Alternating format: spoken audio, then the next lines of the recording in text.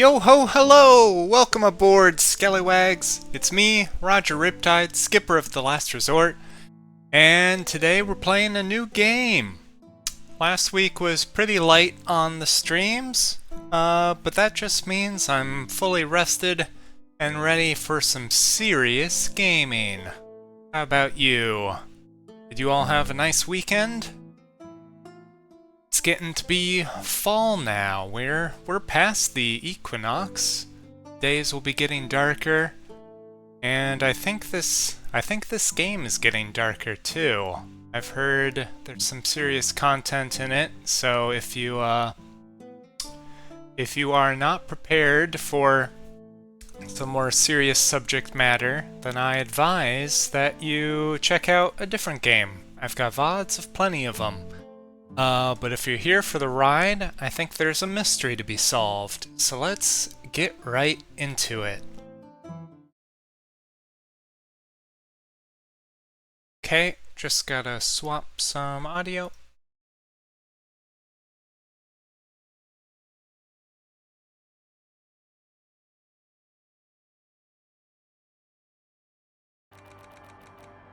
And I think we're ready to go.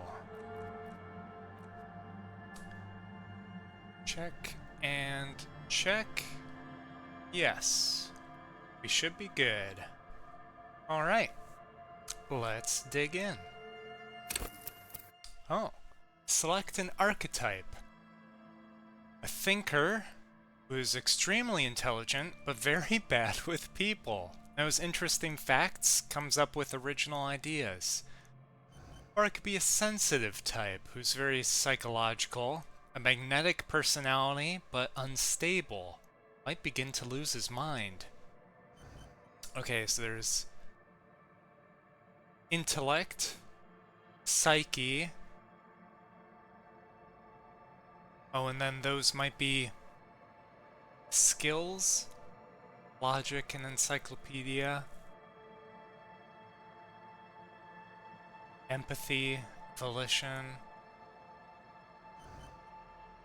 I see. Inland Empire. Huh. Physical. Extremely physical. Interacts with the world through his body. Gets things done, but dumb as a rock. Or, create your own character. Huh.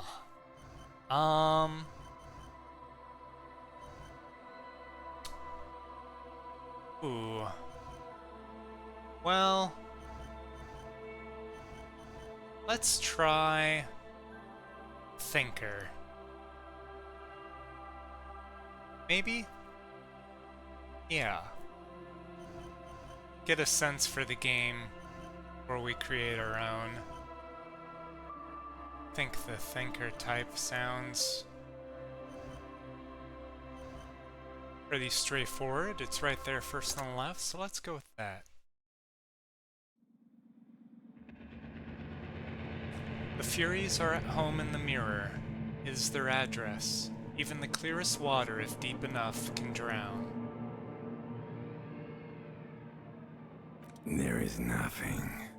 Only warm primordial blackness. Your conscious ferments in it. No larger than a single grain of malt. You don't have to do anything anymore. Well, that sounds nice. Ever. Oh, well, that's less so. Never, ever. Never, ever, ever? Never, ever, ever, baby. Well then, I guess I shall simply keep on non-existing, ancient reptilian brain. An inordinate amount of time passes. It is utterly void of struggle. No ex-wives are contained within it. Okay, that is a plus. It's great. Yes, it is.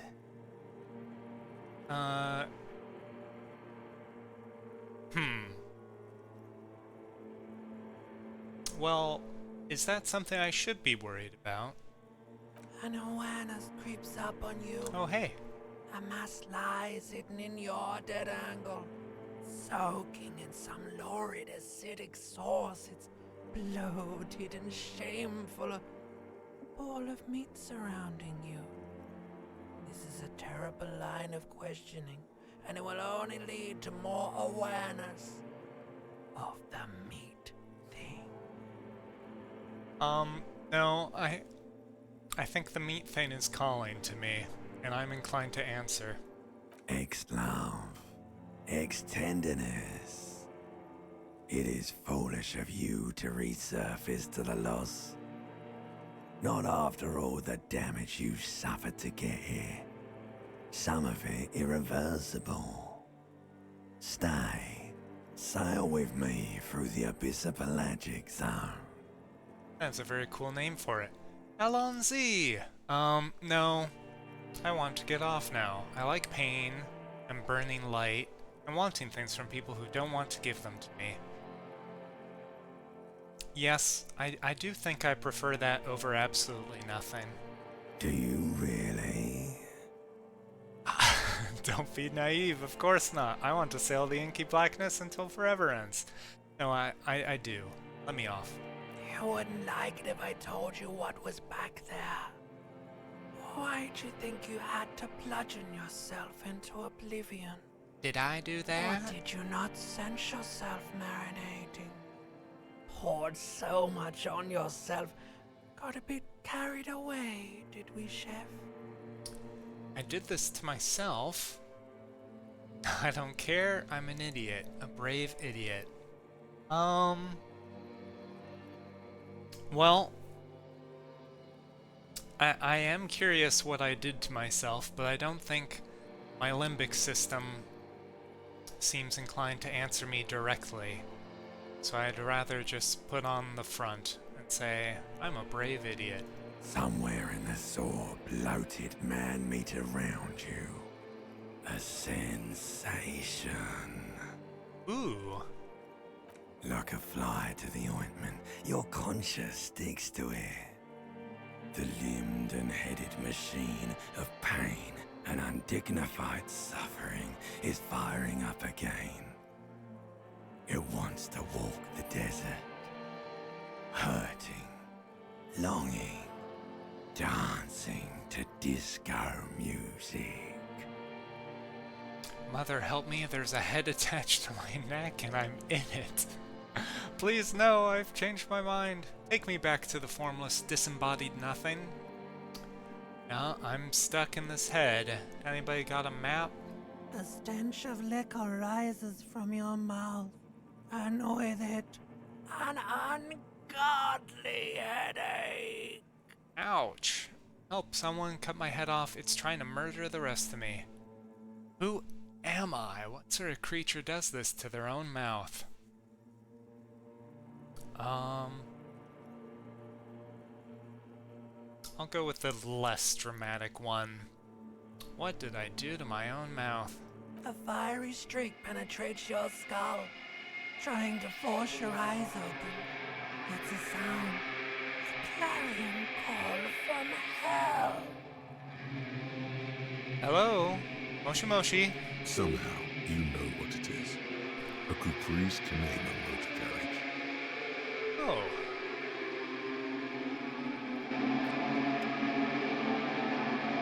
It's quite the noisy car. Oh. Wonder where my clothes have gone.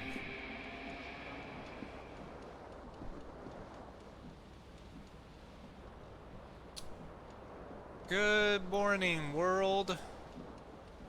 Let's put on some pants. Gained the trousers. That looks like a jacket over here. Okay, a disco ass blazer. Nice. You hear a jingle. Keys are clinking in the pocket of your flare-cut pants. Okay. It says whirling in rags on the aluminium keyring. There is a single key on the ring. Aluminium. The number one is British etched on game. it. It should open the door. Okay. The whirling in rags is a hostel cafeteria on the urban coast, frequented by dock workers. Good to know.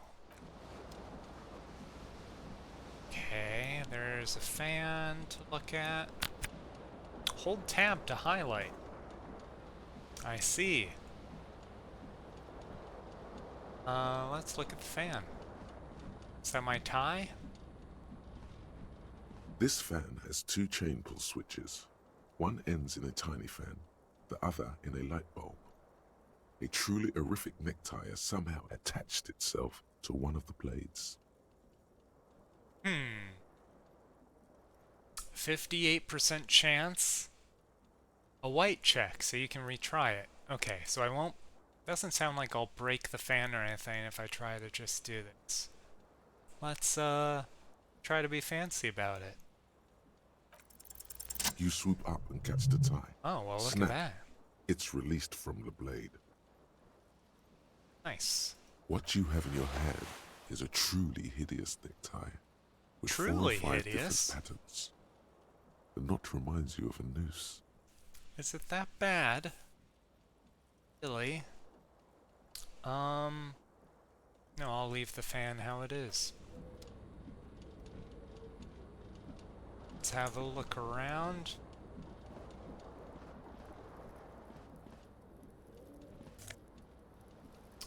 An empty cassette case. Oh.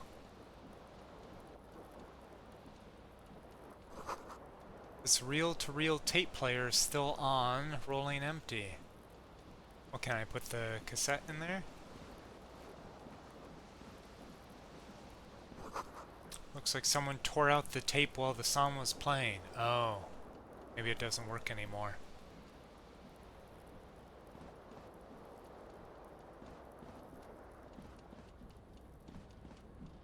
Alright, let's freshen up in here. Words fail to describe how rank it smells in here. They should have sent a poet. It's a reference to something. Just can't remember what. See bottles in the bathtub. Wine, beer, and sweet liquors.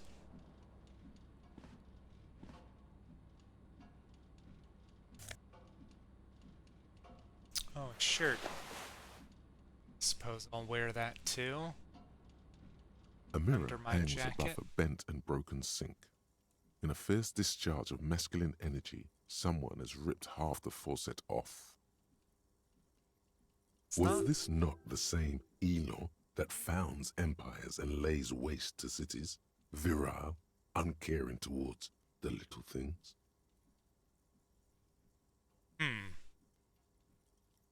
I don't know. Doesn't sound like a good night. Probably not, no. No, I don't think so either. Hot water sprays from the faucet's base, and steam covers the mirror. You cannot see yourself, just the vague impression of a man. I'll get to know myself sooner or later. Suddenly, you realize you have no memory of the face that awaits you there, underneath the soft vapor. Really? I don't remember my own face at all? Really, all recollection of the person you are, the people in your life, and even the world you're in has drowned in a sea of blood alcohol. This was no mere night of drinking. It was a deluge of world-ending proportions. Self-induced amnesia by alcohol overdose. Interesting. Well, explains why I don't know anything about the character. Let's get a look at that face. As you slowly reach your hand towards the surface of the mirror. Yes? Abort. You clearly have not thought this through. You won't like what you see there, and you will never unbecome it.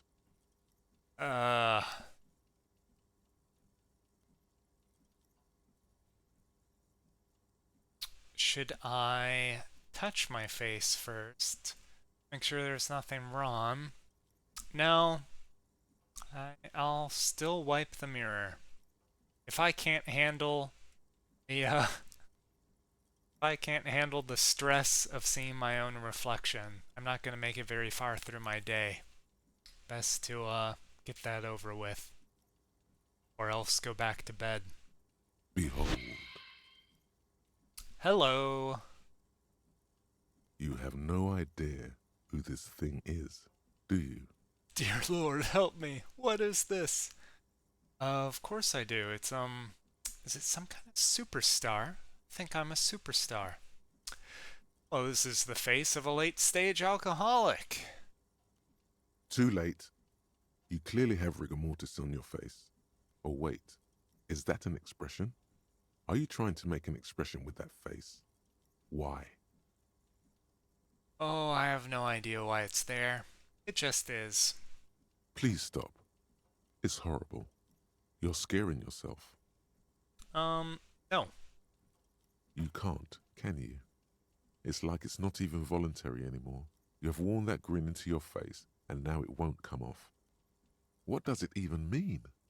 What is the emotion you're trying to convey? Superstardom? God, I don't know. I think it's supposed to look suggestive. I'm afraid it's meant for the ladies. I'm insinuating that I'm vaguely sympathetic. I think I'm sort of pulling it off too, in a sad has-been kind of way. There's some charm to it. Or it's an expression of pain. I do like how edgy that last one is. But if I really look at that face,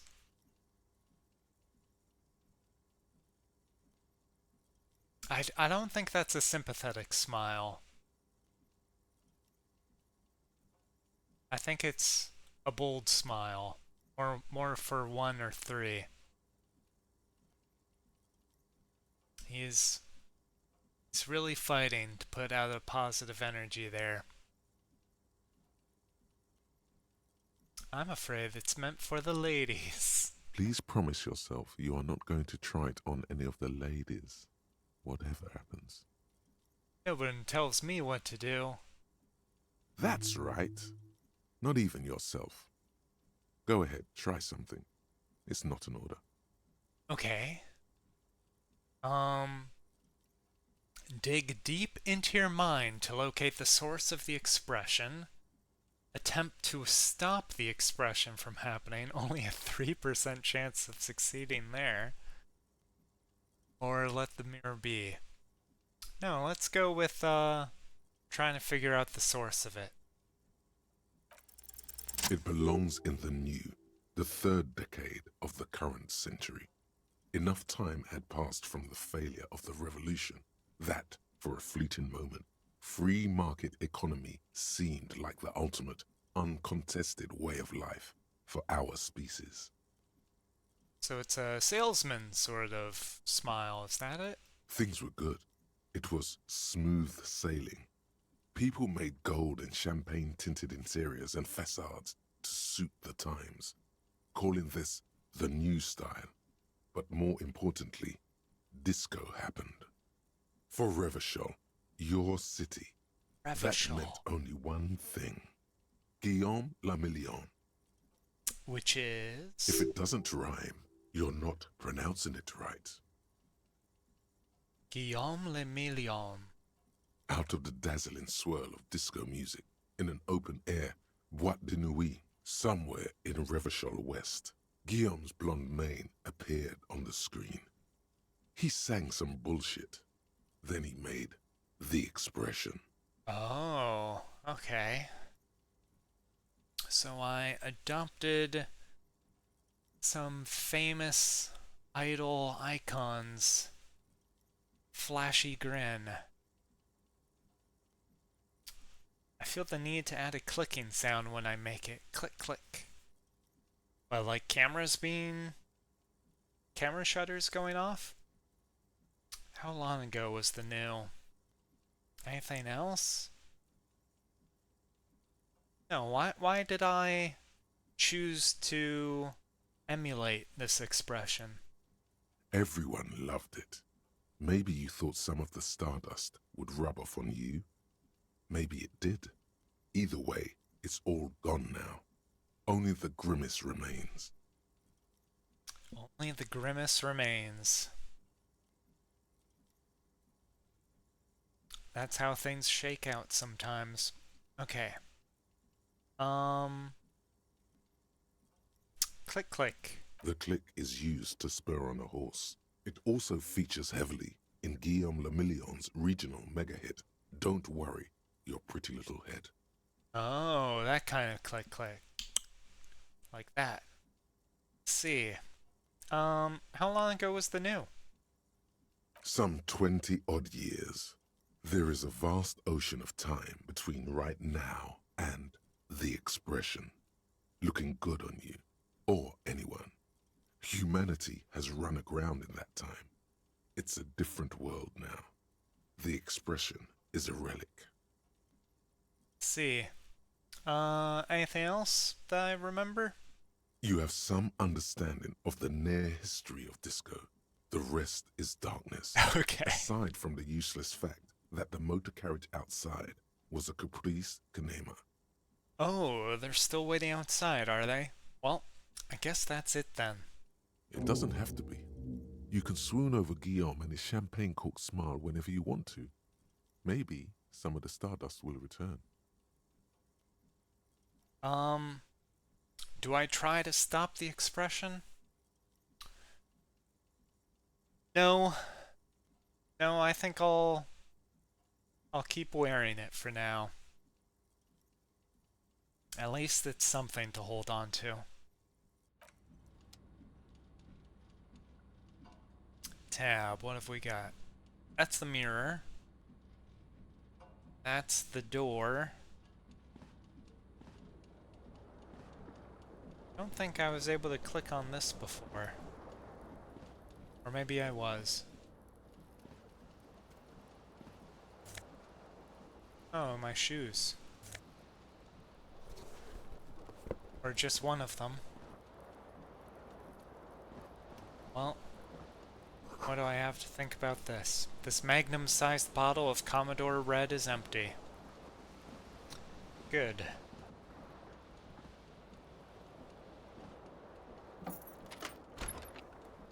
Ilinka, minus 44 degrees centigrade snowstorm. That is cold. Oh. Okay. So I'm in like a hotel. And this would be a door that connects rooms, but it's locked. That makes sense. Okay. Oh wait, what's this? The window stands broken in its frame. Cold wind blows in. Alright. Let's assess the damage. The shards face outward. Whatever broke this window came from the inside. Did I break it with my own hands? A fine web of scarring covers the back of your right hand, but none of it is recent. What did this then? Can I look outside and see? More likely a projectile than a held object. There are no fragments on the floor from pulling a tool back in after impact. Wait, what am I doing? I'm doing a Sherlock. Assess the size of the impact. It is too large for a bullet, yet too small for a piece of furniture. You're looking for something heavy and larger than your fist. The single green shoe you found fits the hole almost as well as your foot. It would have also been heavy enough if thrown with force. Wow. I feel like that requires a pretty heavy shoe. I suppose I've never tried. Congratulations. You smashed the window with your own shoe. Now you only have one. If you're lucky, you could still find the other one on the balcony outside. The door to it should be outside your room. Giant hammer laying down next to you. No, wasn't a hammer this time. The other shoe dropped. It dropped violently, sideways. Hello, welcome Valken Reaver. How are you doing today? Maybe it wasn't me? No, that sounds like a pretty denial of the facts so far. I should go and get that shoe. A cool wind gushes in. Your toes curl up from the cold. Well, shoot. It fell down. Nice one. A cool wind gushes in, toes curl up. Let's go find my other shoe. Gotta head out this way. I wonder if I know that person.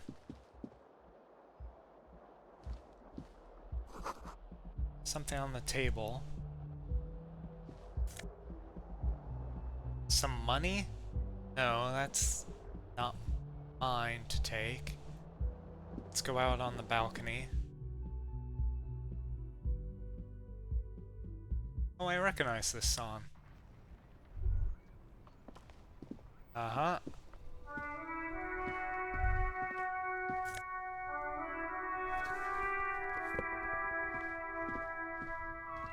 This is a pretty sorrow excuse for a balcony. The smell of the sea makes me dizzy. There they both are. Two identical shoes, both copiously green and indiscriminately snakeskin, reunited on your feet. Huzzah! Like two baby crocodiles. How do they fit? Good, they're balanced, comfy. Feels like the only good thing about you right now, truth be told. That's nice.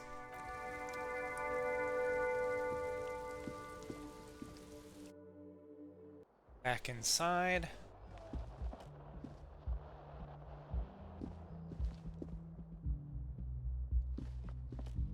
Okay. Calendar says it's March, and the year is 51. Hello, officer. Hello.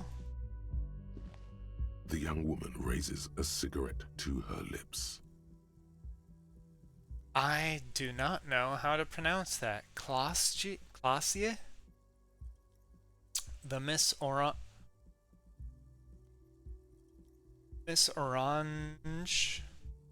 disco dancer? So maybe Klasie?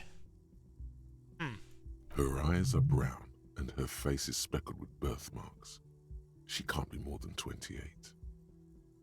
Okay. A silver jumpsuit falls off her like scale armor, sparkling. This is the sparkle of too many nights out on the city. Just gonna take these puns and run with it. Well, you'll get much farther now that we're wearing shoes. Officer, am I military personnel? Or turn my bloated face away from her beauty and just keep on walking? Yeah, I don't think I'm going to inflict my amnesia problems on a stranger. So I'll just leave her be.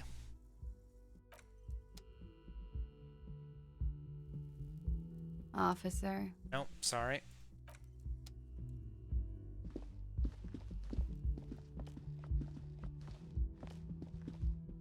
Let's have a look at this. This is the weekend edition of the satirical newspaper, Trompe le Monde.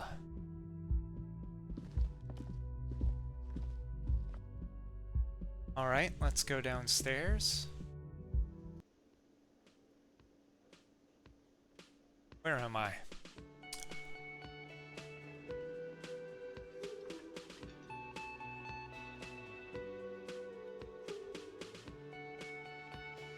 Okay. Let's figure out where we are. A summer door closed for the winter. Makes sense. Here's some stage equipment. Microphones. Oh, that's where the lyrics would be. This is the microphone. Big ol' karaoke mic, just waiting for someone to sing into it. This speaker's connected to the radio. The music is seasoned with static. That's a nice way of phrasing it. Hello, my good sir. A man in his late 20s stands behind the counter, inspecting a stuffed seabird. As you approach, he gives you a sideways glance, then looks down again. Yeah, I imagine this hotel isn't so big that the people here didn't hear whatever I was doing last night. So they probably don't have a great impression of me. If they didn't already have a bad impression of me from before that. Everything is cool between you and this guy. He's a big fan. Make some small talk. Oh, my empathy failed.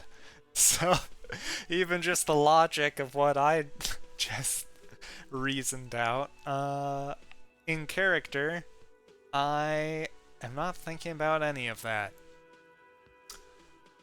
I'm gonna look at the stuffed bird.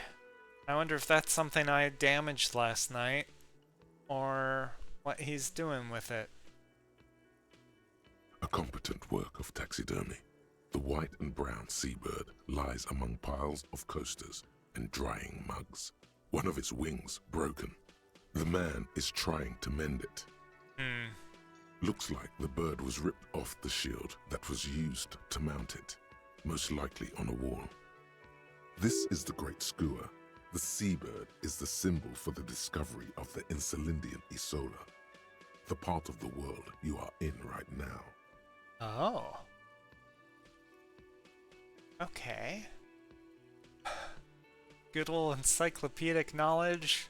Not really helping me with the situation at hand, but good to know regardless. The small steel tag says as much. The Great Skua. Stegoarius Skua. Ah.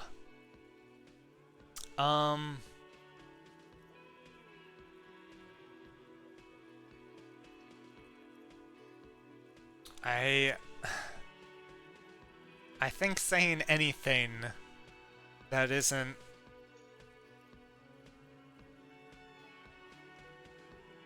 can I help you with that is going to not come off well. But saying nothing is also kind of a dick move. Like, sure, it would make sense if I'm coming down feeling shameful. But you know, maybe I'll use my amnesia to turn over a new leaf. Can I help you with that? And he'll probably say, "Oh, I think you helped enough last night." Let's see. Look, your buddy is over there. Ah, so he's just trying to get rid of me. He looks at the doors where a man in a bomber jacket is tapping his foot on the floor. Why don't you go and talk to him, okay? I talk to whomever I please. He pretends not to hear you, concentrating on the bird instead. Okay, then I will leave him be. You should totally sing karaoke here, the first chance you get. Your emotions need to be expressed. People need to know your vast, oceanic soul. My soul is immense. My soul is modest, it's normal-sized. My soul is puny. My soul's cubic content is obscured by the hangover.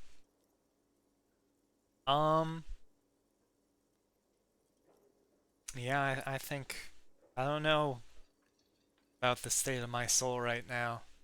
Of course, at this point, precise measurements of your soul can only be performed from the outside. It needs to be heard. Through a PA system. By other people. What should I say when it comes to it? No. I should focus on other things right now. What have we got? The soft purr of an electric juicer comes from the kitchen. Someone's working. The menu's been wiped clean. Only the word Monday is written on it. A woman's hand wrote yesterday's menu. Today's starts in a man's handwriting. This is a water cooler. A large bubble is rising to the surface. What's that? Nosifed. Is that coffee? It gives me health?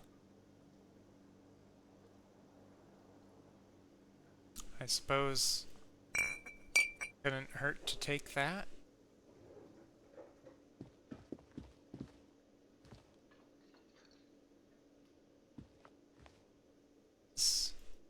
Oh, is that something through the doors, maybe? Inside, you catch a glimpse of Union paraphernalia. A strike poster, some red pennants. A sign reads, Mess Hall reserved for Union members. Doors open at 4. This royal pinball machine is unplugged. Alright, well, enough dilly-dallying.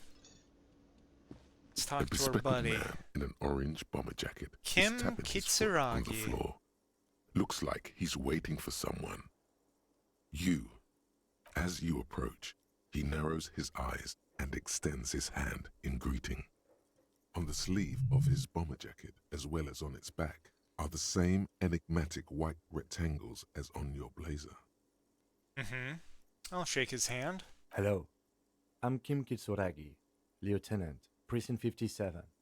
You must be from the 41st. I must be. You realize he's waiting for your name. Invent a name for myself. Yeah. Would be really weird to say I don't really know my name. Let's try and keep our amnesia a secret and see how far we can get by. It's got good odds, but it can't be Concentration retried. makes you squint your eyes. Your name should be deep gold and orange, like a forest fire looming on the horizon, but mixed with the stench of liquor rising from your breath. You're 2 steps closer to it, but there are still many to go. Huh. It is not yet time. No, that seems like a weird thing to say out loud. Especially if I'm showing up late. I will say nothing. And just come off as a bit of a broody silent type, maybe. It looks like we had a little scheduling error on Sunday. Saturday too, actually. Have you had time to talk to the manager here? What he means is, he has been trying to meet up with you for 2 days, but you have been otherwise occupied.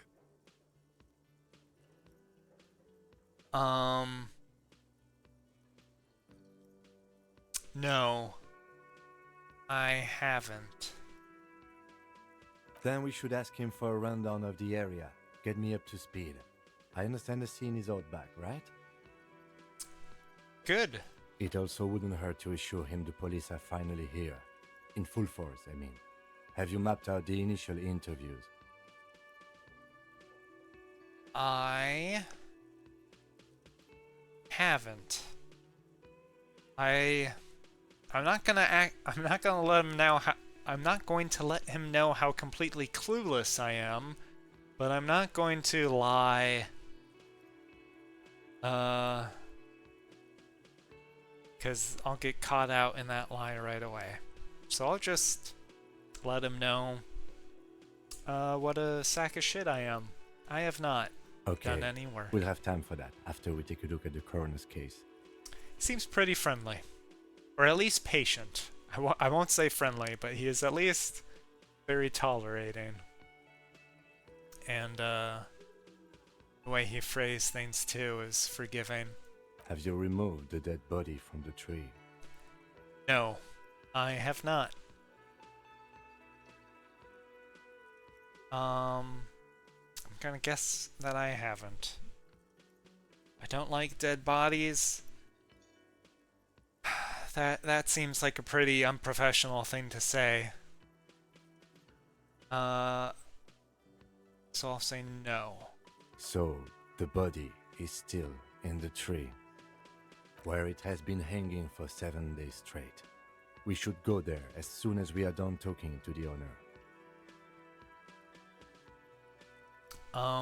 Let's get going then. What if I told you I'm not really a police officer? Be so sure. Can't remember anything. Yeah, let's get going. After you, officer. Okay.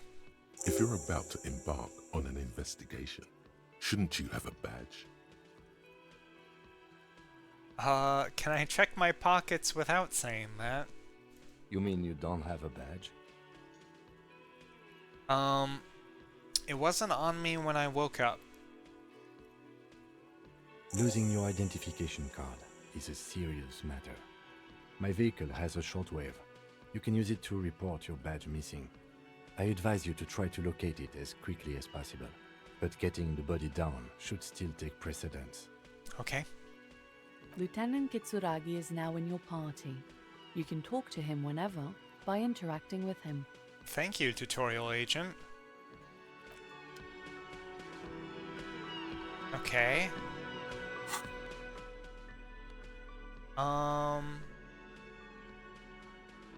Yep. Got all my clothes. Got the empty cassette case. Oh. There used to be a tape in this case, but it was destroyed in a fit of rage. Something about the 10 years single, smallest church in St. Sans must have rubbed someone the wrong way. The label says the song was recorded in 43.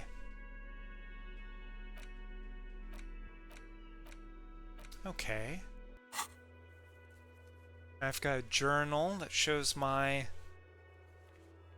objectives. The cafeteria manager might know something if we ask him. We need to inspect the body hanging in the backyard.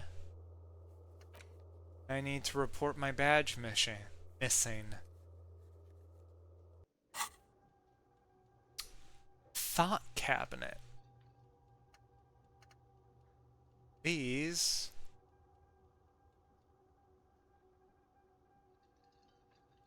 are a bunch of thoughts? I don't remember having any of these. Well, I mean some of them, like Guillaume de Million. Temporary research bonus. Research time 4 hours 30 minutes? I don't know what that means. Whatever happened to Guillaume de Million, who with his amber mane and sparkling teeth beguiled the tattered remains of the nation? While you suffered and suffered, did he dematerialize in a cloud of cocaine dust? Or did he simply stand in the corner and melt into the slendering new lines of some starlit botte de nuit 20 years ago? Spare a thought for his great ass too. Or wait, maybe he became a police officer in Revachol West. Okay, and I can choose to internalize that thought. In which case, while I am researching it, while I'm thinking about that for 4.5 hours, I will have less logic because my head will be in the clouds. Interesting, but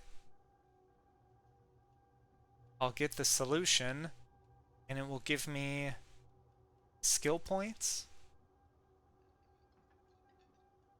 I see, and these others are not available. Okay.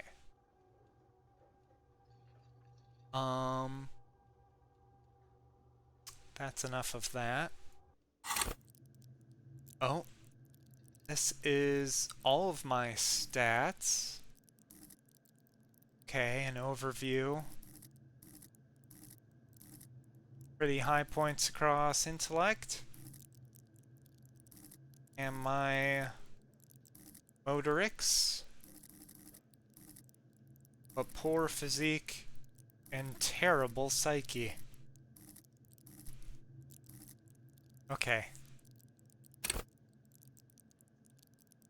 And this will tell me about all the different stats. Okay. Oh, but you can level up if you get skill points. I see. So that's my character sheet, my inventory, my journal, and my thought cabinet. Now I've got him in my party. A bottle of rum has been knocked over. A beautiful dark liquid is spilling out. I'm not going to waste Kim's time. Let's head over and talk to this guy. The man with the unimpressive beard notices you approaching. He drops the ledger he was holding and turns to the lieutenant. Mr. Gart, right? The lieutenant glances You into run his this little place. notebook. Yes. He responds tersely. I am Kim Kitsuragi from Precinct 57. This is an inter-district investigation, so joining me from Precinct 41... He looks to you, realizing he still doesn't know your name. The Harbinger of Ruin is a pretty Chunibyo thing to say. And I'm currently in between names is a good way to come across as a lunatic.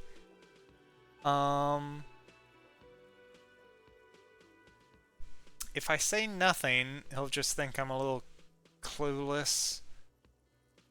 And if I say, what is gold and orange like a forest fire but smells like liquor?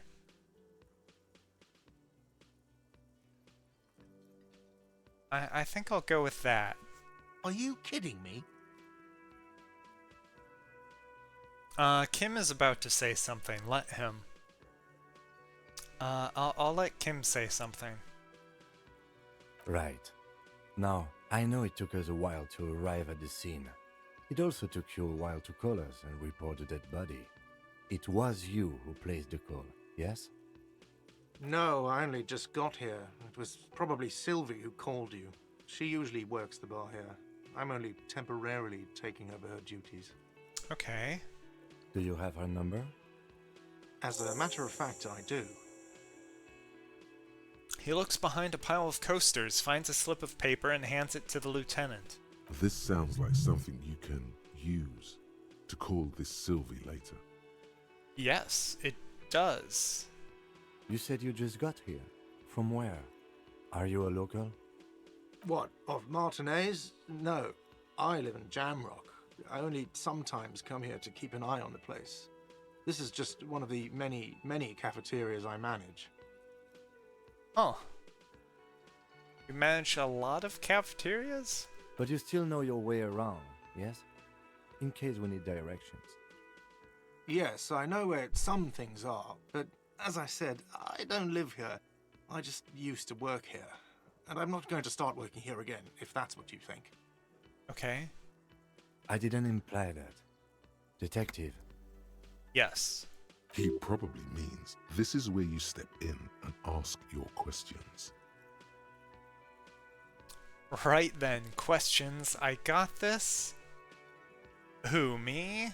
Or no, I'm good. No, let's see what sort of questions I can come up with. His face expresses profound doubt in your having this. Uh-huh. Ask him about the body's location affair. before asking if he Yes. killed him. People give up information in the more innocuous questions, which you can later use in the more sinister ones, not vice versa. Makes sense.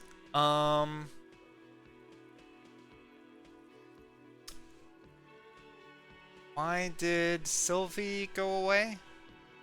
She went away because none of your business. We're detectives. It is explicitly our business. Have they not been telling you you're a cop? Am I not a cop? Everything is my business. Okay, you got me. She went away because of the dead body out back. And because I asked for her number. That's why Sylvie went away. I hope you appreciate that. Oh, boo-hoo. Thank you. The lieutenant says. He opens his little notebook at the cover. The number is safely tucked away in a small pocket.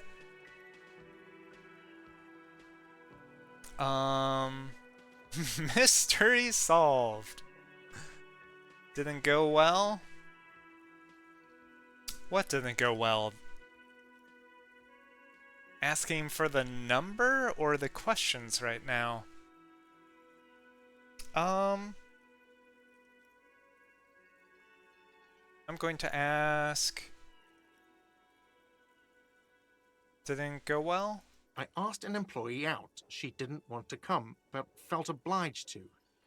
It was a bad idea. It was a Now, bad idea. what is so goddamn fascinating about that for you? It's got nothing to do with the lynching. This stuff gets on my nerves. I'm a feminist. Guess I like to be thorough. Everything has something to do with everything. I don't know, I just went for it. Or you're right, I probably shouldn't have asked. No, I think it was fair to ask. You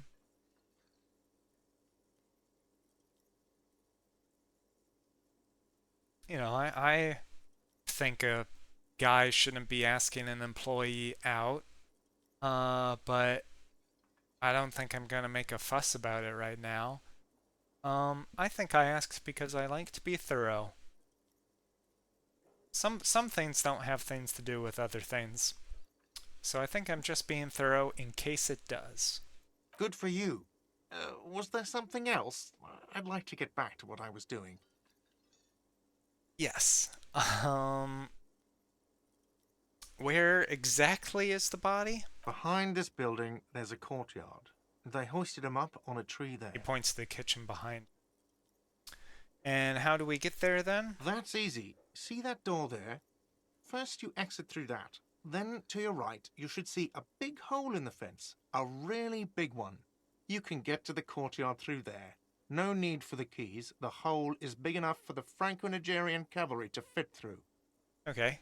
This man means the heavy cavalry of the innocents Franco-Negro, sweeping over the plains and nations of the enemies of mankind. 5th century style. Unified currency and the concept of cool came in their wake. They wore lamella and carried guns. But first and foremost, Franco-Nigerian heavy cavalry was really, really wide. That hole in the fence must be enormous. Huh. That is some world building. I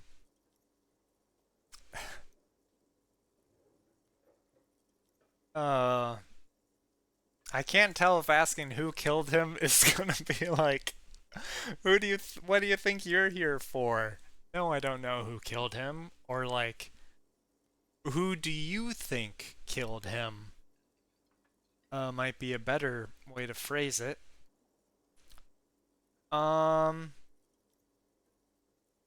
And are you the bartender? No, he's the cafeteria manager. Let's give it a shot. I don't know who killed him. I'm not the police. That's your job. Yeah.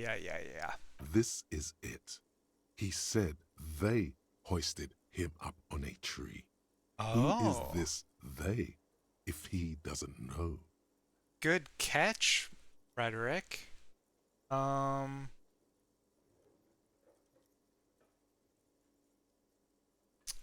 I'll ask that. People are saying it was the union dock workers, that it was a lynching. Who's saying that? Who's people? The locals, the customers, the people who eat here. A lot of dock workers eat here.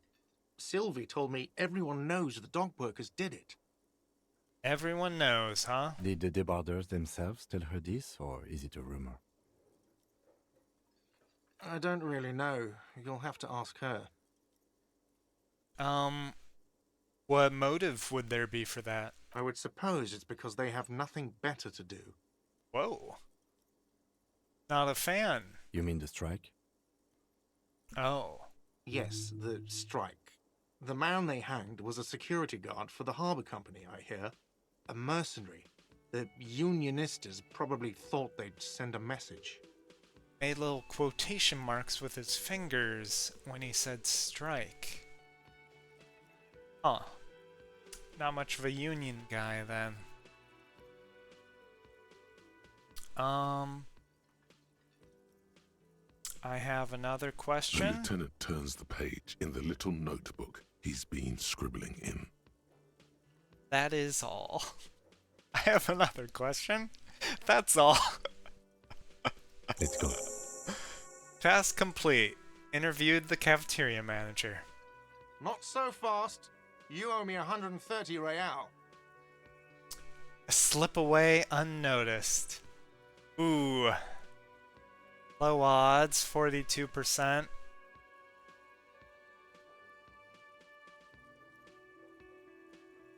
Let's try it. I'm a busy man. I've got places to be. I'll pay your money another time. As you blow this joint, behind you, a whiny voice shouts. Real mature, man. Real mature. Wow. If I slip away unnoticed, I somehow didn't picture that I would just sprint across the room. Alright. Let's go in. The theme on that pinball machine is a standard royalist theme, used on everything from pinball cabinets to full flavor cigarettes. What are its hallmarks? Clinging to a picture book version of the past century, waiting for the king to come back and cast out all the profiteers and homosexuals. Basically, imagine a yellow plastic crown with a liquor brand emblazoned on it. Huh. I'd rather know more about the world of today. The contemporary period stands still. The fated carousel of progress that doomed the royalists is itself winding down. Our time is decelerating into what no one knows. Huh. The door is bolted. A sign reads, "Kitchen reserved for personnel until 1." Okay. So he said a door to the west, and I thought he meant that door. But I guess he means this door. And then we look for that hole in the fence? Yeah, that must be it. But what's going on? Heap of snow melts in this wheelbarrow. Street sign reads, "Fuck the police." Pigs go home. The street name is illegible. Whirling in rags. The summer door.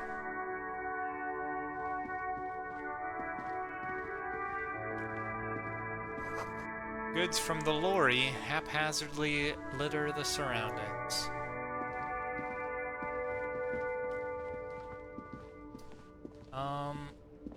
Hello. The RCM in Martinez. What can I help you with? I have some questions for you. Of course. What can I help you with? We don't need directions. Don't want to ask her about that. Who are you exactly? Me? I am just a gardener. She hides it well, but behind the sweat and dirt there is something else in her rigid posture. There's more to you than that. Cool, and what are you doing here? I don't think I want to give away that I'm reading something else. Maybe let's just ask a follow-up question. Or... no, actually I think I will just say there's more to you than that. Nobody's just a gardener. Is there? The quickness of the reply certainly does not prove you wrong. Yes. What are you doing here? I am working. Working on what? I have a greenhouse in the yard there. She gestures over her I've shoulder. been trying to get some work done. But? Well, as you Probably no. There's a corpse hanging from a tree there. It smells pretty bad, so I have to take breaks. Don't worry, miss. We are here to clean it up. You can get to work soon. Thank you. She smiles politely. My head is about to explode from all the salts I've had to inhale. Salts? Ammonium salts. Perhaps useful for later. And we've got to run. Of course. I won't hold you back. She wipes her brow with the canary yellow glove. If there's a corpse, then you're going to need those gloves for the autopsy. One more thing. Can I borrow your gloves? Sure, keep them. I have another pair. She hands you the rubber gloves with no visible annoyance. Thank you.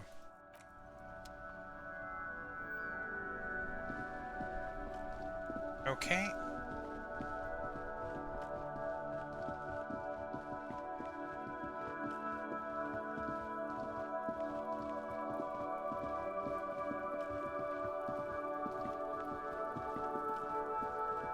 I think the music's a little loud.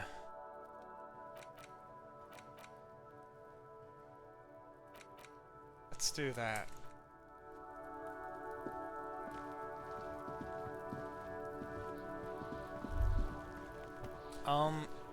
Hey kid. Smells like spoiled meat and curdled dairy. Human being decomposes. Are you seriously throwing rocks at... Yeah, Kuno, fuck him up. Is that your name? Kuno's got this. The boy throwing rocks at the dead body can't be older than 12. I don't know. That portrait makes him look like he's 22 or something. But I suppose he does look younger over here. Oh, what the hell is wrong with this kid? If there ever was such a thing as an ugly kid, then this is it. He's almost exquisite in his ugliness, like a gremlin. Oh yeah, Nappa Gumpy Kuno! Yells the other kid behind the fence.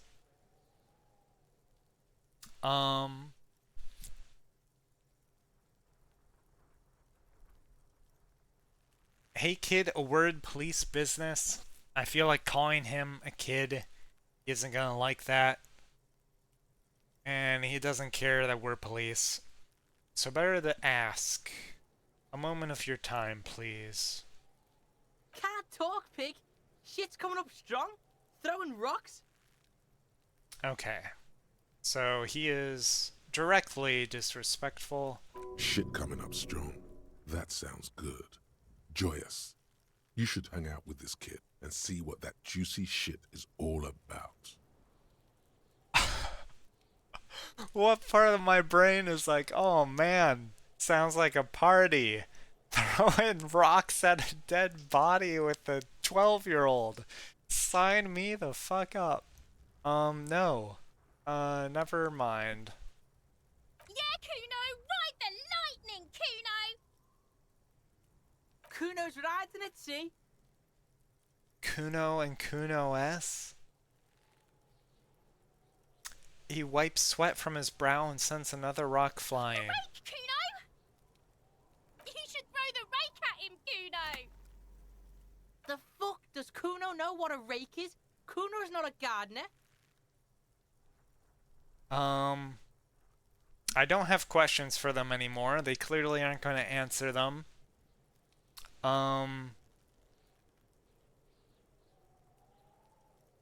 Let's ask Kim. Kim, can you help stop these kids from throwing rocks at the body? We shouldn't do anything. I don't tempt such forces. What forces do you mean? You will see. Okay. The language these kids are using, pure unfettered id. There will be no reasoning with those creatures. Huh.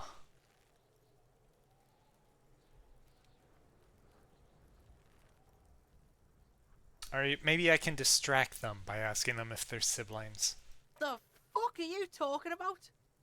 He throws another rock. He's calling us Kuno! He says we're fucking each other! No, that's not at all what that means. I don't have time for this.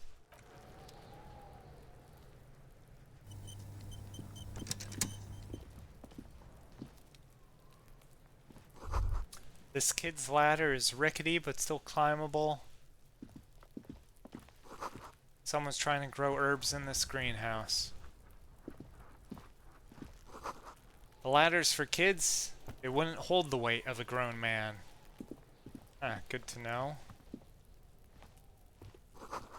This winch mechanism has been oxidizing for some years. Oh, what's in the dirt down here? There are several footprints in the mud, left by work boots. Anywhere from 6 to 12 pairs have walked here. Let's get an exact count. Maybe more than 12. No, 8 pairs of boots have shuffled back and forth in the mud. Alright. Let's Super Sherlock this. Go over them one by one. 1. Standard work boot, steel reinforced toes, number 46. 2. Standard work boot, steel reinforced toes, number 44. 3. Hobnailed work boot, steel reinforced toes, number 43. 4. Standard work boot, number 45 or 46. Which is it? You don't know. It's a miracle you can tell the prints apart as it is. The cold must have preserved them. Count more. 5. Another standard work boot, steel reinforced toes, number 44. 6. An aberration, light as air, even pace, same make of boot, but number 41.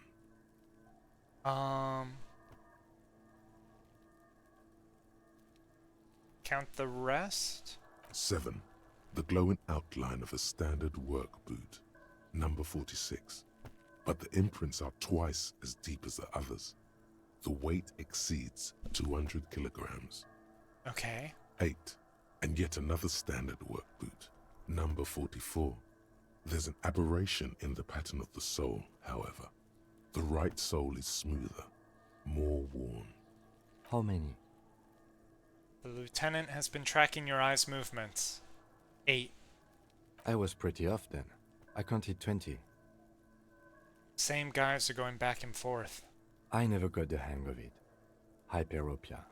Do you see anything out of the ordinary? I think the biggest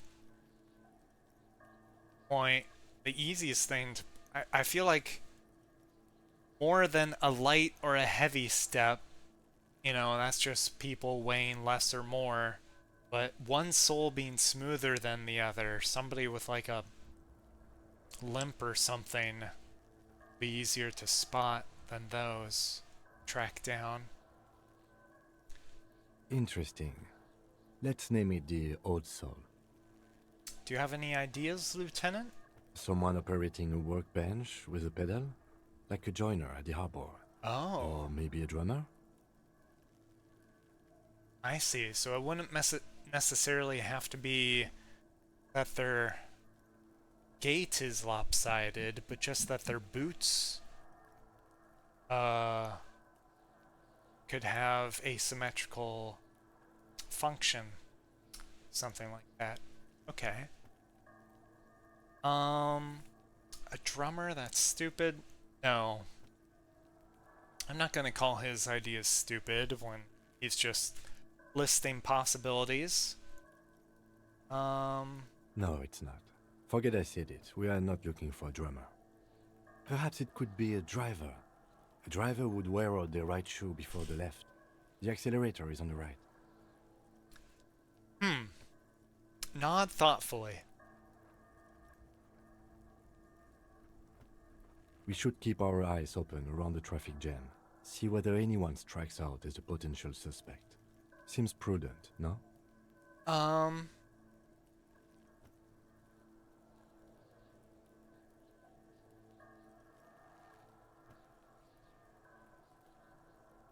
around the traffic jam just looking for a potential suspect? I don't know. We don't want to attract too much attention. You're right. Let's keep a low profile. Given all the messages around so far. There's also a heavy one. 200? Could it be the combined weight of two people, one carrying the other who's tied up? Let's say a heavily built worker carrying a similarly built, soon-to-be-dead man. Oh. He might be right. 200 kilograms of living weight is unlikely. Okay. Could have been an extremely obese person, but if it's unlikely, maybe obesity is not as prevalent in this world as it is today.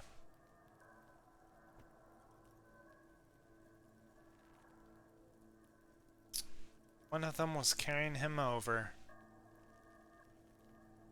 Could be. Possibly, yes. The lieutenant marks something down in his notebook. But why? You're thinking, why did they have to carry him? Yes, they could have used a makeshift stretcher or just march him up to the gallows. Maybe the victim wasn't conscious. Even easier to carry on a stretcher, or between two men. Anyway, it's for future consideration. What else can you see? There's also a light step. A woman? Or a kid? Could be a woman. I don't think it's a kid, because it was the same make of shoe as the others.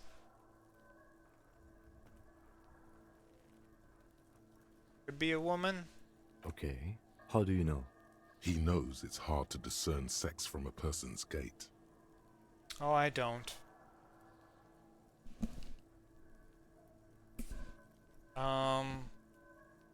I'm just saying random things while looking at holes in the mud. I have no idea where any of this is coming from. No, I'll say I don't. Understood. Anything else? How old do you think these tracks are? A week, maybe? 7 days would fit the time frame provided to us by the caller, who reported the hanging. It is not impossible. How do you know? I pulled last week's forecast for coastal Evocation. 7 days below freezing. The day before, the day of his hanging, was the last warm day. Correct again. Sub-zero temperatures would preserve the tracks in a good state. The commotion here could have taken place a week ago. So what do you think happened here? What do I think? A mob of people brought something heavy to the tree. One of them was carrying the victim. They shuffled around, especially under the tree. Then, after hoisting him up, they stood in a semicircle facing his direction. At first glance, this appears to be a lynching. Uh-huh. Indeed. They all stood in a row here and looked at the tree. Yes, everything fits so well. Carried him over, hoisted him up, watched him hang. This is easy. I think we have a firm understanding of what happened here. The lieutenant's eyes narrow. He's thinking to himself. Either way. What else? We've been through all of it.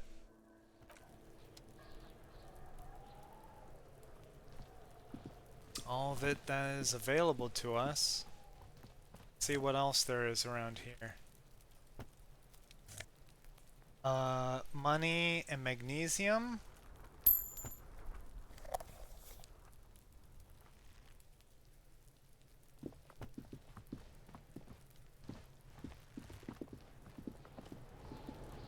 What's going on over here? The letter R wears a crown. On the ribbon below, a light above descending. Sounds like some royalist shit. Alright, let's take a look at the body itself. The corpse looks at you with bulging white eyes. The face around them does not look human. It's swollen and ready to burst. His lips are fish-like and his tongue like a ball gag in his mouth. You seem to be holding your breath. Look down. A cargo belt twists his neck at an unnatural angle. The body below appears stiff. It's letting out an ungodly rot. The smell seeps in, even through your clenched nostrils. Endurance legendary? No, I'm not gonna try to not throw up with a 3% chance of succeeding. What is that? Why is it so bad? Active decay. It's okay to throw up, officer. No one is judging. The lieutenant raises a white piece of linen to his nose. He's about to blow! Cop's gonna blow, Kuno! Yep, I am. The smell is repulsive. It pushes in from your mouth, more instant and more familiar than anything you'd expected. More fever than odor. It fills your mind, flushing you from within. I'll try to walk away from the... Yeah, I'll try to walk away.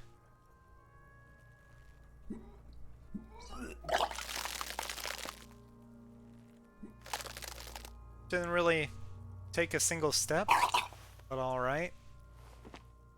Too At least late. I didn't get it It's on the body. impossible to keep in. Your body curls and pushes it out, burst by burst. Yep. Until a pool of vomit lies under your feet, and your throat stings from the stomach acid. Mixed in with the alcohol stains. The smell of Commodore Red rises from the pool. Among it, distilled spirit and bits of shish kebab.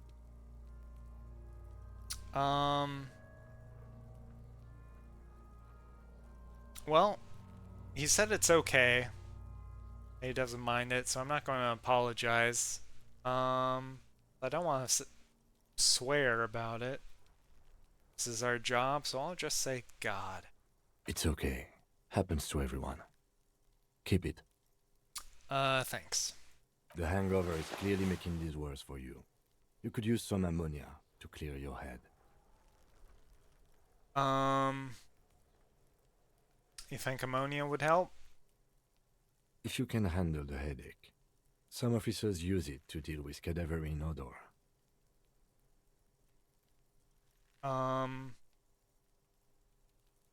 Not you? I can't handle the headache. Oh. It's more likely he can handle the smell, unlike you. I don't need it. Sure you do. You just threw up a lot. Okay. So... I can't do the autopsy until I get some ammonia. That young woman, the gardener, mentioned she used salts for the smell. If she doesn't have any, there might be some in the fridge store nearby. Acquiring ammonia will provide a modifier to the white check. Modifiers make checks easier and allow you to retry them. Okay. Then I will leave. And we can go fetch... Or wait, what's in here? This trash container is locked. The sliding lid has a padlock that says, "Whirling in rags." Huh.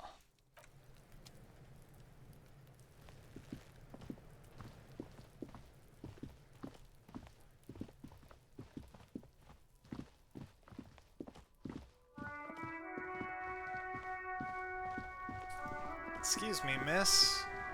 Do you have any more salts? Hello again, officer. How are things? Do you still have your salts? I think I could use some. Sure. I'm done with them. Thank you. Go easy on that stuff. It gave me a terrible headache. Understood. I gotta go.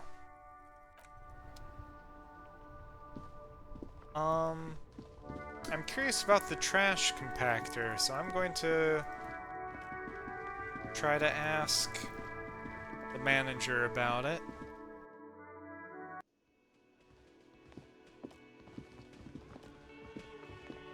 Excuse me. Do you have the keys to the trash? Real mature, man. What exactly were you trying to accomplish? You do understand you still owe me money, right? No, I forgot Damn, about that. Your feet thought we got away.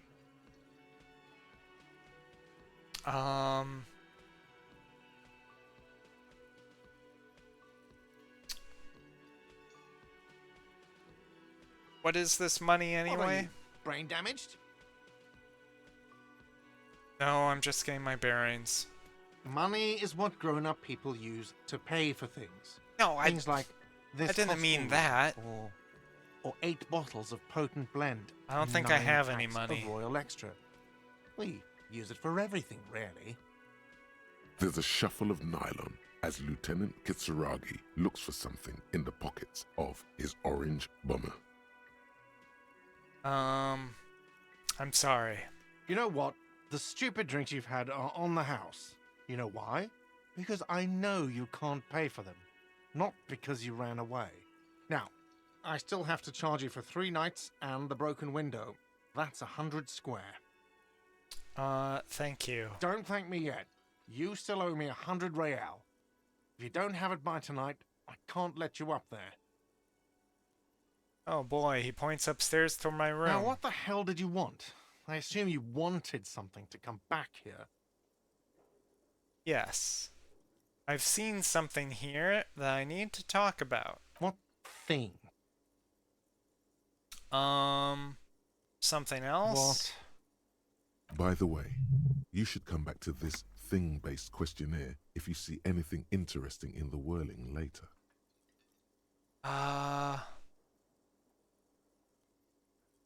No, it doesn't seem to Another have an thing. option Great. for the trash.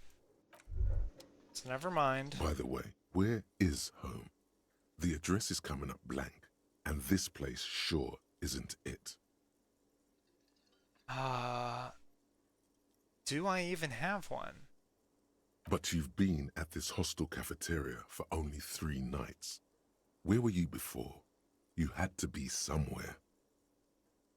Far away? In time or space? Both. That doesn't sound like somewhere you can stay if you run out of money. I'll live in a dumpster, I don't care. Fuck everything. Hobo cop. Maybe I can trace the way You back? can try. Run some addresses in your head when you get the time. Maybe a street or an apartment will appear.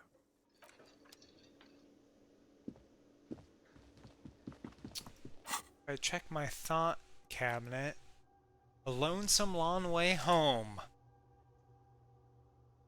Oh, temporary research bonus. Factual memory will return. Doesn't look like there's any problems with doing this other than that I won't be able to research other things, I assume. So let's rewind. Let's trace your drunken steps back home, jump across the raised channel bridge southwest of here, fall over, get up, get off the asphalt in 20 minutes. Shuffle your feet through courtyards, scaring little children. Go under the great raised motor tract, the 881, until you reach Le Domaine Eminent in North Jamrock. Streets are... Wait, do I actually retrace my steps, or am I just...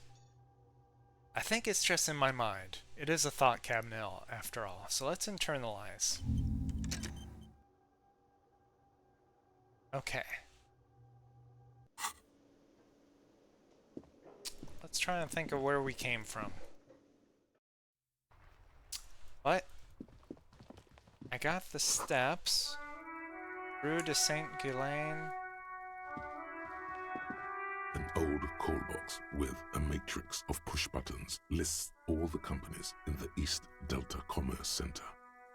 Main building, hair, boxing, window, 24-hour window, fashion, atelier, slipstream, fortress accident, Revachol, Ice City, whirling in rags, pinball. Okay. You see a set of tire tracks in the brown slush that covers the plaza mosaic. Reconstruct the movement. The tire tracks were left here by an unknown event that took place some days ago. It's a message, written in the language of burnt rubber. Okay, so it came, it crashed, they pulled back, then they drove away. Some of that rubber stuck to the tiles right in front of the whirling in rags. This is point A. The driver started there, and then accelerated straight into the fence, left a hole big enough for the Franco-Nigerian cavalry, according to the cafeteria manager. The driver proceeded to back out of the yard, barely stopping before hitting the adjacent building, before heading south. Must have been in a hurry. Is this connected to the case? I'm not sure. There are plenty of traffic accidents waiting to happen in Martinez. With the jam right here on the roundabout, I would keep them separate. Okay. You could follow the track south. There seems to be a canal there. See where they went, if you find the time. I think we're good here.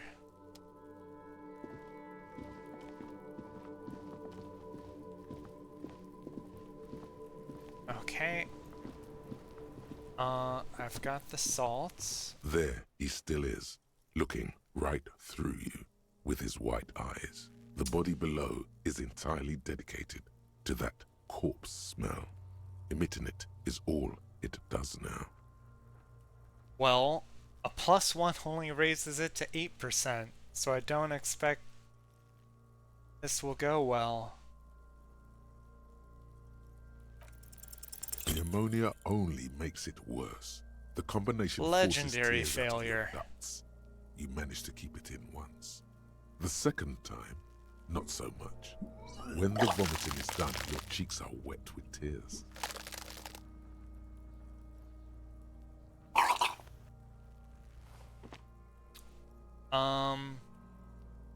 The ammonia didn't help at all. Nor does the wind right now. You feel the lieutenant pat your back rhythmically.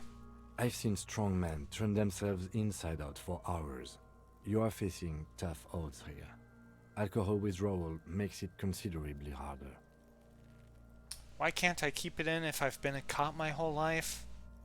This is bullshit. I don't want to do this anymore.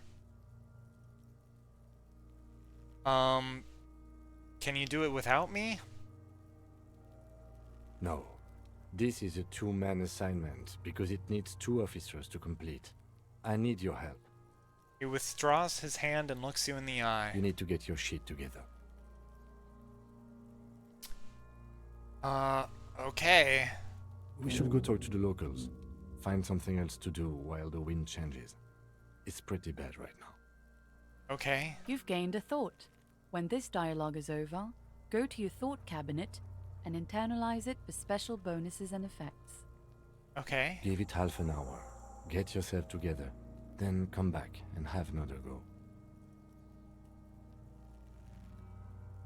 Okay.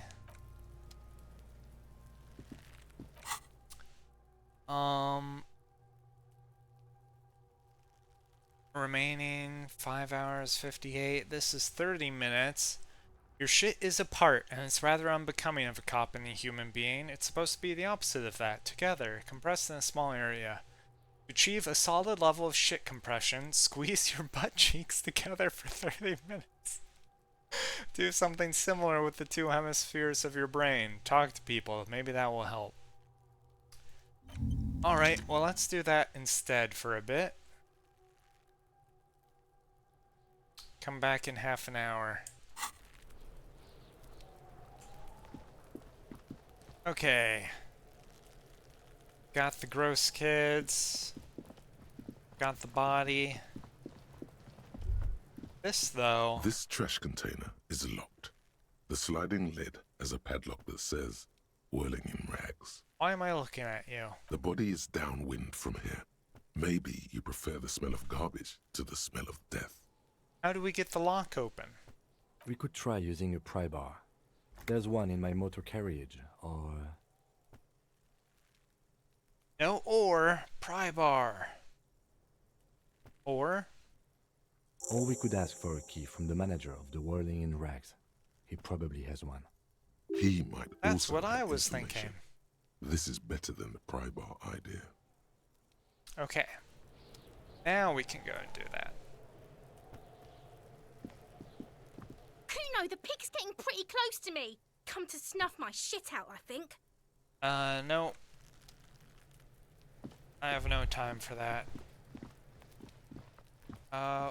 What's the dot over here? Oh, it's the logo of the municipality of Revachol. Okay, not royalist.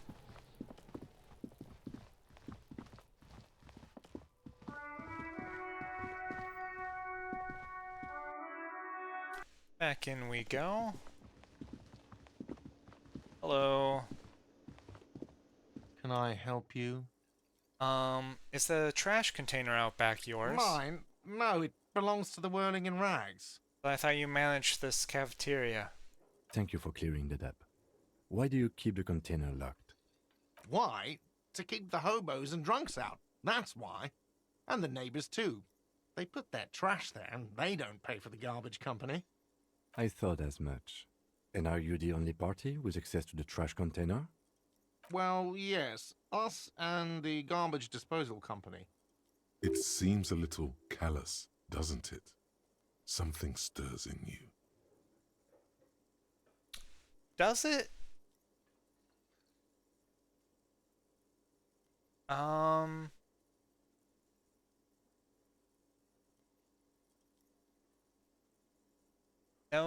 No, it doesn't. Nothing stirs in me, and it isn't callous, it's common sense.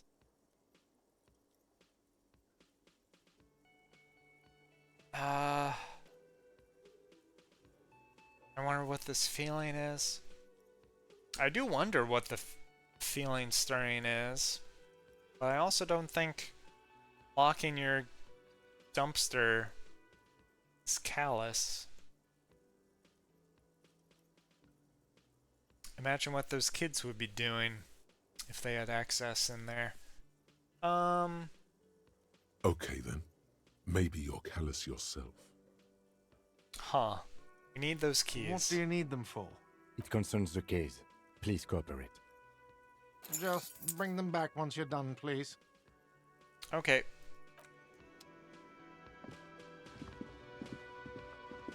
Back we go.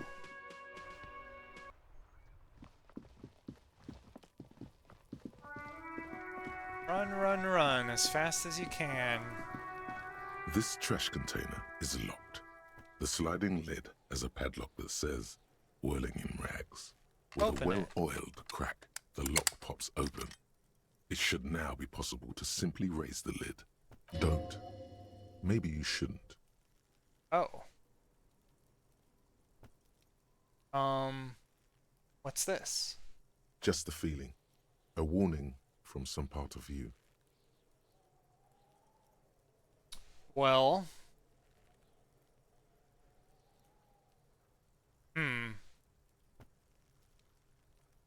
Another time, maybe? Why would...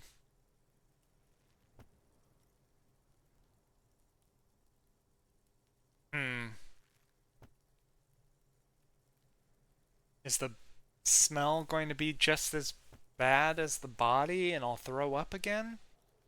I should come back once I'm ready to deal with that too?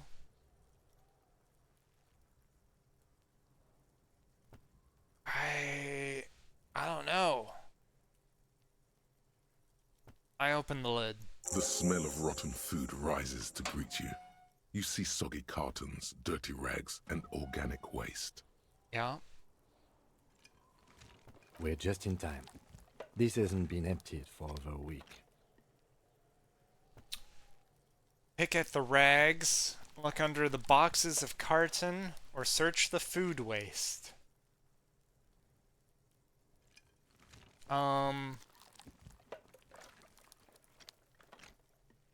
Look under the boxes? You see milk and egg rest with one broken egg in it. Some pasta wrapper.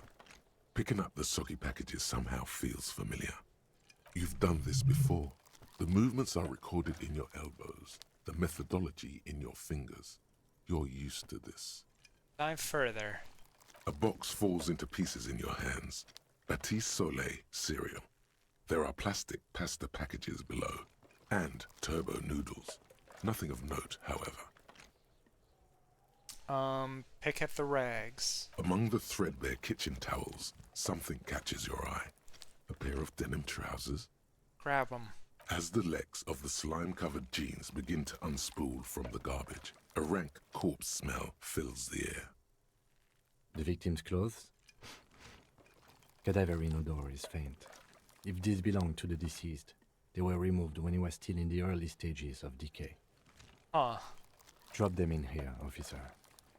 The lieutenant produces a black plastic bag marked evidence from his pocket. Why would they take the clothes off after he's already dead? Guitar marked blue jeans. Pockets empty or emptied. He wore them with a belt, too. A white belt. The loops appear stretched, but He looks into the container. the belt is missing. That's it. Do you see anything else in there? I have another bag here. Something slimy catches your eye. Reach for it. A drab, long-sleeved shirt, olive-colored, appears from the food waste, dripping with pus. Bag the shirt. This is a military-type overgarment. No label or serial number. This is the kind of rib-knit shirt that's worn over light armor to conceal it in an urban scenario. Anything more? Huh. The rest of the rags are just kitchen variety waste. A yellow old mug that catches your eye. But other than that, A yellow old mug catches my eye in the dumpster. Found myself a new favorite cup. A thrown out towel, a mug, that's all. All right. We should go to Gart again and ask if he knows who put the clothes in the trash. It could be as simple as someone from the hostel cleaning the yard. Or that one. I'd advise against confronting that force.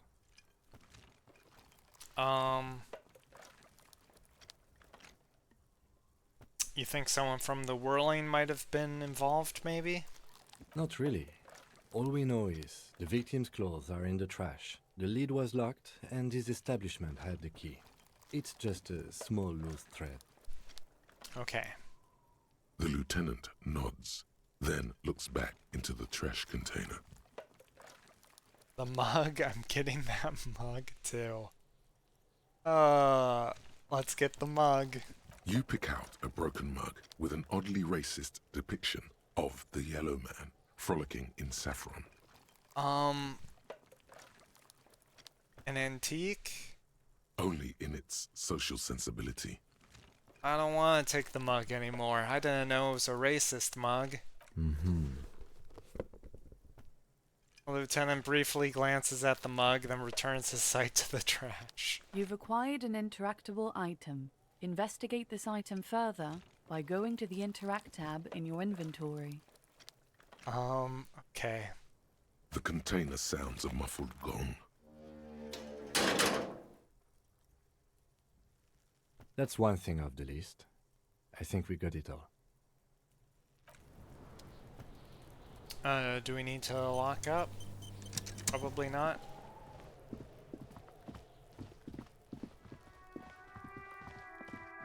Let's return the key. Ask about the trash.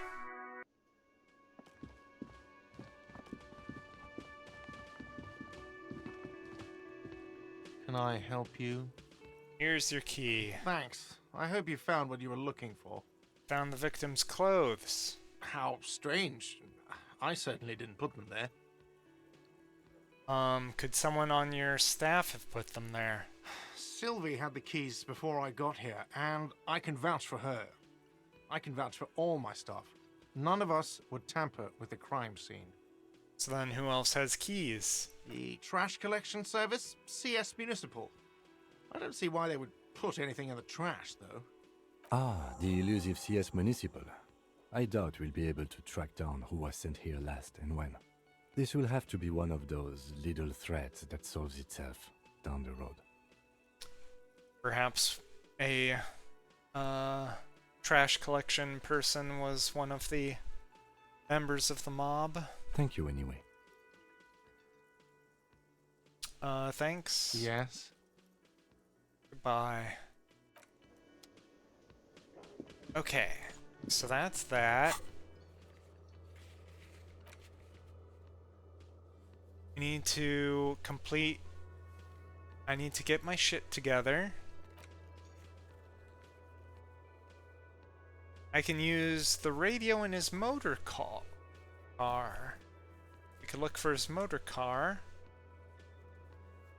And we could use the shortwave.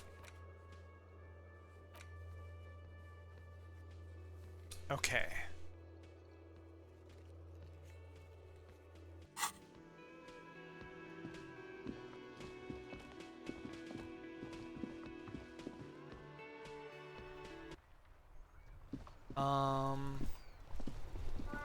Is this your car? Before you stands a motor carriage. The bodywork is covered in blue and white livery, bearing the number 57.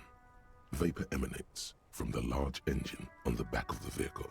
It hasn't had time to cool off yet. This must be the infernal machine that tore you from oblivion. The Caprice Kinema motor carriage. I In open the cabin, door. you are welcomed by a set of steering levers, a radio microphone on a hook, a pull-out toolbox under the seat, and the soft glow of the fuel preheater gauge. A scent of leatherwork and heavy fuel oils washes over you. I pick up the radio. The frequency tableau lights up, and a green button labeled Prime Line glows like a feline eye. And then you hear something. The soft purr of electrical kittens, radio waves cast far and wide over the metropolis. A woman's voice greets you through the static. This is Precinct 57. Hello, Lieutenant. How may I assist you? Hello, Alice. Please assist our colleague from the 41st Precinct here. I'm putting him on. Operating the radio is easy. Just be confident. You've probably done it 1,000 times. Come in, dispatch. Come in, dispatch. Come in, Delta 10. This is Firewalker. Copy. No. Let's be normal. This is Officer Alice Demetri, Precinct 57. How may I assist you? Under the green prime line, a yellow saved button catches your eye. You wonder what the lieutenant's default radio station is. Could you connect me to the 41st precinct? I have something to report. Or connect me to a civilian. Ignore Alice. Done with the radio. And first, let's do the badge. Just a second, officer. She puts me on hold, the static crackling softly like a bonfire. After a while, you hear an old man greet you from the radio. His rattly voice is oddly familiar. 10-2, 10-5. This is 41st. Come in. Over. The man uses relay code. You got this. You're a cop, and cops know relay code. Station 41, I've got urgent business. Over. 10-4, message received. 10-5, relay message. What's your status? Over. Just reporting in. Over? No, my badge is missing. 10-18, state your message, sir. I'm in dire need of financial assistance. That's also true. It'd be great if they could help me with that, but, I need to report my badge missing. 10-9, over. My badge, I can't find it anywhere. Basically, it's gone. 10-4, message received. This is a very serious situation. I need to 10-22 the captain. Over. Is it him? What does he want? Jean, eh? Says he lost his badge and needs to report it. He what? He lost his badge? Say nothing. Who lost his badge? Oh, shut up, Chester. Dick fucking Mullen. Who do you think? Oh, my name! It's Officer Dick Mullen from the bestseller Dick Mullen and the Lost Identity. Or are they mocking me with that name? Maybe that's not my real name. Dick Mullen is not your name. It's the name of a fictional detective who would not lose his badge. Gotcha. Defend yourself. Immediately. They're laughing at you.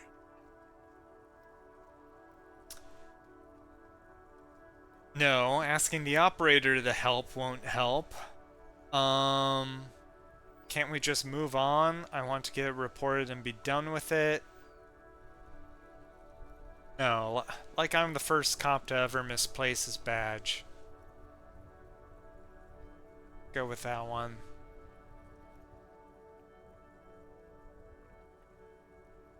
He says this has probably happened to other policemen before him and laughs sarcastically.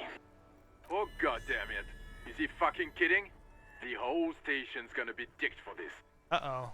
Satellite Officer Vikmar is wondering if you might be joking and adds that this tarnishes the reputation of the entire station. Over.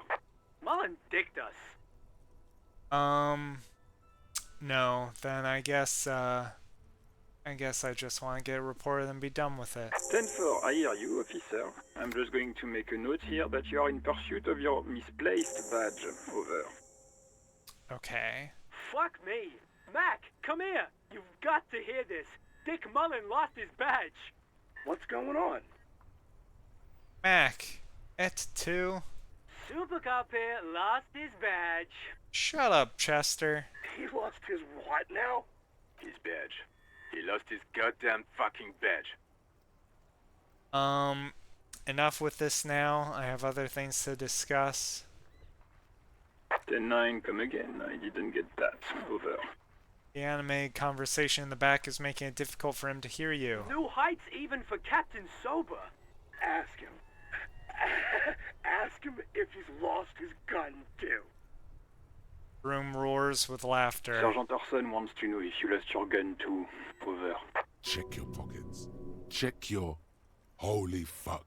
You don't know where it is, do you? Oh god, it's not here. But I don't say that out loud, right? Okay, it's gone. Your gun is most definitely gone. 10-9, come in, officer. Did you get my question? We were wondering about your gun. Over. I can convince them I didn't lose my gun, right? Even before oh shit! It's out, everything gets scrambled in your brain. No, of course I didn't lose my gun. Fuck it, I didn't lose my gun. He says he didn't lose his gun. Or his fun, whatever that means. Ask him to describe it. His gun. Not his fun. Just the gun will do. Satellite Officer MacLeod requests a description of your weapon. Over.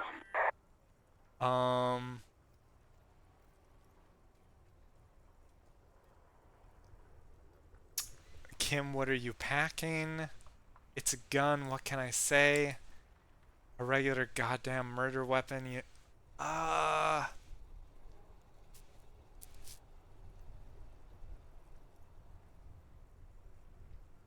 I'm not gonna admit I don't have my gun.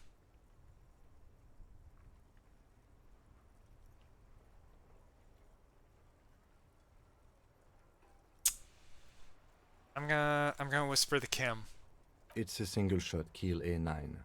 An armistice to be precise. Says it's a kill 9mm armistice. Armistice? What, is he a fucking... Clearly he doesn't have his Villiers anymore. Yeah. Makes sense. That's how that would go. Dear God, he lost his gun. Oh my, I can't. Oh boy. This isn't really a laughing matter. Mac can face a giant of Coco Nur by himself, but Disco here made him piss his pants. Oh, I can't. Fuck. He lost his... Ask him if he's still got his wiener. I'm not going to. Ask him. Sergeant Orson here is wondering if you are still in possession of your genitalia. Over. You know, if they're gonna be this immature, I'll fire it right back at them. That's a negative. Not going to say that. Over. What's he saying? share with the class. He said he sodomized your mother. The prick ate Mama's vanilla waffles at the captain's birthday party. Some nerve he's got. Yeah, some nerve you've got.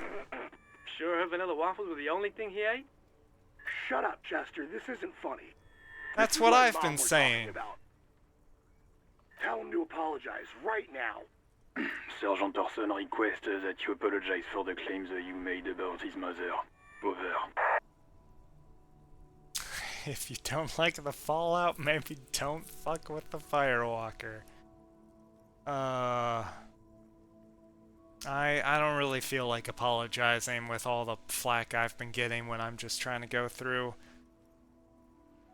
proper procedure.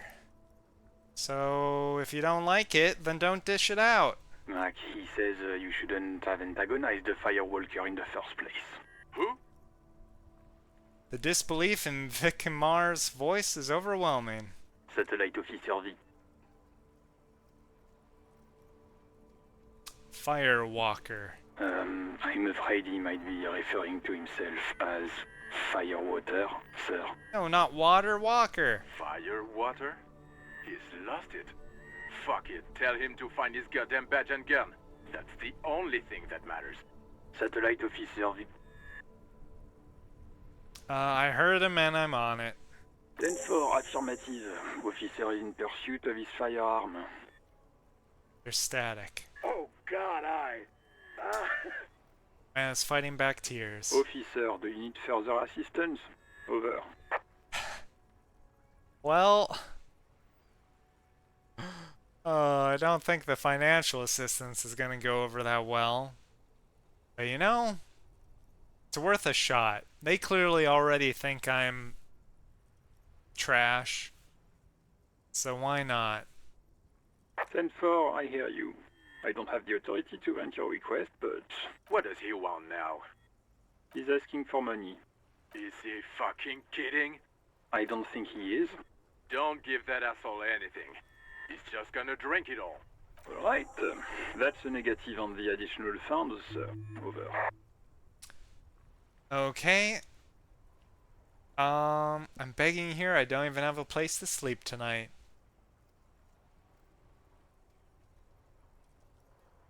I'll try that. He says he's in trouble. Doesn't have a place to sleep. Well, I guess he'd better crack the case before sundown then. Vigmar said... Yeah. Okay, I heard you. Anything else, sir? Over.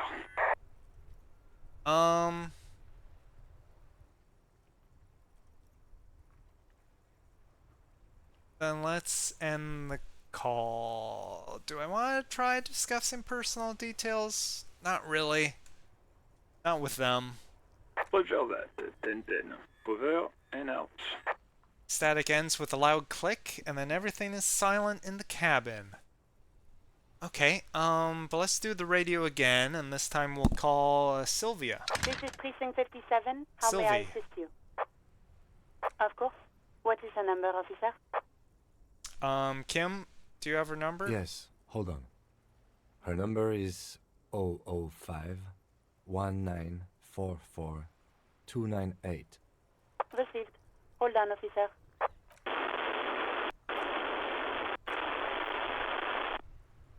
I'll wait patiently. Lieutenant Kitsuragi slowly begins to tap a little rhythm with his right foot. Quite a lot of time has passed.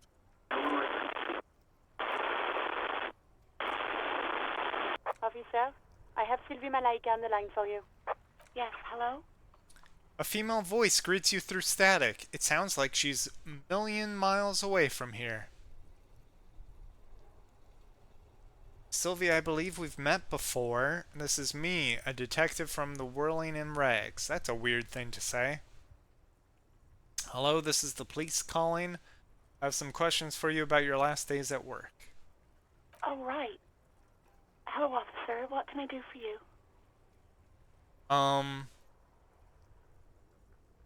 Was it you who called the police? No, not me. Do you know who made that call? No, sorry. I don't. Not a lot of people have phones around here. Copper thieves take the wires. People don't have the money to have the cables put in again. They use the Union's phone, or the one on the coast. So the Union has a phone, and there's one further down the coast. Got it. It was someone else. We'll find them sooner or later, officer. It just might take a while. Why didn't you call? What? Of course it bothered me. But I thought the Union already knew about the corpse. Okay. No one calls the police. The Union would get angry. What do you mean by that? You know, what the Union says goes. People listen to them and they take care of their own, which is like everyone here. Okay. I see.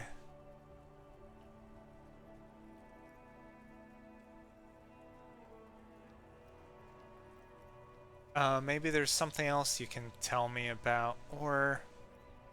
No, let's talk to Kim about that. Legally, no. In reality, yes. Martinez is de facto policed by the Dock Workers Union. Okay. I see. Maybe there's something else you can tell me about? I don't know what to tell you, officer. I didn't call you because I didn't want to get in trouble with the others. With the Union. I'm sorry about that. That's okay. Yeah, go on. You quit your job? You mean why did I leave the bar? Honestly, I'm not really comfortable discussing it with you, sir. Why not? Alright, I won't push you on this, yeah. I already kind of know about it, and I don't think it's relevant to the case. So let's ask if she's coming back. Maybe, I don't know. I just know I have to take some time off right now. Do you know where my badge is? Yes, I know who you are. You're a police officer. No, The law. sorry. You misunderstood my question. This exact conversation has happened before. Establishing authority before this young girl seems to have been important to you in the past. Don't go there again.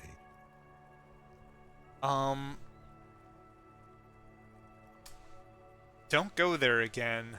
So then I won't ask about that.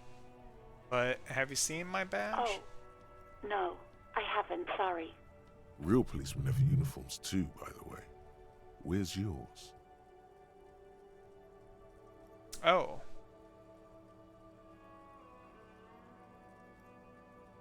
Kim doesn't have a uniform, and he seems real to me.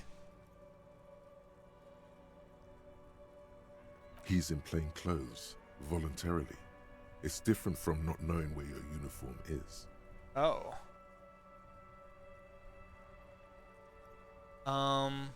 Well, if she hasn't seen my badge, I'm not going to ask her about the other stuff. So I think I got everything I need, thanks. I do hope so. Please, don't call me again. Bye. Why does she seem angry with you? But it's because she became distressed when I kind of accused her of being comfortable with the body staying up. But I didn't know that the Union would have been pressuring her against that. But maybe if I do this check, I'll earn something. No, she doesn't have a problem with you. It must be someone else she's angry about. Some other guy. Like Gart. Okay, but I'm a guy. Sure it isn't about me? Trust me, you wouldn't want to be the guy here. You know how it is. Yak, yak, nag, nag. Wow. Okay. No, you're the guy. You're Lieutenant Love, matchmaker extraordinaire. Help the poor girl out, lest she turns into a spinster.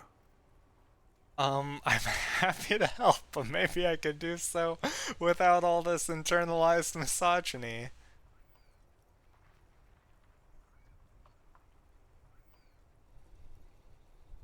What misogyny? I'm just telling things the way they are.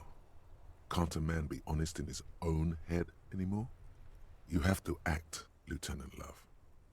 You have to calm that hysteric down. Tell it you've got everything under control. Then go and have a little boy's talk with God himself. Wow. Okay.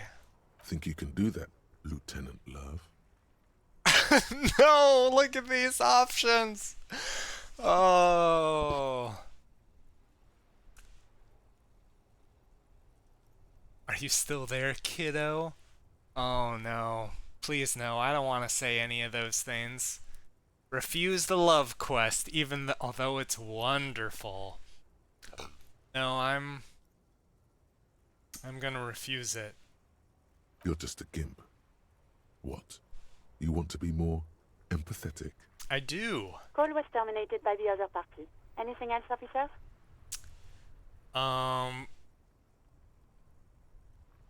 Ignore Alice, press the button. No, I'm not going to pry into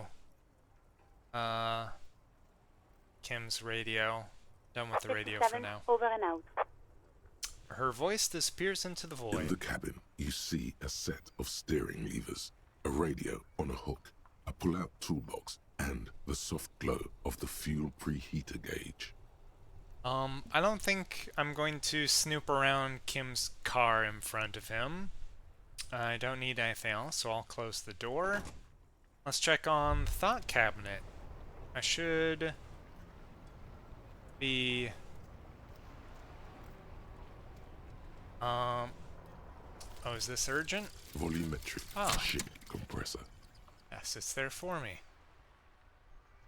Bizarre scientific news from Revachol West today, where a police officer's shit has been observed at a pressure of around 495 gigadecimals.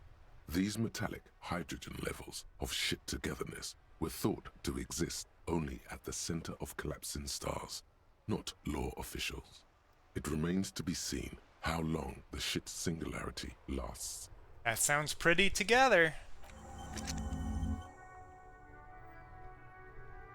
Okay.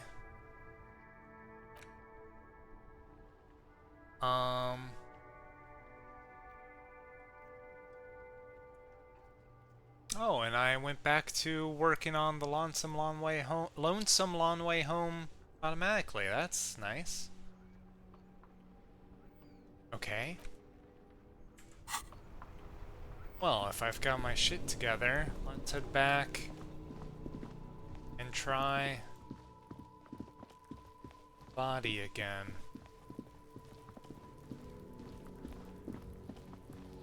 Go upwind of it.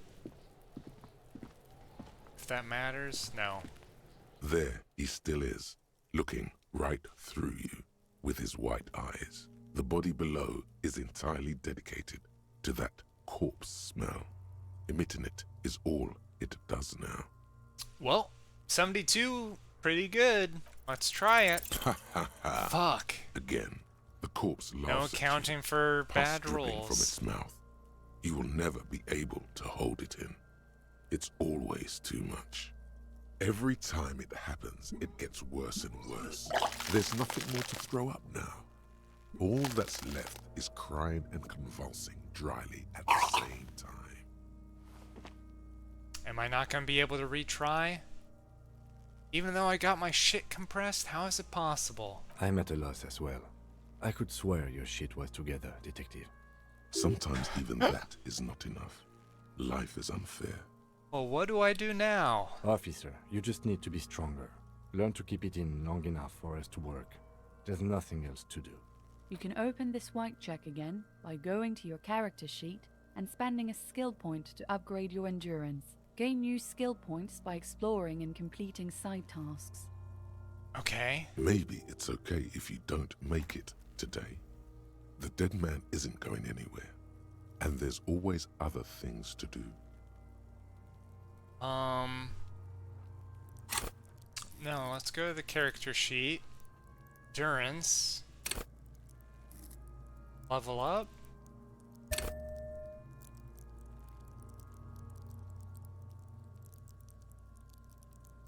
Okay. Accept changes in clothes. Let's try it again. No. Do I have to re-click on he it? still is, looking right through. As you breathe in, There the we odor go. comes over you. It's a smell of the mind telling you to run, and your stomach to wring itself empty.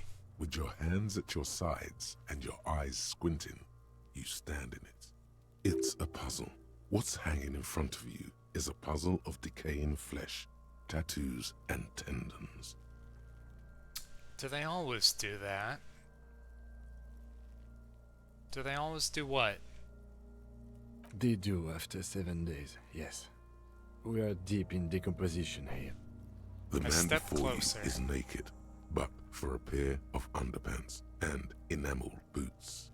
His skin is greenish, marbled with decaying veins, and blotched by lividity. A fading web of tattoos covers his chest and shoulders. The cargo belt used to fasten him to the branch above appears industrial in strength. Inspect the tattoos. An intricate web of blue lines stretches across the torso, from the right shoulder to the solar plexus. Each time they intersect, a small white star is formed in their crossing. Hundreds of fading asterisks riddle his skin. Their concentration is highest around his heart.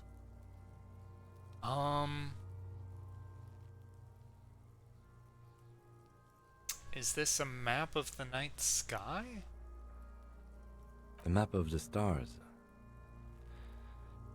I do see some similarity to astronomical charts. Great Century Messinian, maybe. But this seems more particular. Customized somehow. Huh. As if someone left out most of the night sky, filtering it through personal choice. The principle of this filter remains unknown to you. The thought dissipates, and you feel as though you were only half right. I'm missing something here. So am I.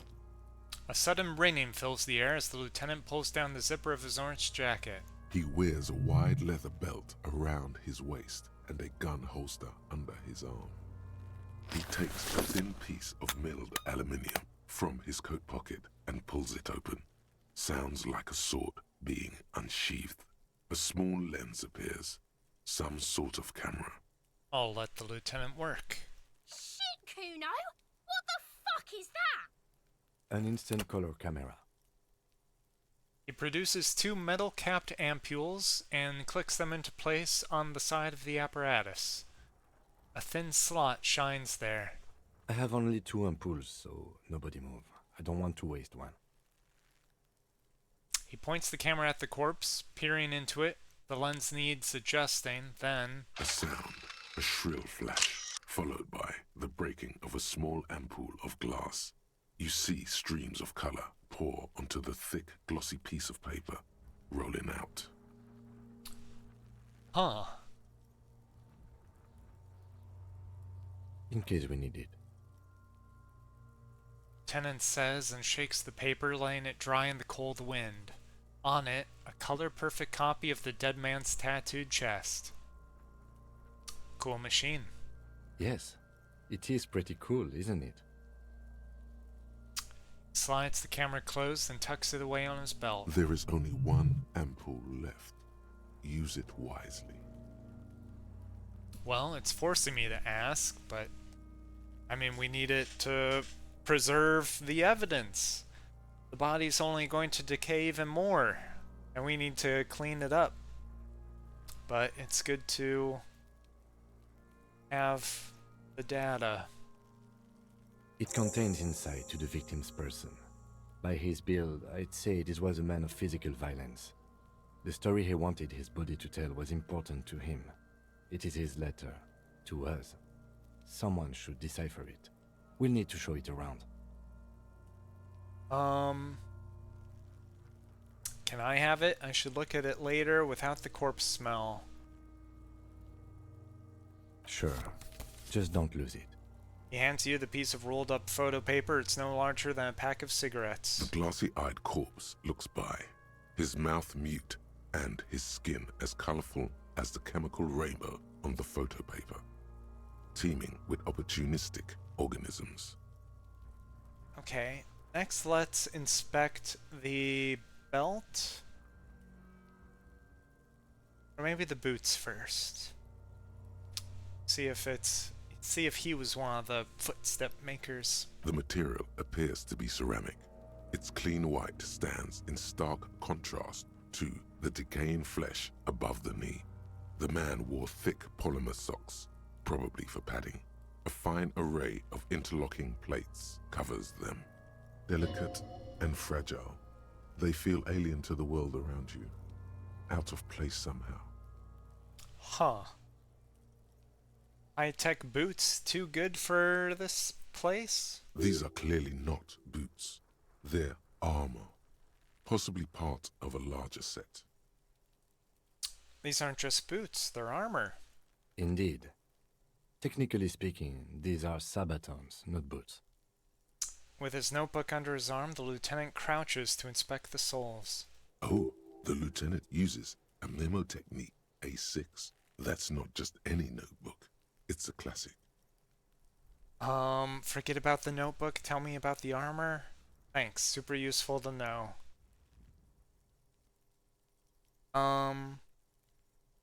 Thanks. Now, tell me about the armor. It's clearly some manner of super armor, or future armor. Super future armor? I'm useless. What kind of armor is it? Ceramic plate. Zirconium dioxide, most likely. This is where the make would be. Where? Under the hill. Fair weather. Fair weather model T500 VE. I'm guessing that's vitreous enamel. This is advanced stuff.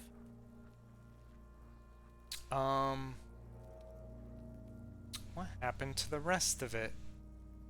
Knock on the boot, pull the boot off. What happened to the rest of it? The locals probably scavenged it. It would be odd if he had more arm after 7 days. We should keep a lookout for this species. The armor could yield information. This is one thing he might actually know.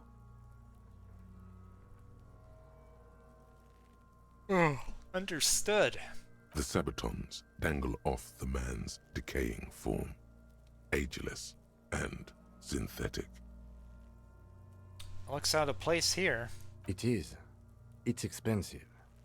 Lieutenant draws a line in the condensation on the ceramic with his index finger. We've requested similar material for our tactical units for years now. The constabularies deemed it too costly. In that time, we've lost 6 men to semi-automatics. Damn. How much are we talking about? For a full set, about 4 years of wages. For the northwest region of Revachol, an officer's average yearly income is 5,500 real, unadjusted for rank. Wait, my yearly pay is 5,500? And this hotel I'm at is 100 a night? Or no, that was for more than one night.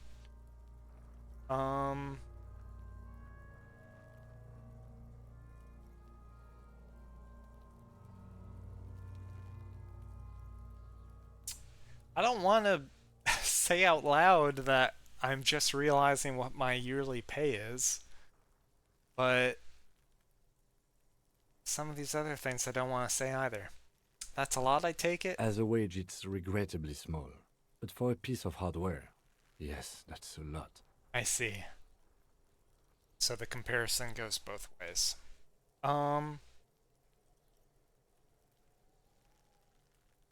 could this man afford such expensive hardware? That's for us to find out. Mr. Gart implied he was security personnel for the harbor company. This confirms my own assumptions. Pretty advanced for a security guard. I agree. This equipment is way beyond what a guard can afford. let's pull the boot off. The stench fills your nostrils. As you push downward, an ominous creaking sound comes from above. Uh-oh. Stop! The lieutenant's voice is sharp. He looks at you with the boot under your arm. Pig's gonna pull his head off. Brutal! I let go of the boot. What's wrong with you, asshole? Why's he letting go, Kuno? I don't know, baby. I don't know why he's such a... Okay. Officer, if I may ask, what were you trying to achieve by putting on the deceased foot? Well, I thought it would be good evidence to keep. Valuable armor. I mean, it's only going to get scavenged from here by someone else. I'll back off. The cadaver slowly twists on the cargo belt, his torso covered in tattoos, and extremities blotched pink and blue. Let's inspect the belt now. The hangman's knot is pulled tight by the weight of the corpse below. Yellow, hard-edged polyester cuts into his neck. Above, a sliding buckle ties the belt to the branch. This is a steel-reinforced cargo lashing belt, big brother of the regular cargo belt. It's used for tying cargo under 6-rotor airships. Don't ask me how I know, but this is a lashing belt used for airlifting cargo. Airlifting? I thought it was used on lorries for strapping cargo to them. Apparently this is the reinforced kind for air transport. The local harbor uses 6 rotors to shuffle containers around. I get the sense they use whatever was on hand without paying much attention to not incriminating themselves. They sure wanted him to stay up there. The rope is reinforced with steel wiring.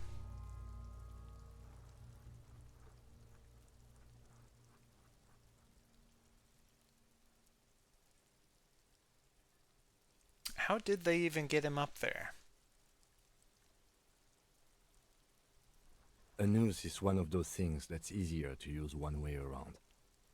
He points to the buckle tying the belt to the branch above. They climb up using the kid's ladder? That ladder can't carry a grown man. I didn't see any splintering either, did you? I think they lassoed the branch, then pulled on the belt to close the buckle. Could be. The shape of the branch supports the theory. They want him to stay up there. I was afraid it would be. Thin steel wiring, parallel strands. This makes getting him down more problematic than I had assumed. The cadaver hangs from the cargo belt, limbs limp and torso covered in tattoos. What is there to see if I look him in the eye? His eyes are milky white and blind to the world, protruding comically from their sockets. There is no one home, just subaquatic terrors there. Dark brown hair grows on his head. His face is ready to explode from the organic processes inside. The death's head grin has passed. What remains is an unrecognizable mess. 28% chance. Inland Empire. That's one of those psyche rolls that's just kind of style points or something. Tell me, who are you, dead man? No, I don't want to ask that out loud if I'm not confident that I'll learn something from it. But I don't know. Is there really anything to lose? I'm gone. Oh, success. You gone? I can see you're gone, but who are you? I hate you, you stink and you're boring. I can see you're gone, but who are you? Maybe... I don't know. If the hanged man is talking to me, though, maybe I should go with the flow. Rather than fixate on what I want to know, just see what it's willing to tell me. Gone? Where have you gone? Into the wild pale yonder. Where's that? In the past. Way out in the west. I can see you're gone. Well, okay. Let's try this then. I'm a joke. Look at me. You are now, but who were you when you were alive? A killer. A motherfucker. And a killer. Oh. Go ahead, Coppo. What is happening? What do you mean? Never mind. Ask me more questions. You fucking love questions. Why do I love questions so much? Because you're a copperoonie. Look at all of them go. Do you want more questions? Give me a comical amount of questions. Coming right up, copperoonie Rooney. This is getting upbeat now. Is my name Rooney? Why do I feel like I've forgotten something terrible? Who killed you? Can you ask me a question? Who killed you? Love did me in, brother Copo. It was love all along. Why do I feel like I've forgotten something terrible? Because you have. That checks out. Then I think I'm good. Enough. Come back later, Corpo. Amuse yourself with my frank manners and my memento mori features. If possible, also, see me in your dreams. Wonderful. Just what I need. New nightmares.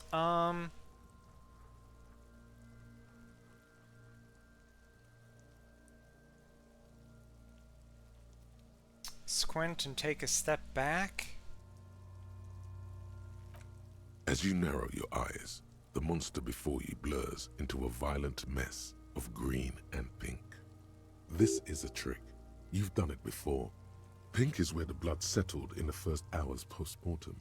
You can use it to see if the corpse has been tampered with. Does his position at the time of death match the discoloration? Oh, interesting. Only the lower extremities are pink with a dash of blue. His fatted hands, thighs, and his neck, just above the noose. The rest of the corpse appears dark green in the cold spring air. His face and hands are pink, thighs too.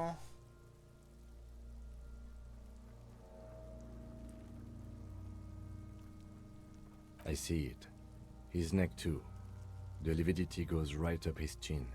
We have good, well-pronounced discoloration here. Relax my eyes. The monster comes back into focus, an explosion of color, coursing with dark marbled veins. His stomach appears pregnant with something. Black liquid streams down his thigh and onto his boot. So, what do you think? I think he was upright after death. His hands, feet, and neck are discolored.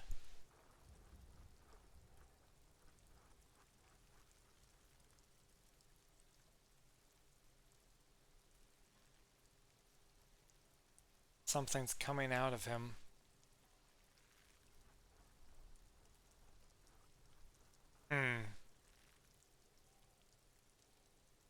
Well, yeah. If the blood was rushing to those places, that is where it would be. So he was lynched alive. Agreed, especially on the neck. The belt acted like a tourniquet, keeping the blood in his head. The hypostasis supports a hanging. No, I don't think he was moved after death, and I don't think he was strangled.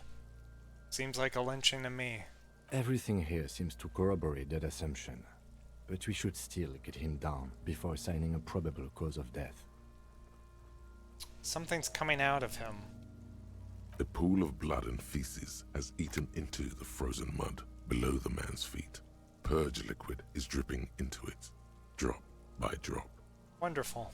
The victim appears to have contained no more than half a kilogram of digestion at the time of death. The fuck he's saying? Talking about shit. I suppose that's lucky. Did we? I don't feel lucky. He's also beaten up. I do. Most of them are post-mortem. Maybe even all of them. The delinquents have made our jobs harder with their little sport. Gotcha. Stop talking in riddles, coin slot. It means you fucked him up good, Kuno. Fucked him up brutal like. Then let's back off. But there is no breath to catch. Only the cadaver filling the air and your nostrils. He slowly rotates before you, decomposing. So, how do we get him down? Are you sure we finished the preliminary examination of the cadaver? We might miss some of these things once he's done. The cadaver slowly twists we inspected on the all cargo that. belt, his torso covered in tattoos, and extremities blotched pink and No, blue. I think we've been thorough. The steel-reinforced belt presents a unique challenge. I brought chain cutters, but I don't see a good angle of approach to the belt. Okay. He doesn't actually think the challenge is unique. He thinks it's frustrating, annoying, and harder than he thought. The cadaver is a good 1.2 meters up. Neither one of us can reach the belt without assistance. And even if we do, there's the question of cutting the airship strength material. Someone else could do it? No, it's our job. We could saw the branch. That seems harder. I mean, sawing the... Seems like a lot of the hassle. Let's not do it. No, we need to do it.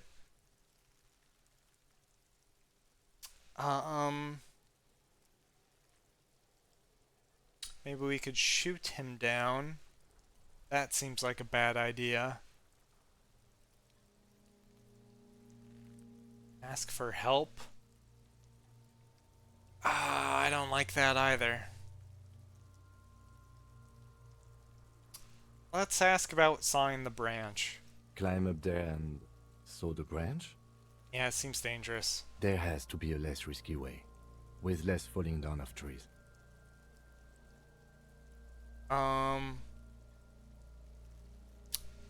Maybe we could ask for help from the harbor?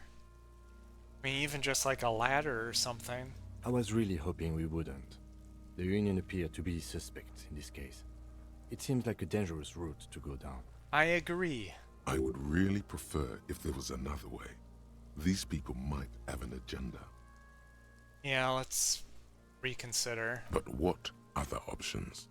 The corpse twists on the belt, like chicken on a skewer. Well, before I say I'm out of ideas, we can share some of the bad ideas, like shooting him down. Yeah! Bang bang time, pig! Shoot his head off! How?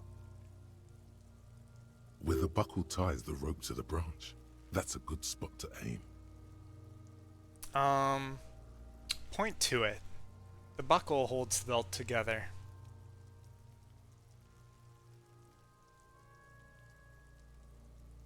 Where? Ah, yes, I see. If the shot hits that, there might be a chance to release the belt. Yeah, now we're talking. Entertain a Kuno with some shit. They'll miss! The pigs will miss Kuno.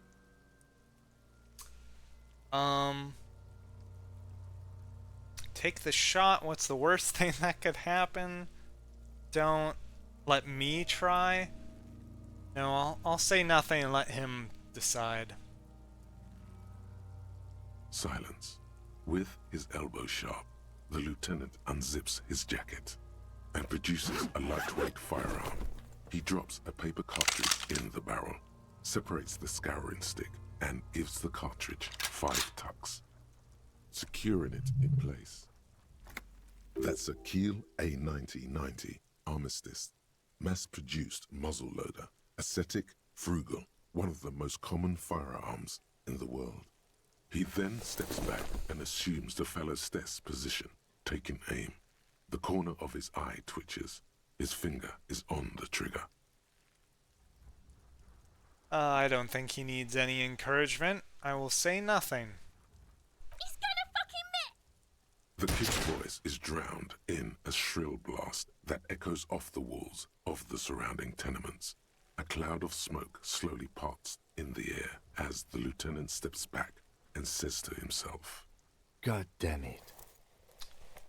Kid yelled and... A lot of things were wrong with that shot. The fellow Stess was the wrong choice.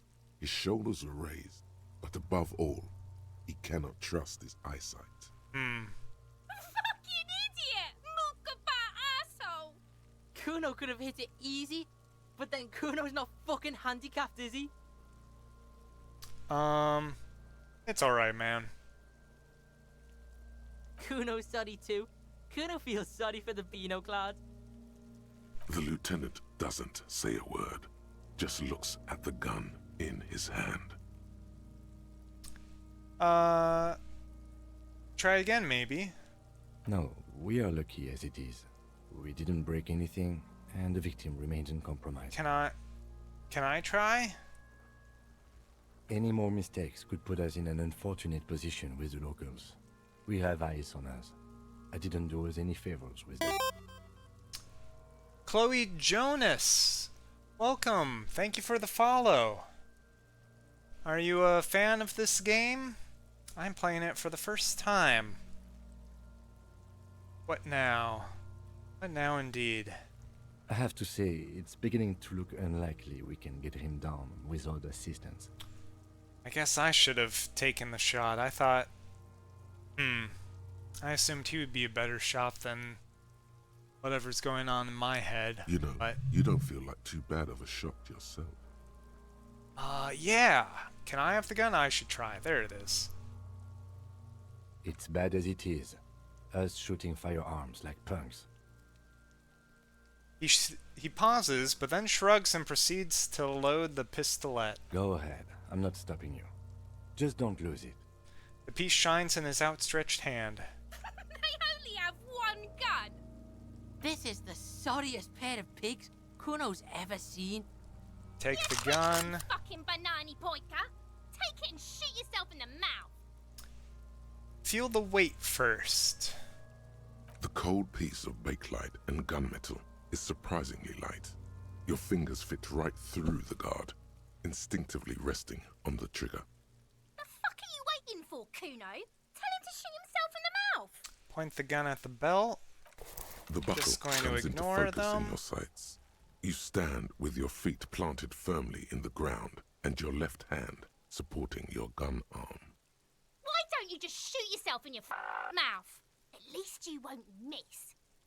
Say shut up. Hand-eye coordination. Close your left eye first. Point the gun at the kid. No. Let's try closing my left eye first. Your field of view narrows. The branch slowly moves, becoming entirely two-dimensional. The metal buckle glimmers, slick with the falling rain. The corpse slowly rotates. The slow movement of the branch in the wind and your shoulders directing the gun sync up, dancing hypnotically. Look, he's crying. You gonna Alright. cry now? Odds are better. It's a red check. But I've got a bonus to it. Let's do it.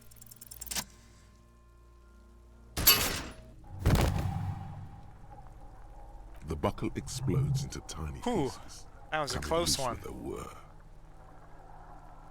With your hand numb from the recoil, you look at the body slump down. For a moment, the man appears to kneel in front of you, looking straight at you, helpless, trapped within itself. I already had a conversation with him. I'll turn away. Then the rigor in his muscles gives up, and he smashes sideways into the spring mud, letting out a horrid stench. I don't really want to say any of these things out loud. How did I do that? Who's laughing now? No, I'll just say you've been policed, I guess. Ace is high. The lieutenant raises his right hand, waiting for you to slap it. The ace is high, a custom invented by the aerostatic brigades during the revolution, is used to celebrate success in Revachol, especially in sports. The gesture is spread across the world, despite the defeat of the revolutionaries themselves. I'll slap it. Team bonding. The lieutenant takes a little hop to perform the customary salutation. Your palm hurts from the slap. It's precise and down to the point. I knew these guys were His voice is deeply approving. What now? We will perform a field autopsy and determine the cause of death. But before... Excuse me. He needs to turn away from the corpse. Slumped on the ground like that has not improved the way the corpse smells. The fall seems to have released something deep inside it. Yeah. It looks like I feel like taking a break from the stench. I'm sorry to interrupt the jubilations here. Just a little breather before we do the autopsy. All right. In the meantime, we should try to interview Everard Clare, the leader of the Union. Harbor property was clearly used in the hanging. The He harbor points to just the east bell. of here. Getting in might prove a challenge, though. Yeah, I should say so. Or we could ask around for the representative of the logistics company. My initial information says the Wild Pines have sent some sort of strike negotiator to wrangle control back from Everard. Okay. You could ask the gardener for directions. Let's go then.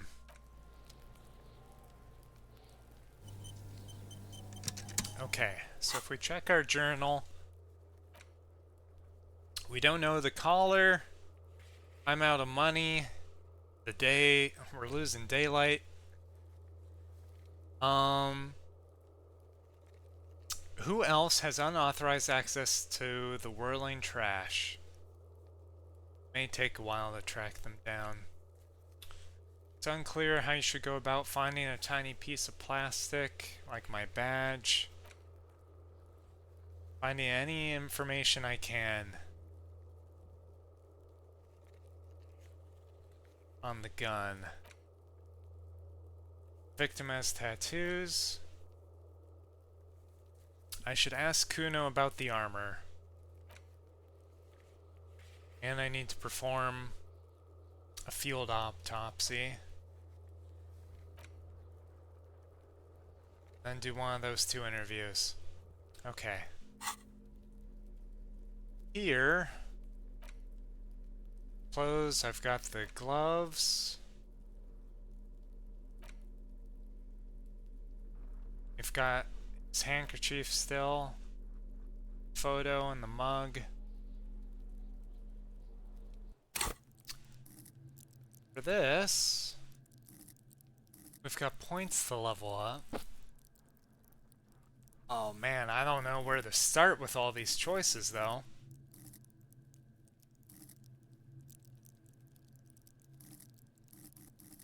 I feel like this is the kind of game where it's better that, you know, we've got all these intellect points.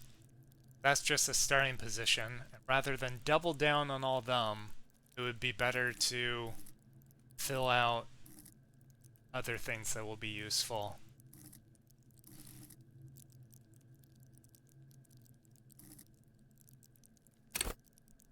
Sneak under their noses. Stun with immense panache. Action speed. Perception.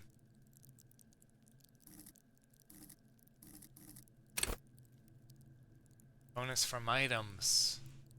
+1 to composure.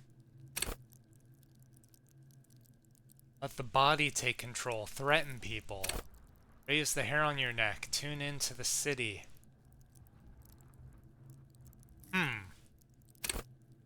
Go to party planet. Love and be loved by drugs. No. Flex powerful muscles. Enjoy healthy organs. Why did I say origins? That's weird. Shrug off the pain. They'll have to hurt you more. Take the blows. Don't let the world kill you. Hold yourself together. Keep your morale up. Hunches and gut feelings. That's what Inland Empire is. Interesting. Understand others. Work your mirror neurons. Intimidate the public. Understand cop culture. Charm men and women. Play the puppet master.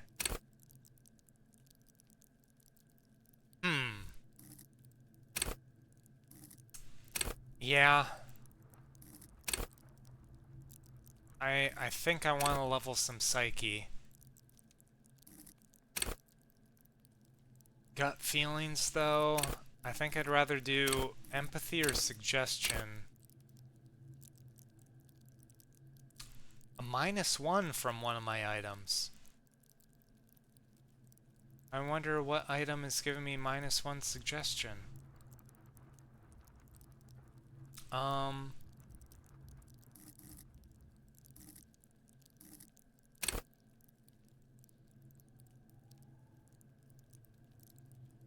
Let's level up empathy. No. Yes. Let's do empathy. Accept changes in clothes.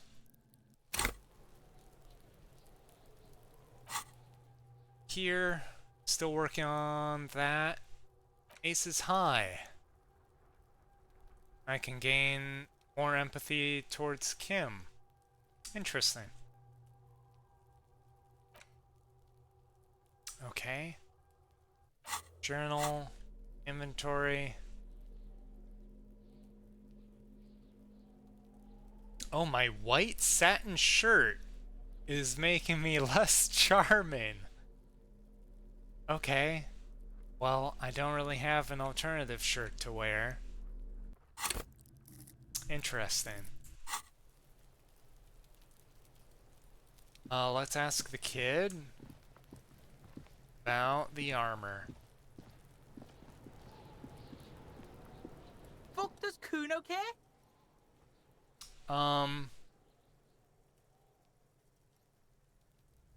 Who is Kuno? Kids often play in this yard. Body, what do you know about it? I feel like being indirect will work better. Asking him about what he's up to, rather than the body right away. Kids often play in this yard? Right, pig. This is where Kuno plays with his little wooden choo-choo. What do you want with it?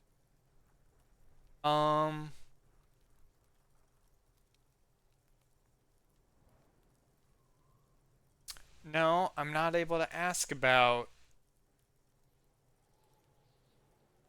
Not able to ask about the armor, but I guess I'll ask about the clothes first. Yeah, Kuno doesn't know shit about that. That shit is beneath Kuno. Alright. He doesn't know shit about it. I'll ask him a different question then. Dumpster diver?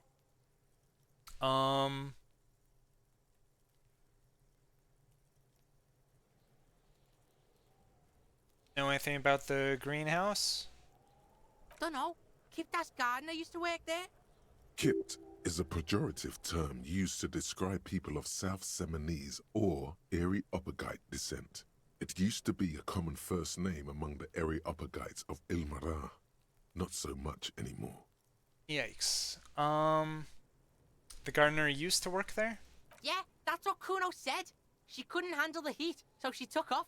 Kuno can take it. Shit's nothing to Kuno. Look, Kuno doesn't explain shit. Kuno just says shit. He looks you in the eye and nods as if agreeing with himself. Yeah, her. Yep. What was she doing in the greenhouse in March anyway? What kind of gardening is done in March? Fish is sometimes used to fertilize the soil a few weeks before planting something. Maybe she was preparing the garden beds.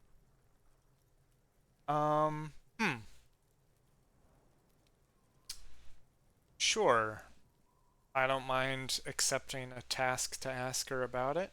Yes, it seems suspicious. You don't like things being like that. Suspicious. The trash container. Don't be wondering about Kuno's shit, pig. Okay, enough about Of this. course you do, fuckface. Let's talk Yeah, about whatever. something else. Kuno doesn't give a shit. The body. Shitload, pig. What's your question? Don't tell the pig shit, Kuno. This is where you quickly ask him questions. Real cop questions. Like a cop. Where's the rest of his armor? Kuno doesn't give a shit about the armor. How come? Kuno's fuckgimp's got one big thing wrong with him. He's a fucking mutant. A mutant? Look at him. Fucking growth hormone shit. He's a giant. The armor's too big for any man. Oh. Kuno doesn't give a shit about that freak armor. Kuno threw that shit away. What do you mean you threw it away? Kuno tried to get the helmet on. It was too big. He performs a kickoff on the imaginary helmet. Kuno kicked that shit in the sea, rugby style. That shit means nothing to Kuno. You threw it in the sea? Yeah, that shit means nothing to Kuno. Kuno doesn't give a shit about material shit. Kuno's a fucking monk. You wanna fuck on someone about that armor? Go fuck the mustached union fuck. The jolly troubadour shit at the gate. What do you mean troubadour? Yeah, cock in boot. You know that jolly union cow fucker? Came around talking about cows or some shit? Came around pretending like he cares about cows? So yeah, he's the one you want to talk to. He's fucking crazy about that armor shit. Coming here pretending like he likes cows. Trying to catch a peep at Kuno's armor. Go to the gate. Ask him yourself. Okay. Curious, my liege. Why did Kuno feed you this information? And you're just telling me this out of the kindness of your heart, Kuno? Yeah, Kuno's doing charity today. Kuno Day. Kuno feels sorry for you two loser pigs. Kuno's doing pity now. Still, seems suspicious. He may have it in for that guy. Or you may be paranoid. That is also a possibility, sire. Thank you, drama.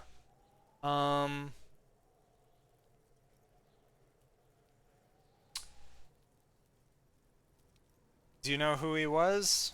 Kuno's fuckimp. Kuno uses the fuckimp for target practice. Yeah. He's trying to hide the fact that he doesn't know. I mean who he was before he died? Kuno knows what you meant. Kuno's not a snitch. That's all. Trying to make Kuno sing into the popo phone. The popo phone. Okay. Well, I doubt he's gonna have anything to say about suspicious people if he's not a snitch, but... Just a couple of pigs sniffing around in the dirt. That seems pretty fucking suspicious to Kuno. Does it? Yeah, you tell the faggoty, Kuno. You know how it got up there? No, that's a pretty dumb question. Contusions all over his body. Did you do that? Yes, he did. More on that later. Let's talk about something You're else. testing Kuno's patience here. Get lost. So who's Kuno? Do I dare incite his wrath that way? No, I'm off. Kuno doesn't fucking care. Well, that's fine with me. Okay. After that, let's do the autopsy. The rotting man lies on his side with his eyes looking straight through you. The belt is still around his neck. His body is supine and open to intrusion. By autopsy, the lieutenant adjusts his glasses and takes a deep breath. What exactly is a field autopsy? Come on, officer. You know what a field autopsy is. You've done 100 of them. Yep. What you do know is, Totally. at 18.9 kilometers, the dormant shield volcano, Corpus Mundi, is the world's highest summit, and the failure of the 38 single, Et puis descend, to crack the top 20 was the death knell of disco. But what a field autopsy is, you have no idea. Why don't you know? What use are you? No, I'm not gonna say that. It appears I've forgotten what a field autopsy is. Do I start now?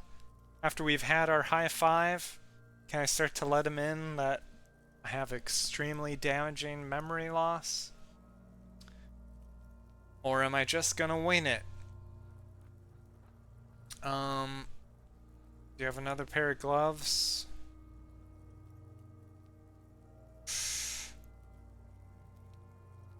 Unfortunately, no. I have gardening gloves. Maybe they're enough? They are better than nothing. Tell you what, I perform the anatomical side of things while you will take notes. Okay. In your paperwork, Where should I take officer, these notes? just fill out the field autopsy form. I think I've lost my paperwork. Now they only have one paperwork, too. Officer, what haven't you lost? My disco trousers, a satin shirt, my trusty blazer. I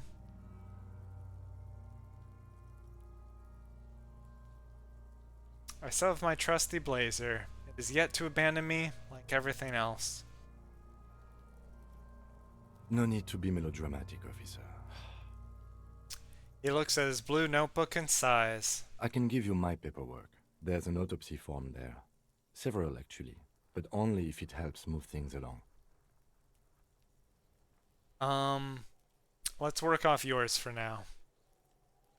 Right. The autopsy form is near the end. He hands you his notebook and pen.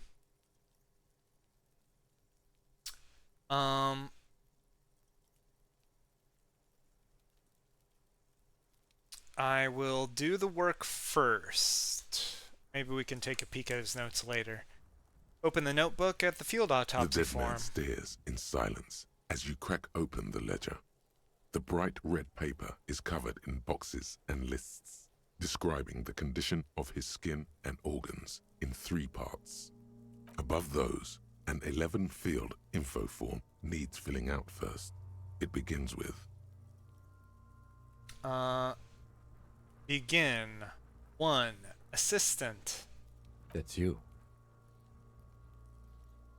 Only the first question already, I don't know the answer. I'll leave it empty. The corpse lies there, indifferent to your retrograde amnesia. The next box says...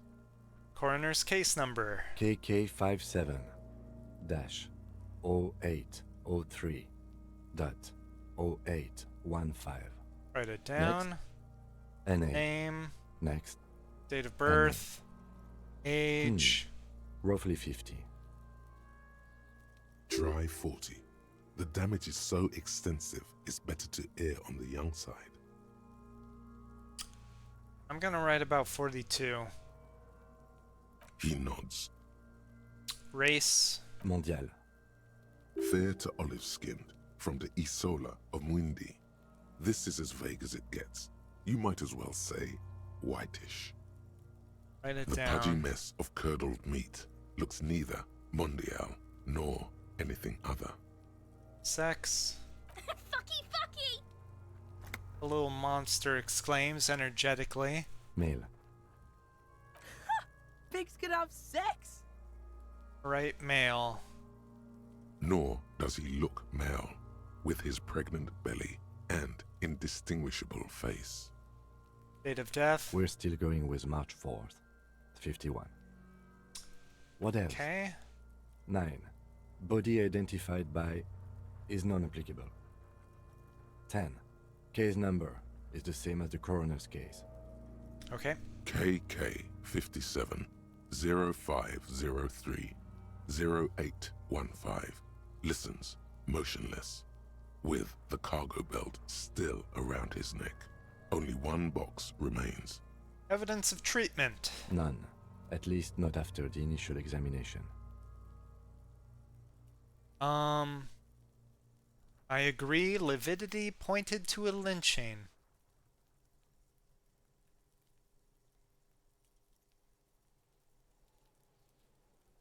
Then again, the right lividity is easy to produce if you know what you're doing.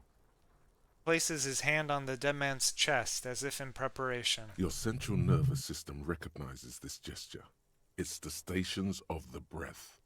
Ecclesiastic, religious in nature, a holdout from pre-DeLorean burial rites. It takes him 2 seconds to perform. Then... We should start the post-mortem. The corpse cannot feel Kim's hand on his chest. It no longer meaningfully interacts with its surroundings. A thicket of boxes and lists on red copier paper tries to answer why. 1. External examination summary. Clothes. The deceased wears armored boots and white briefs. The make of the briefs is Babrodine, I think. Let's see. He turns the body onto its side to check the underwear label. See, it's happening. Babrodine, yes. Inexpensive. Size M. Color white. The disappointment is palpable. The red-haired thing was expecting something more lurid. The boots are ceramic, vitreous enamel. They are fused to his skin from blood flowing downward post-mortem. Removal of the boots is left for processing. Okay. Tattoos. He stands up, feet planted on either side of the body. The upper torso is covered in a single, continuous tattoo, resembling a map of the night sky. It reaches from the right shoulder to the heart. The ink is blue and white. The assistant has a color photograph of the markings, to be added to the case files as document A1. The photo is taken on the scene, using a Trigat Mini.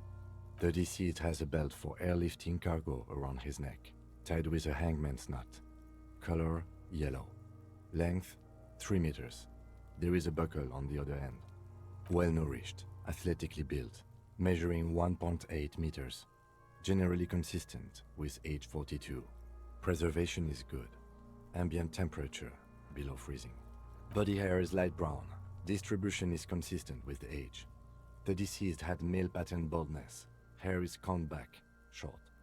Touch the corpse's hair before moving on? No, write it down. Lividity is Stay focused consistent here. with hanging. The head is congested. Contusions are present on the head, chest, and thighs. Consistent with stones thrown post-mortem. Low velocity. Well, don't say low velocity out loud or they're gonna start trying to go for some high velocity shots. Fucking low velocity?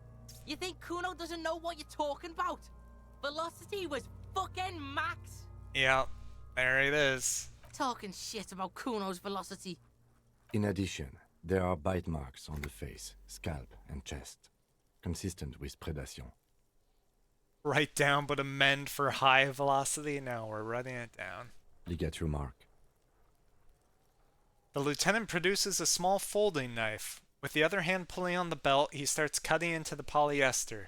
The stench is horrid. After a while, it's obvious the material cannot be cut. The steel wiring. There's too much of it. We need to remove the belt so we can get to the ligature mark. May I try? It's no use. We should get chain cutters. You can try with them. I have a pair in the toolbox of my kinema. Let's go Damn get them. corpse. We had a good rhythm going. Lieutenant gets up and brushes his pants. Okay.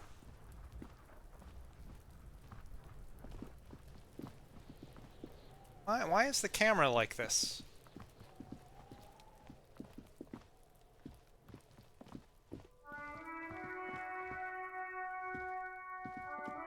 Why? I don't seem to be able to center it. Inside, you see a set of steering levers, a radio microphone, a pull-out toolbox, and the soft glow of the fuel preheater gauge. Pull out the pull-out toolbox. A metallic drawer slides out from under the seat and clicks into place. The tools inside are neatly organized. Take what you need, officer. It's going to be a long case. I'm not protective of my tools, like some men are.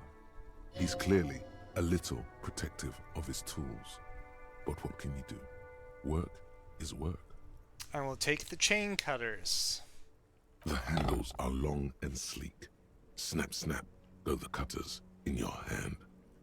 You can do good work with these. Cut chains, locks, and ropes, especially belts.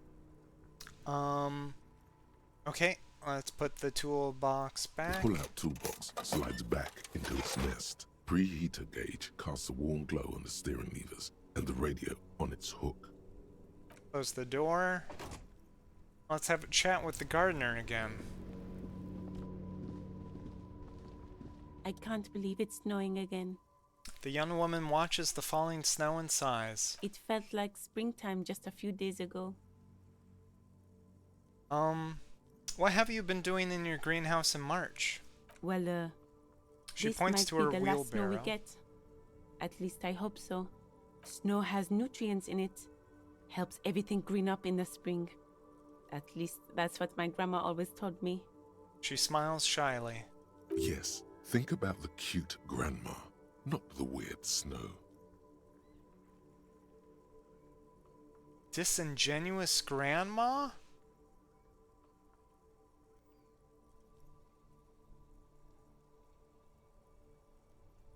Huh. Stop looking at her. Look around. What do you see?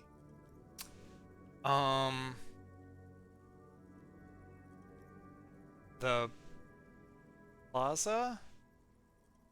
That's right. And the canal, the bookstore, the harbor gates. This is a great vantage point for keeping an eye on you. Noted, but I'll keep it to myself. Glad to have been of service. Now you know the locals are keeping tabs on you. Okay.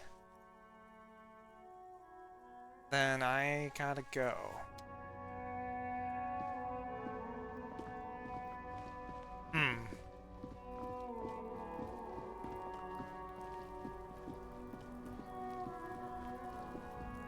Back to the autopsy. The rotting man lies on his side with his eyes looking straight through you. The belt is still around his neck. His body is supine and open to intrusion by autopsy. The lieutenant adjusts his glasses and takes a deep breath. Now that we have the chain cutters, let's cut the belt. He Cut shows with you as much precision as you can, please. shows you the point on the man's neck where the belt cuts into the flesh. See, my pig is gonna fuck his head off. No, he ain't. Your pig's a boring fuck. Look for a good spot to cut. Yes. The belt is equally tight around the whole circumference of his neck, swelling over the edges like white bread rising from the east. Eek. The knot is the weak spot. The chain cutters fit in there. Steady now, like a flower arranger. 2 cuts and it should come loose. Oh, good. Interfacing gave instructions. You jam the cutters Eek. right under the knot. That seems like a smart idea. Yeah, somewhere there. Already they're buried deep in the man's flesh. Then you rotate them to get a better hold. Then... Fuckity fuck. No. Already buried deep in the flesh. Rotate them to get a better hold. No, I mean, enough doesn't sound good. Rotating some more doesn't sound good. The lieutenant looks by. somewhat worried as you summon power words to your aid. I didn't do anything. Okay. Try to visualize. I jam cutters under the knot. Rotate them. No, maybe rotate a little more. For a better hold. A really, really bad smell is coming from there now. And some kind of cracking sound. Alright. Cut some. Yeah, fuck him! Fuck that buggery! Corpse fucking time! Told you my pig was hardcore. I should have a go first. I think I have a strategy. I will let him work. He sinks the cutters into the knot, preparing to perform the cuts, with his elbow to his knee for precision. Snap! The knot is slashed. Another cut and the belt falls apart like a flower bouquet, revealing the dead man's neck and the dark red ligature mark around it. Okay. Here. He hands you the chain cutters back and then kneels closer to the body, running his finger along the dark red groove, till he comes to a gap. The rope rises to a point, leaving a gap in the ligature mark. The suspension point is in the back of the neck, on the nape. Hemorrhaging is observed on the skin, above and below the ligature mark. The mark is well pronounced, consistent with a drop from 1 or 1.5 meters. Write it down. Chest is intact. Normal contour. Abdomen is protuberant. Pelvis intact. Genitalia... Pulls down the man's underpants. No! Let's get out and see! I fucking knew it! Genitalia is male and unremarkable. No evidence of injury. Write it down and move on. Back is symmetrical and intact. Upper and lower extremities are intact, but asymmetrical. There are combat injuries on the right hand, thigh, and hip. In addition, I see smaller, residual scars, too numerous to count, covering about 30% of his skin. Well, he was working security in this town. From wounds sustained over 2, maybe more decades, dispersal and accumulation indicates long and active combat duty. This scarring is extensive, way more than a law official's.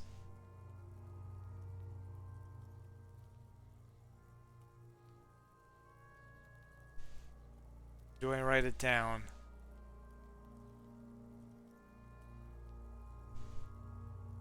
I'll write it down. Last item. Hands.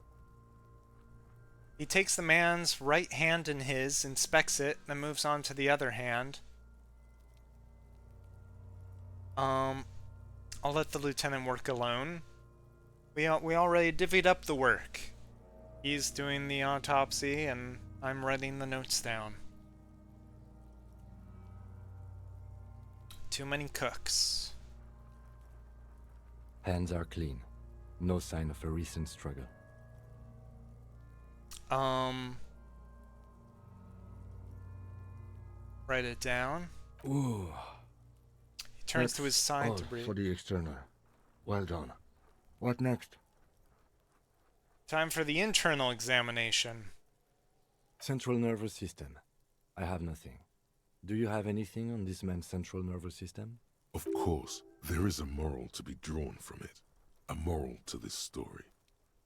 That doesn't seem relevant to the... nope. Right, not applicable. Musculoskeletal. Purge fluid is coming from the mouth. Not injury related. Eyes and tongue protuberant. Hyoid bone. Let's see. With his eyes almost closed, the lieutenant puts his hand on the dead man's throat and begins to massage it, gently. A rotting smell erupts from the mouth. Purge fluid runs down his lips, black and viscous. Ew. You hear cracks as the lieutenant moves his sharp fingers inside the flesh, like the creaking of an old house at night. Oh. Yeah, jack that fucker off! The hyoid bone is fractured. The rest of the musculoskeletal system is intact. Unremarkable. Respiratory system. Back hunched, as if in prayer, he begins to pry open the dead man's jaws. He stops to exert more force. Both hands are used. Oral cavity shows no lesions. The victim has received dental implants, possibly after a combat wound. Mouth swollen. Hemorrhaging present in mucosa of the lips and mouth. Write it down. Hepatobiliary. NA. Hepatobiliary. Write NA. Same for toxicology and serology. NA. NA. Cardiovascular. The body exhibits heavy lividity. Blood has gathered in the hands, feet, and neck. Hypostasis is visually consistent with the hanging. Write it down. Gastrointestinal. He breathes a sigh of approaching relief.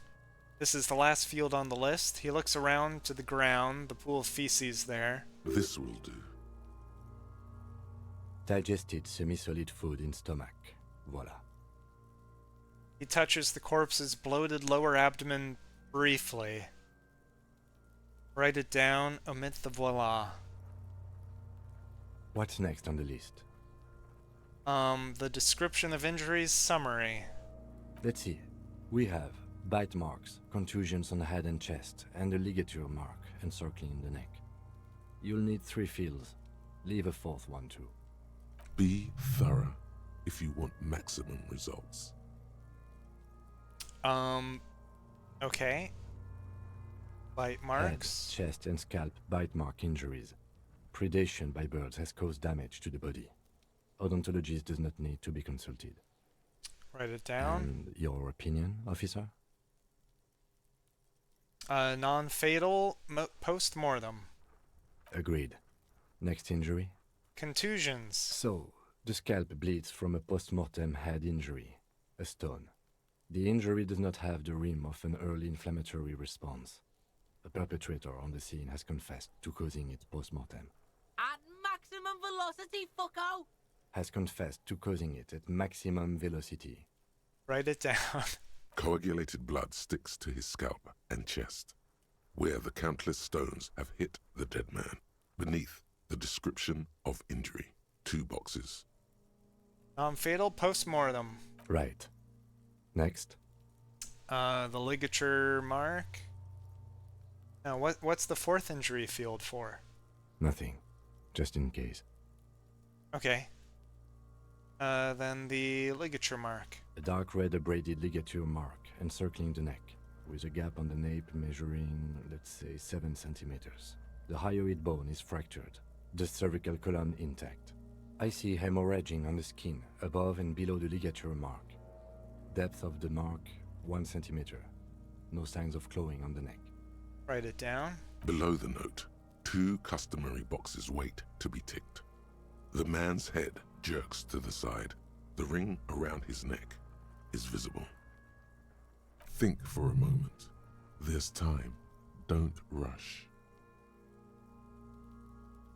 Well, that's probably the opinion. Fatal injury.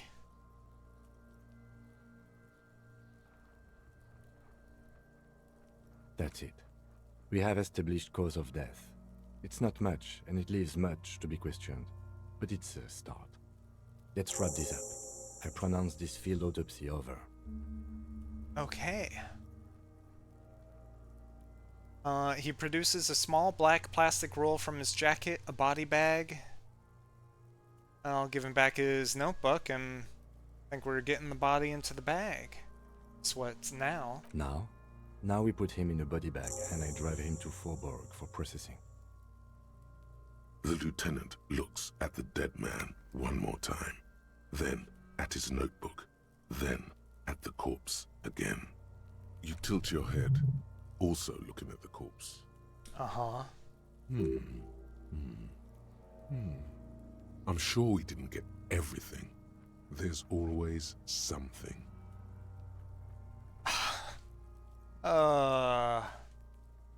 Legendary 14, 3% chance. Tell me something, dead man. Let's bag him, take him away. Tell me something, dead man. Shoot, Looney Rooney. Can you ask me a question? Sure, Lobo. I can ask you a question. Why are you doing this? What?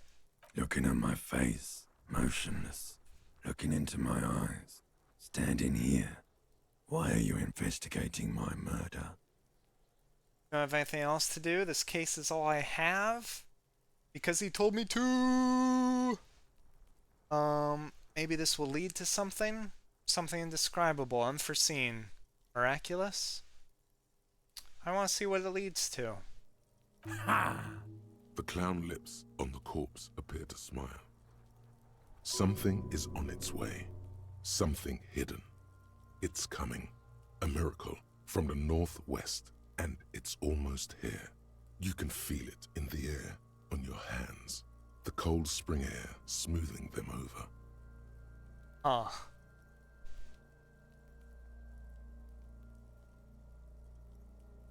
Is my name Rooney? Fuck no. You're no Rooney. Rooney is obviously not who I am. Between you and me, your name is probably Harry. No, it can't be Harry. Good for you. Enough. I'm not gonna hate this guy. Come back later, He's had enough Corporal. problems. Amuse yourself with my frank manners and my memento mori features. If possible, also, see me in your dreams. Let's search the body one more time. You run your hands over the victim's cold body, his limbs, his torso with its swollen organs. Maybe you should be more thorough. I'm gonna look under his fingernails like Kim already did. There's some finer details. Maybe Kim didn't pick up with his glasses. His fingernails have turned dark. They're chipped and quite long. There is dirt under them. That's all. Do you think we missed something? Yes, there's something we're not seeing. Okay, well, we are in livor mortis here. He is disintegrating. We need to refrigerate the body if we want to conduct another examination, and we need to do it fast. Where do we find a fridge for the body? It would have to be industrial in size. Let's start by asking Gart at the Whirling in Rags and the Fritz store down at the gates. If they don't know, but only if all else fails. Fuck are you looking at, Beano man? You want a piece of the Kuno? Wanna get fucked? Only if all else fails. One more look at the body. Hurry. This is one task we cannot sideline. With every hour, whatever we are looking for will become harder to find. Nope, can't do that again. Then let's bag him. If you think so, officer, I'm not going to object. I need a little help for carrying him to the holding pen of my kinema. I'll take it from there. It's too late to take him into processing today. I'll take him first thing tomorrow. Now, that was kind of weird. Well, I guess I should have left. It's like, oh. Man, I just wanted to look in his pants. As odd as that sounds. It's like, oh, do you want to look in his pants? Or do you want to look at his hands? And I say, his hands? And then it says, alright, now what? And I say, I want to keep looking. And it says, oh, well, his body's deteriorating. We got to get him into his fridge. You don't have time to look in his pants anymore. And I say, okay, then I guess we'll put him in the fridge. And then it says, oh, do you want to look at the body again? And it's like, yes, I do want to look at the body again. I want to see in his pants like it offered for a second. And then it says, oh, no, now your only option is to bag the body instead of fridging it or leaving. And I guess I chose the wrong thing if I wanted to be able to look for more evidence. Oh well. Huh.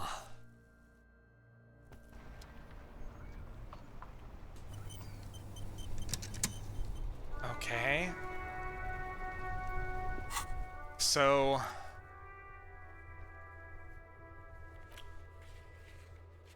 we can ask the Jolly Mesk about the armor.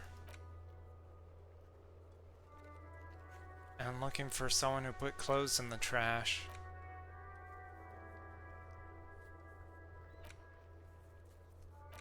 An interview. Map.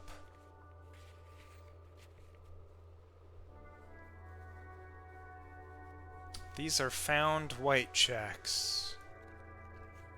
Map information incomplete.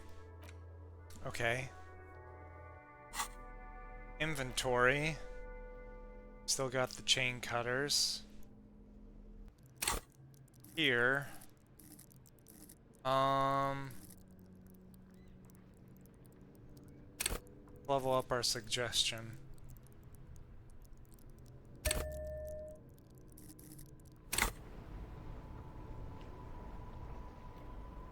Okay. Yes? I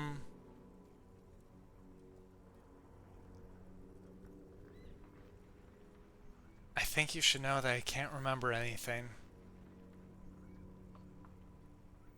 Do I tell him?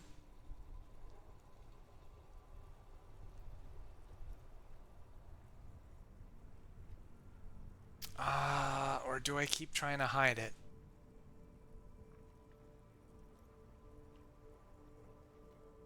No. I think at this point it's a good... I think this is a good opportunity to let him know. I can't remember anything. No response. He just arches his brow. He's having trouble processing it, believing it even. I really don't remember anything. There's drinking involved. Have you tried concentrating on something other than your personal affairs? There is a sudden, harsh edge to his voice, like he's tired of hearing about your personal affairs. I'm afraid this is a medical situation. Maybe that's language that Kim will appreciate. Really? You look fine to me. I'm talking serious, unbelievable damage. This psychodrama is unbecoming of an officer. Okay. Clearly, he prefers to think you're malingering. He cannot fathom that anyone could drink so much as to retroactively erase their entire life. It's not psychological. Major brain damage on an unprecedented scale. Then you should consider seeking medical attention. You can use the radio in my kinema to call your station's Lazareth. Was there anything else you wanted? No. Nothing else. But I might borrow some more tools. A radio microphone, a pull-out toolbox, and the soft glow of the fuel preheater gauge. A metallic drawer slides out from under the seat. I'll take the It's robust, flashlight. weatherproof and well-made. Police issue, blue. Lets you see things in the dark you would otherwise miss. And I'll take the pry bar. The pry bar feels nice and cold in your hand, heavier than you'd think. Useful for opening all sorts of doors and lids. The pull-out toolbox slides back into its nest. Okay.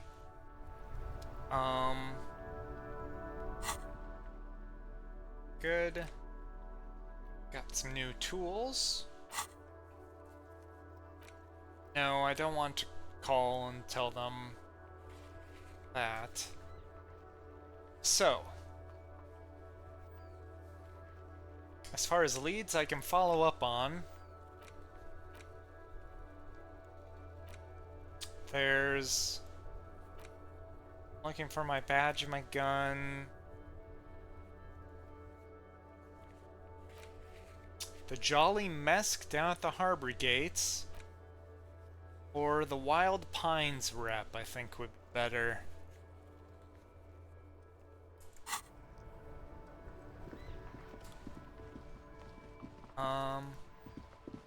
There was some sort of list of things over here, wasn't there?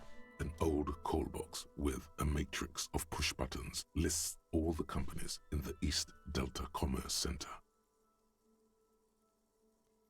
What did I want?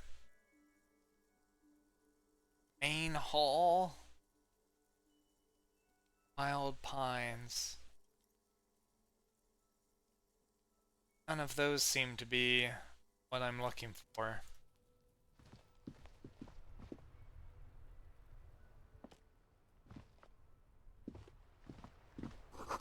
There are bottles inside. You could pick them up if you had a bag. Hello. Hello, sir. Step right in. The store is open. A young girl with chubby red cheeks waves at you smiling. Her nose is also red from the cold. Hi.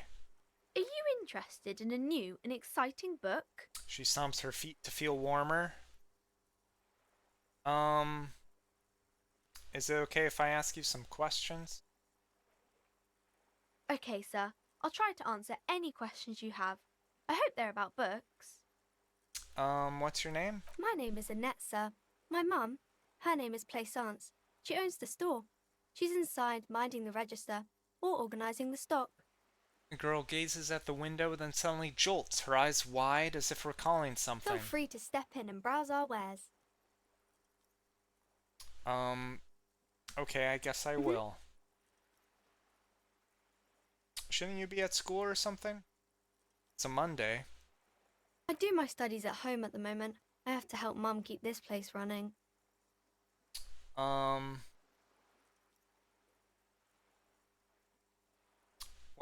I don't want to say any of those. I guess rather than judge this young girl's situation, I'll just say, what is school anyway? School? Well, mine is a big yellow building on Boogie Street, and the people there run it. They say it's a charity. Oh.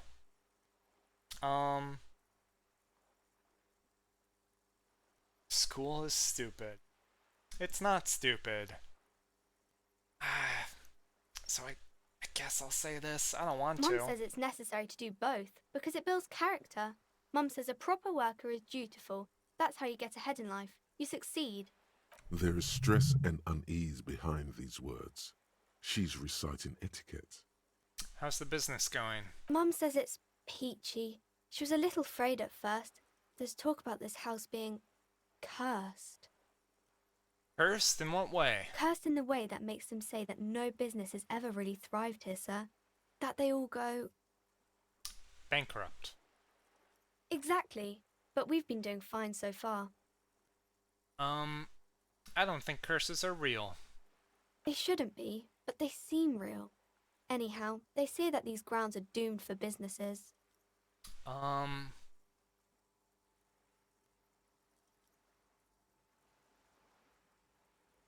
not doomed.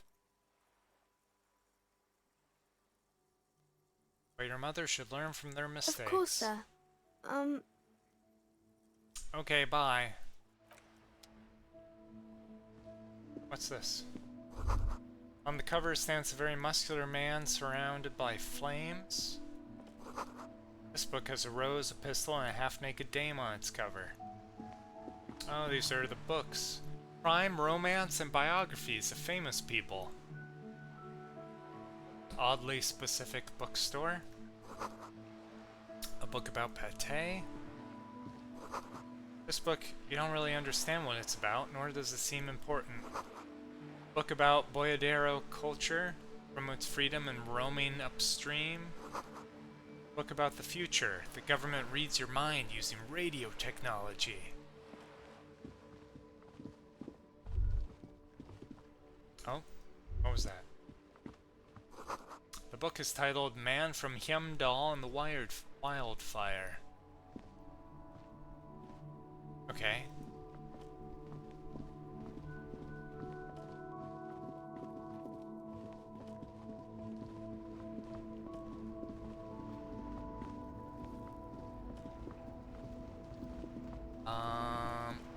Where else can I go?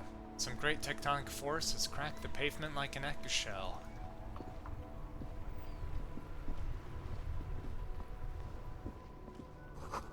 Ancient fountain doesn't pump water anymore. There's a tree in it.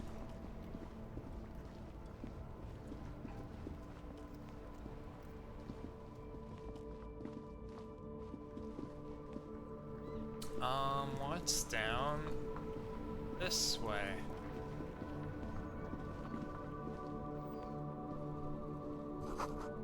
Roy's Pawn Shop. Fast cash for faster times.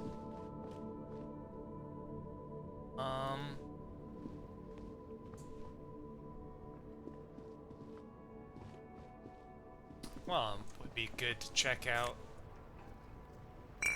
for the possibility of my badge or gun.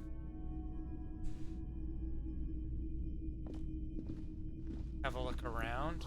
Some kind of machine, cash register. In the dark, a film projector is whirring away.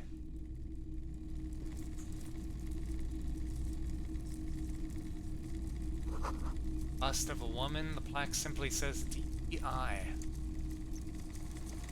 You see rows of toy soldiers guarding the rest of the trinkets displayed on the table.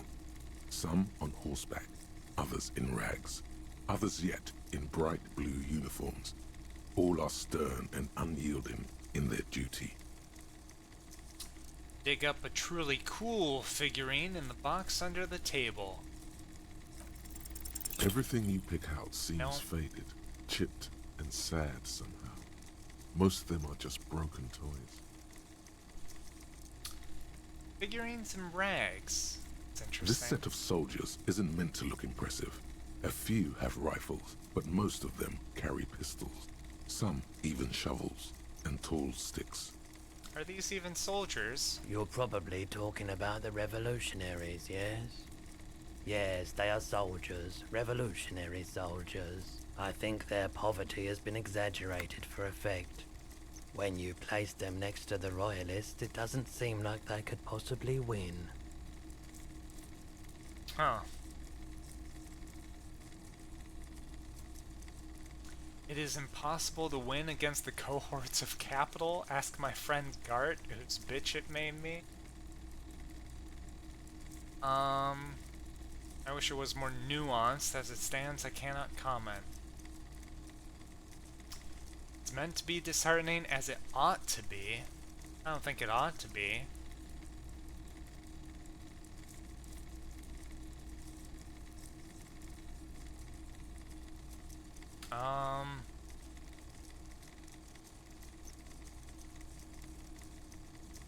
I don't know. I worry that 4 is a cop-out answer.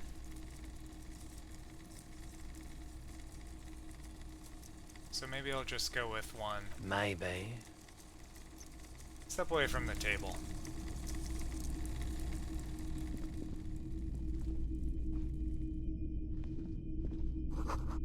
Mostly military wear, with a few more eccentric fashions thrown in.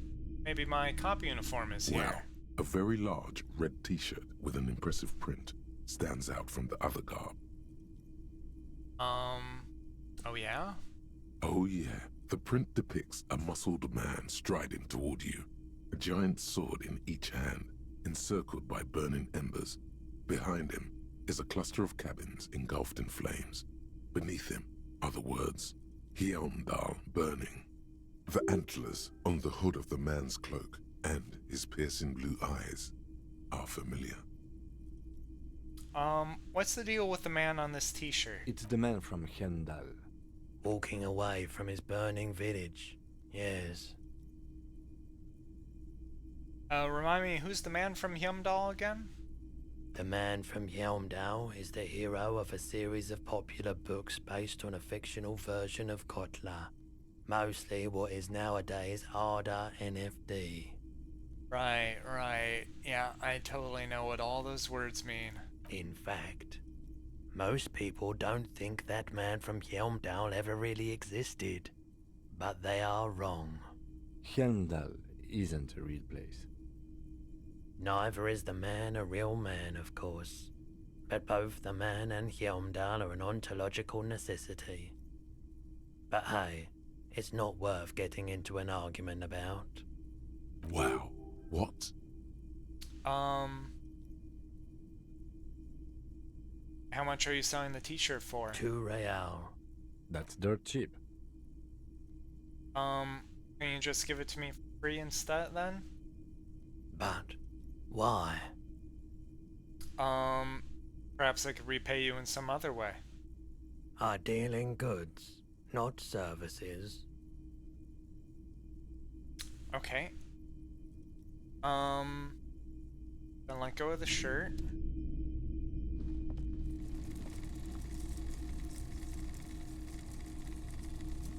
Did I look at this? A typical Martinez streetlight sits among assorted floor and table lamps.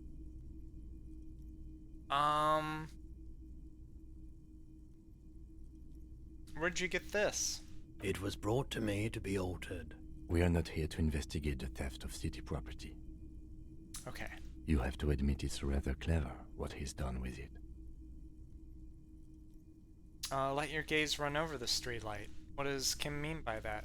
The light pole has been carefully cut, and the wiring has been redone and attached to a standard indoor plug. The light buzzes faintly, but persistently. This would make quite a statement in your living room. No, I don't need anything else from that. Let's talk to the guy. It's not often that I see officers from the RCM in my pawn shop.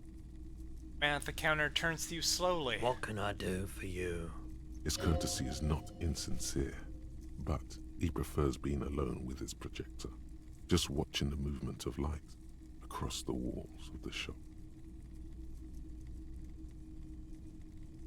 I feel like I'm interrupting you. Or have you had any trouble lately? I feel like this is a bit too grandiose. Maybe just start by saying, oh, excuse me. Oh no, not at all. I guess I haven't had many customers lately. RCM or otherwise. Who are your customers usually? All kinds of people come through here. Locals, travelers, people looking for a deal, people looking for a keepsake, people who are terminally bored. Koga is me and here. Welcome, Koga. How are you doing today? I'm just playing this detective game. A man was lynched by possibly by some union laborers. But I'm a bit of a sorry excuse for any sort of law officer. Right now we're just talking to a pawn shop guy because I've lost my badge and my gun. As you can see, I have a wide selection of goods for everyone to choose from. You have no idea of what I said after a man that is. Yeah, he's a cop, he's a detective, but he's not a very good one. So I have to deal with a lot of the mess of his life.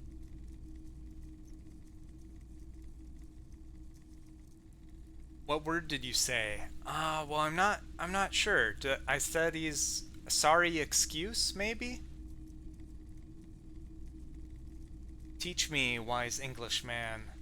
A sorry excuse? I think no. Well then, I don't remember what I said. Okay. Quite the collection indeed. Typical vacuous consumerist objects. More tasteful than others. I'll just nod and say quite the collection. It keeps me entertained.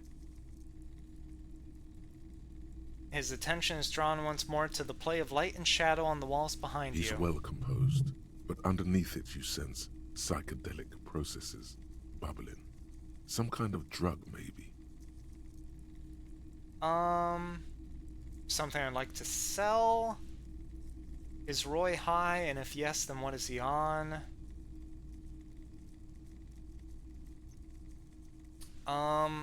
You might be able to aid our investigation.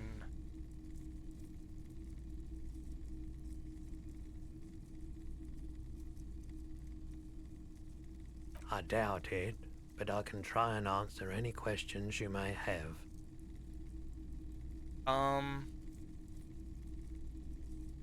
Ever had any dealings with the union boss? He's been by the shop a couple of times. Gives a lazy half shrug. There was something awfully deliberate about that laziness. Did he buy anything? He purchased a remarkably garish paperweight the first time he was here. Nothing the second. You're gonna learn and practice your coding skills while listening to you. Have fun with your game, Pirate Boy. Thank you, Koga. Good luck with your coding. Okay.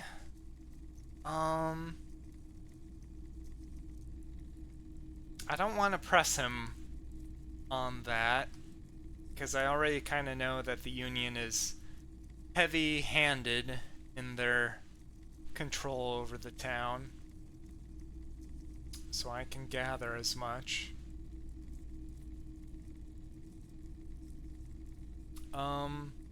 They discuss any business with you? He tried. Wanted to come to some mutually beneficial agreement around my dealings with the dock workers. I politely declined to hear him out. So you don't know what kind of arrangements he was talking about?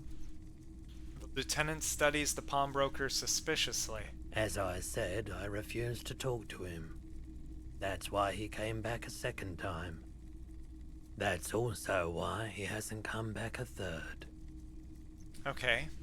I have other questions. He nods reluctantly. What do you know about Wild Pines? Can't say I'm a huge admirer of Wild Pines. And I can't say I trust any silver-tongued spokesperson of theirs. Fortunately, I have no reason to get involved. Have you met them? No, just people like that make everyone else see the world somewhat askew, at an angle that is convenient for them. Now, you have more questions, or are we? I suppose I should ask. Do you know anything? I do my best to keep my distance from all manner of butchery. Bad for business. Bad for everyone. Uh-huh. He doesn't know anything. That's all I've got. The pawnbroker's gaze is already fixed on the dancing colors. Do you happen to have any guns? Someone else came here earlier today asking the same question. I promptly sold her the gun you pawned a couple days back. I pawned the gun. You dingus. Morale critical. Heal yourself now. Oh shit. I don't have anything to heal my morale. So, someone bought despair the creeps gun. into you, getting fat on your weakness. Oh, damn. Whatever noble intentions you once had as a police officer, it's eaten them all up now. Oh, no. You're still coming up with sentences. That's a step up from total annihilation, right? Oh, damn. I'm seriously running out of shit to give. Wasted my life protecting humans. I'm done. I wish I was dead. Huh. Well, I don't want to take it out on Kim.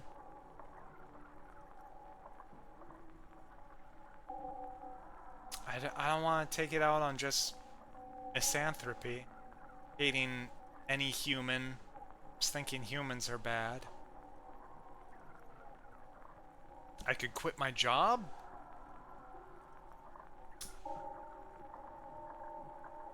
I worry about going a bit too suicidal.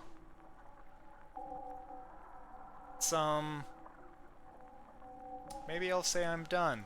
Yes, it can be difficult to be on the receiving end of so much distrust and outright hatred. He says with a sad half smile. Nothing you can say would make you feel any better now. Damn. Cop gives up the detective genre What? of social realism. Another police officer resigned from the RCM following a nervous breakdown.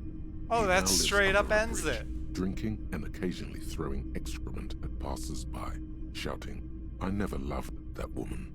When asked to comment, former colleagues objected to the theory that his psychological disintegration was precipitated by his wife leaving him. "It's because the Furrows lost that match," said Captain Ptolemy Price, once the man's superior officer. "It's because he couldn't get a big gun from acquisitions, and anyway, police work really burns you out after a while," Satellite Officer Jean-Vic Mayer, the deranged former cop's partner, commented. Sergeant Matt Torson, another former colleague, did not propose any theories, merely saying, "Whatever happened to him wasn't about birds. He got fucked, that's all." Huh. Well. Collage. Oh. No, I don't. No thanks. Well, what if I continue? What happens if I continue? Okay. It's gone back to before. How far back am I? I got the point in empathy. Let's put one in suggestion. Accept and close. I haven't looted his car yet.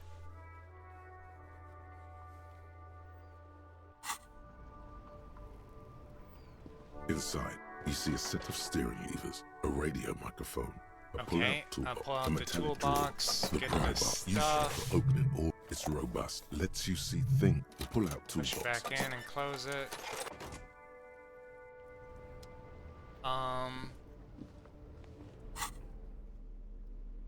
Yep, so now I've got more tools.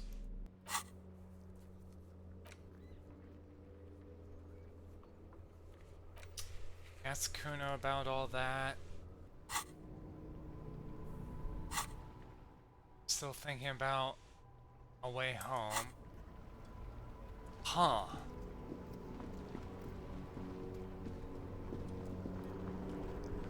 Well,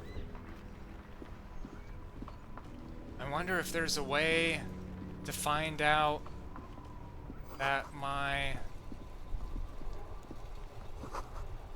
Have I,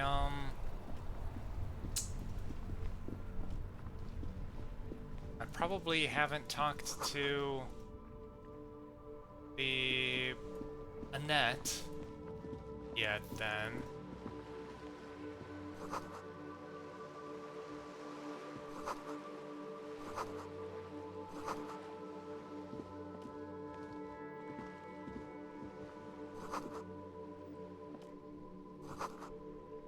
Okay.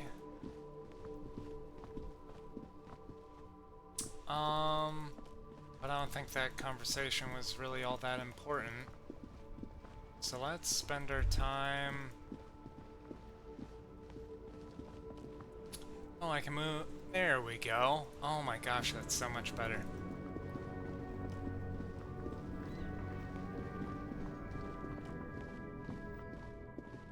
There's the pawn shop. I sold my gun.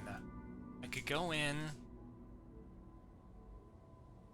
If I ask about it and find out again, how do I heal Ral?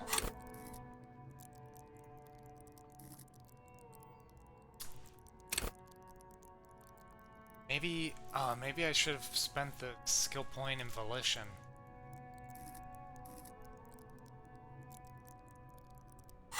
I don't know though.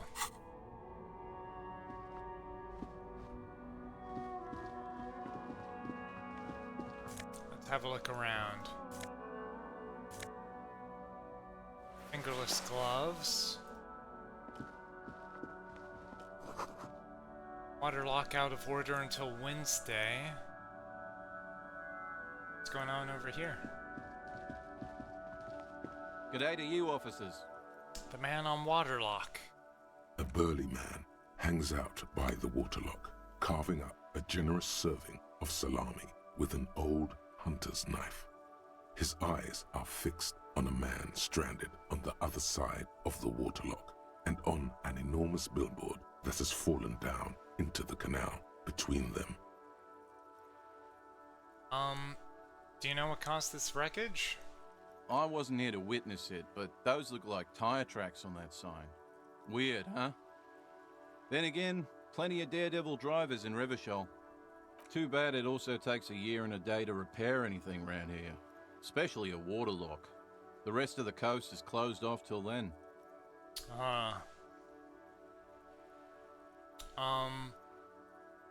You know what's further down the coast? Well, there's the fishing village, an abandoned fish market, a bizarro church. Not much use to the congregation, though. There always seems to be something wrong with it. Huh. Yeah, not really much else. Just bombed out ruins. Right, bye. This is... A couple of indicator lights are missing from this control panel. Loose wires dangle from the now vacant holes. In the middle is a lever. Beneath it, a small metal plaque.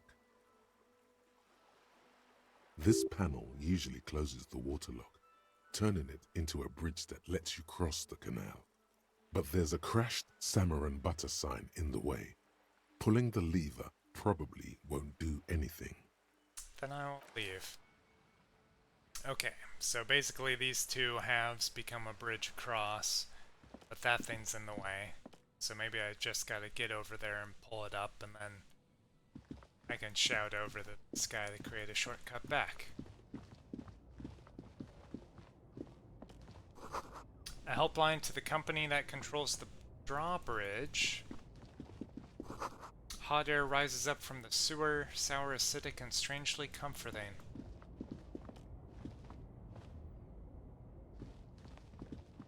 Step right up, mister. What's this? Plastic wrapped macaronis stamped with humanitarian aid. Food gift from the people of Messina. Humanitarian. An autosave. You see a Samaran street vendor surrounded by a motley assemblage of goods. When he realizes you're looking at him, his face breaks into a wide, welcoming grin. The name Sileng is embroidered over his breast pocket. Happy shopping, officer! Everything's cool here. Gives you a thumbs up. What's so cool? Everything's cool. The goods are cool, the customers are cool, the place is cool. And one more thing, officer. Yeah? You're very cool. Makes both Bang, bang, hands bang, bang. into finger pistols. Fires a few finger bullets into the air. You feel a twitch in your index fingers. There's a finger shootout brewing. Whip 'em out.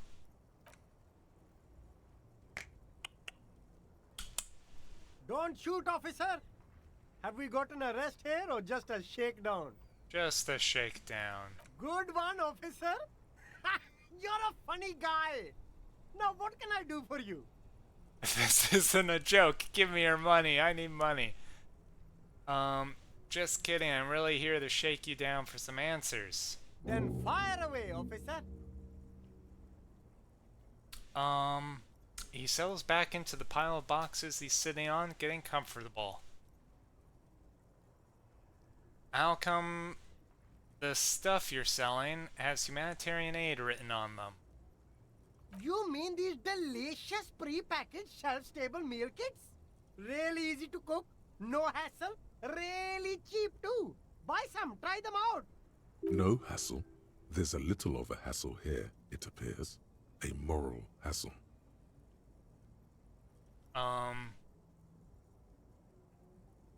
I think one said not for resale on the packaging. No problem here, officer. I get all this from one of my suppliers, an extremely reputable guy. Who's your supplier then? Oh, he's a good guy. I think you'd get along. I'll let you know the next time he's around. Interesting. The lieutenant whips out his blue notebook and makes a note.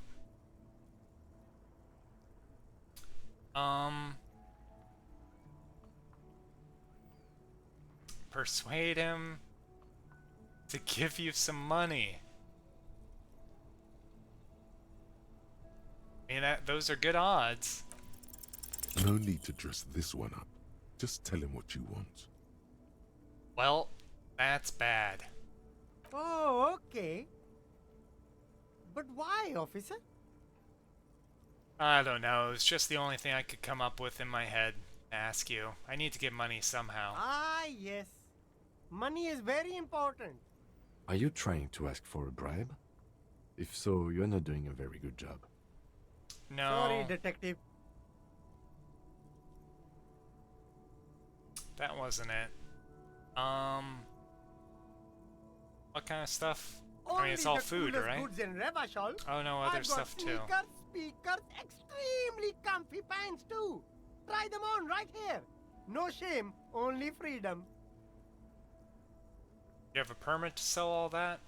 Good joke, officer. Here we don't have permits, just economic freedom. Take a look around. He takes a deep breath. You glance around the decrepit buildings, the miserable weather, the sidewalks strewn with sunflower seeds and a dust-choked air. It's beautiful. Beautiful freedom.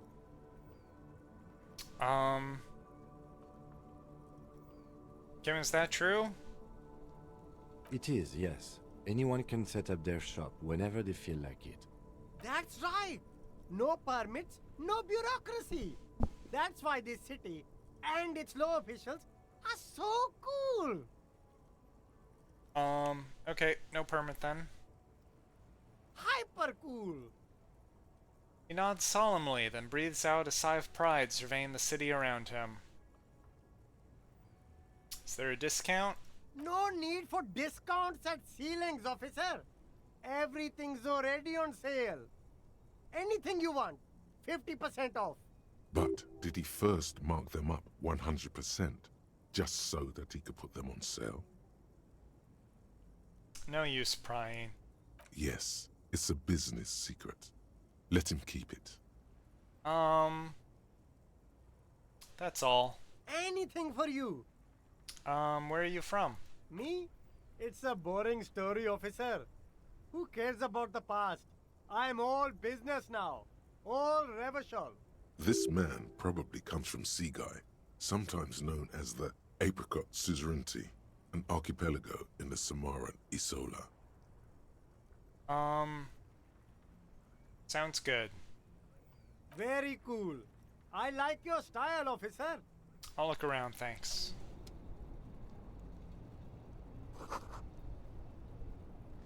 Okay. So that's what's all down there.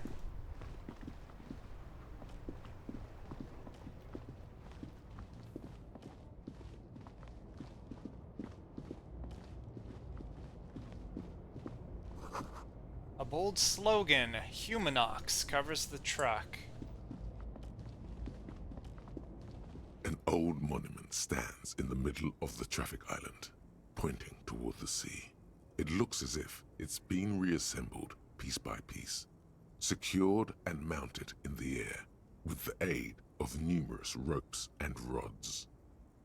Who is this? A silver plaque on the statue's pedestal reads, "I am Philip III, the Squanderer, the greatest of the Philippian kings of Revachol, son of Philip II, the opulent, father of Philip IV, the insane." As you look up, you notice something about the statue. There are some odd indentations on the king's chest piece. Indentations? Something with great kinetic energy seems to have impacted the cuirass, around where the heart is. A bullet? Someone shot him in the heart. Interesting. Lieutenant, has someone shot the king? Okay, I can see it, but I take your word for it. What do you think? Well, Martinez is riddled with bullet holes. This place saw a lot of action during the revolution. But the statue is recently renovated, so maybe a joke? Target practice or a political statement?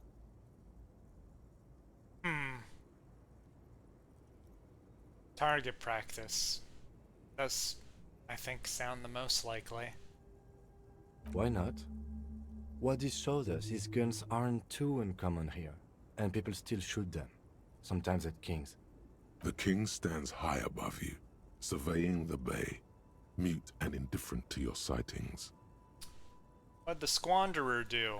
Squander? Even by the standards of the Philippian kings, old sumptuous Philip was known for his profligacy. Well, he blew through the whole national treasury, starting the decline of one of the penultimate century's greatest superpowers, the suzerain of Revachol. His own maladministration foreshadowed the fall of the monarchy. During the anti-centennial revolution, an end to his family line and the monarchy on the Insulindian Isola. How did he manage to blow through the entire national treasury? Stories have it that he had his bedroom converted into a treasure chamber, where he stored unfathomable wealth. Krugerrands, bars of gold, ornate weaponry, armor, and various chalices. He called it the Sol Auron. It was obscene. There were whispers he slept on a huge pile of gold-dipped feathers, like some obese dragon, instead of a bed, like a normal person.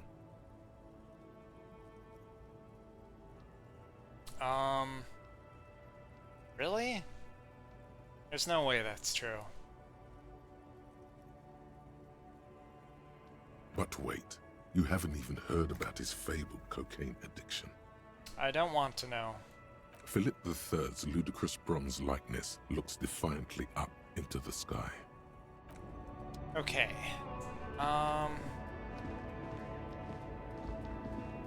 What's in here? A white tank top. If I go to my inventory and wear that instead, I don't have the -1 to suggestion anymore.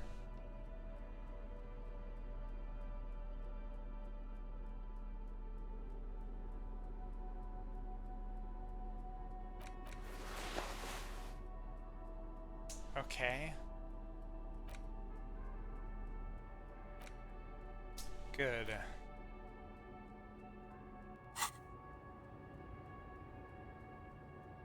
Get something new here? Finger pistols. I'll lose savoir-faire while researching.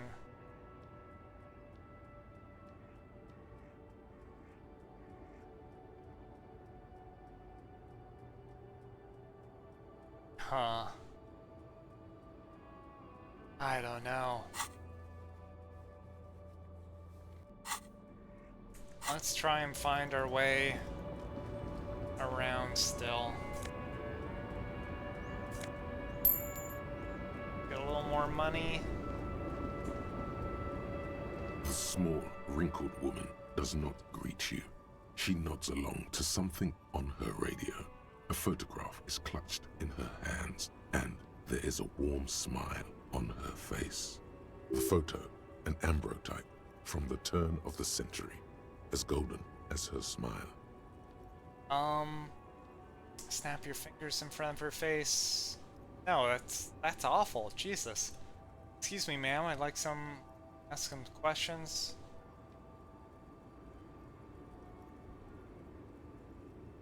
I don't think she's going to know anything. Nothing to do here. Let's focus on the task at hand. Daylight is burning. Foreign car. Lorries probably stored fuel here, and now they store booze.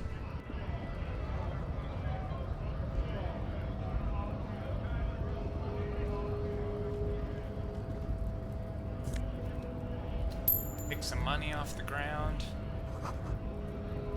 That's the Freet. Where did I hear about the Freet? I have a mission about the Freet.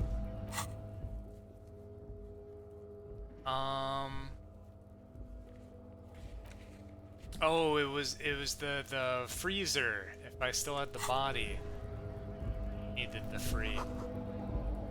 Jump jams. A glossy magazine, most able-bodied men. Top 10 list. Fascinating.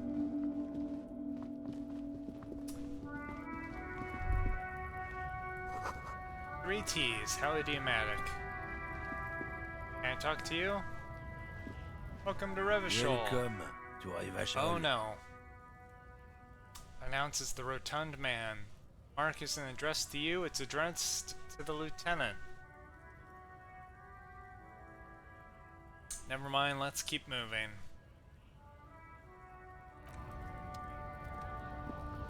I don't think that's going to be a productive conversation. Is there anything else in here? Magnesium! For some morale. Oh. That's how I can get more. Oh wait, where do I find it then? My morale is at 1 and 1. Where do I see how much magnesium and health I have? Oh, and I've got another level up point. Yeah, let's level up our volition.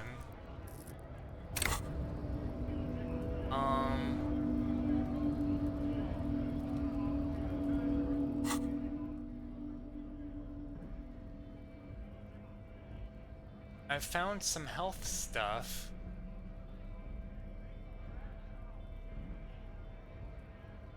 Has that only increased my health? And it's not a usable object?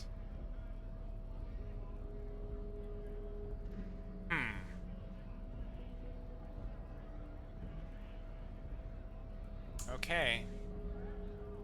Guessing that's how it works. Well. Let's talk to the big man.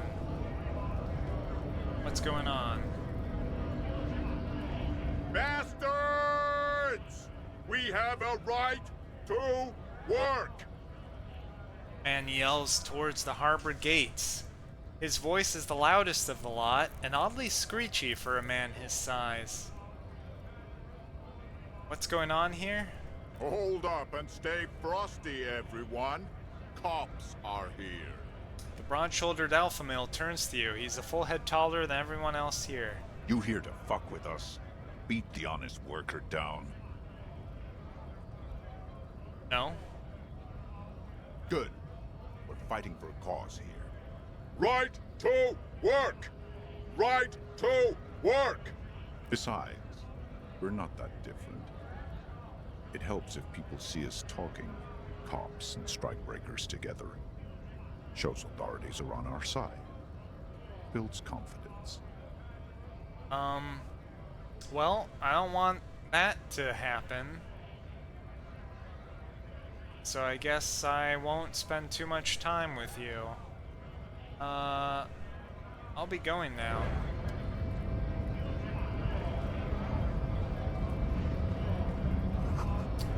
It says GRIH.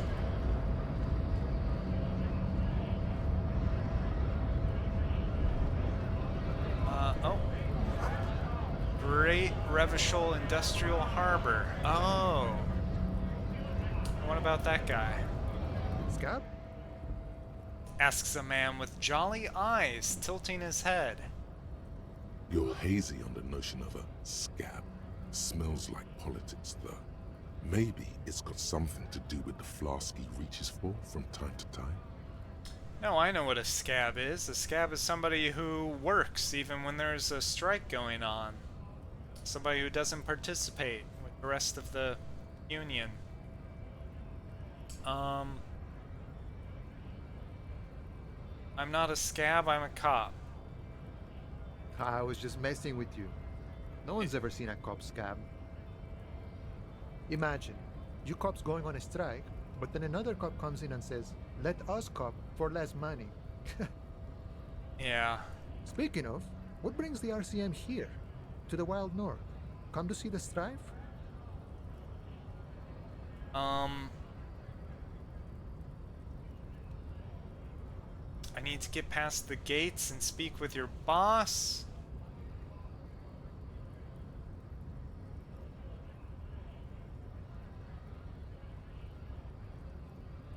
Do I let him know that Kuno sent me? What's the strike about anyway? Yeah, let's ask him about the armor. The little boy had a good on his promise. His promise? To get me into trouble. To sick the pigs on me, pardon the choice of words. Not mine. What happened? I was asked to look into that armor situation. Official union probe, you know. Track it down, see who took it. Yep. Did you? At first I thought, why not? Maybe the pieces can feed the strike. Buy us a few more days under the sun, you know? Uh-huh. So I went to this boy. He said he'll make me his prison bitch. He's got eyes everywhere, the cops in his pocket, and he's the king of Jamrock. Wow. Sounds like Kuno. Serves me right for doing menial footwork. I dropped that probe right then and there, and it still got me into trouble. One bad move is all it takes. The probe into the armor, what did you learn? I learned that people don't want to talk to a drunk union man about some armor.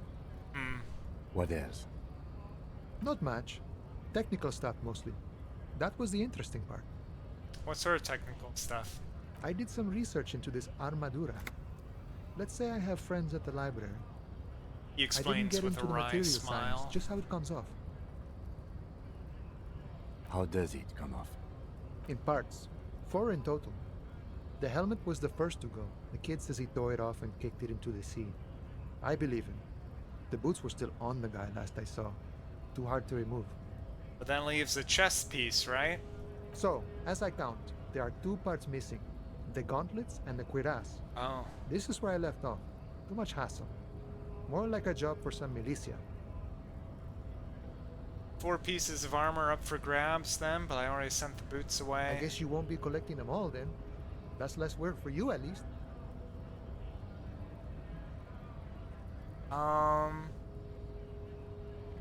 So it doesn't have any legs? Oh, they're just gone. They don't exist anymore, if they ever did at all. Forget about them. I did. I'm gonna find one piece of it. Nice and balanced. Some junior officers can take care of the rest. Smart choice. It's only that one spot you need armored too. The one the bullet hits.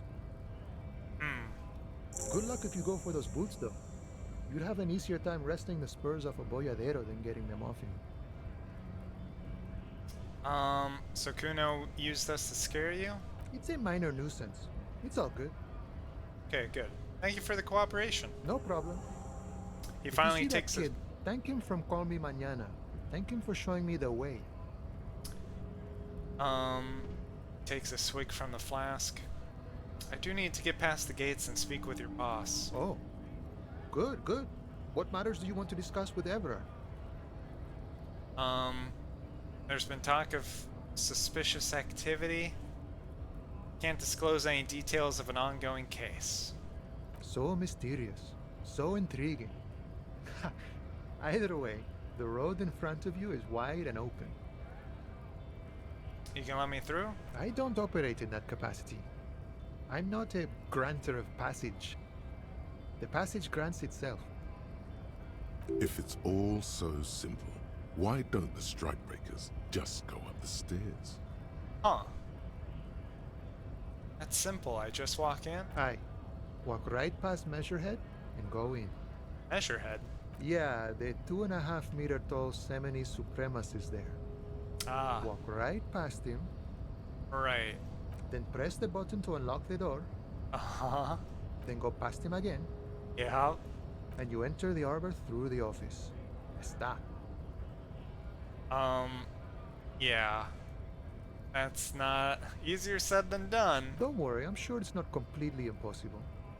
For example, you could best measure head in a physical confrontation. Could I now? Or you could convert to a Seminese supremacist worldview.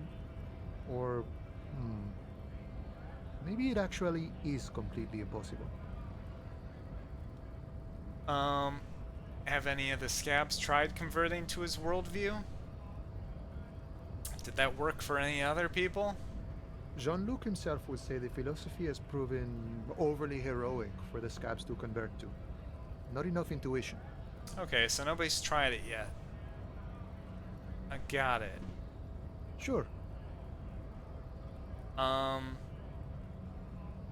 give me some money? Do I want to ask him for money?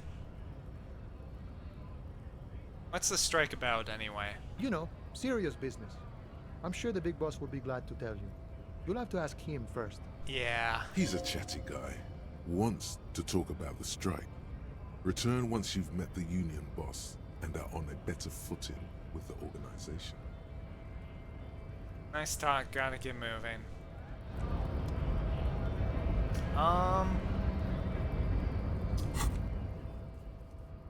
Okay.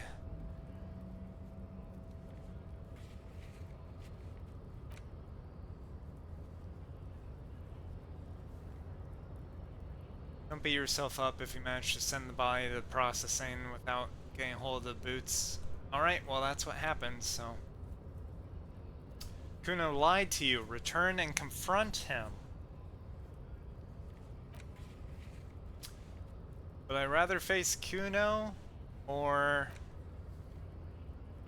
I think I'll... Yeah, maybe before we do this, we'll look for the Wild Pines rep. Talk to Kuno.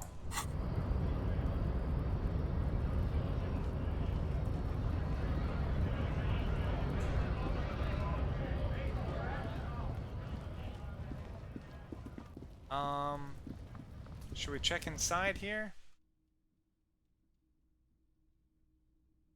Drugs raise learning caps, but they're bad for your health, huh? Melancholy Pompson. Yellow roses. Welcome to Frit. Feel free to look around or something. Everything is out on the shelves. What's that magazine she's reading?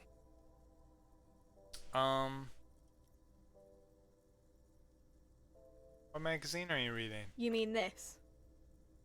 She looks at the cover, boasting a colorful photo of two girls kissing. Oh. This is Pop Stars. It's got, like, famous people in it. It's not for sale. Looks like it also has something called Police de la Mode, featured on page 34. This speaks to you. What's this Fashion Police feature? It's where they rate different outfits famous people wear. It's kind of funny. They're kind of mean. It's about who's the most stylish. I bet your hat would take the prize. No. I don't like it. I hate it. Oh. We are not the fashion police. We're the real police. Yes, thank you, Kim. I have some questions for you. Okay. I'm not really supposed to be chatting to anyone, but... Can you tell me anything about the body? I don't really know anything. I mean, I know it's there, but I haven't seen it, so... Do you know the man who died? Not really. Does it mean you knew him a little? No. I didn't know him at all. Alright, thank you. Uh-huh. She brushes a strand of hair off her face and tries to return to her magazine. You see several packaged raincoats fill a low shelf beneath a display of croissants and juice bottles. The raincoats are transparent, except for the big Fritta slogan on the back. The packages are small, discreet, sloppily stacked, making them easier to take unnoticed. No need to worry about knocking over a display. No, I'm not gonna steal a raincoat.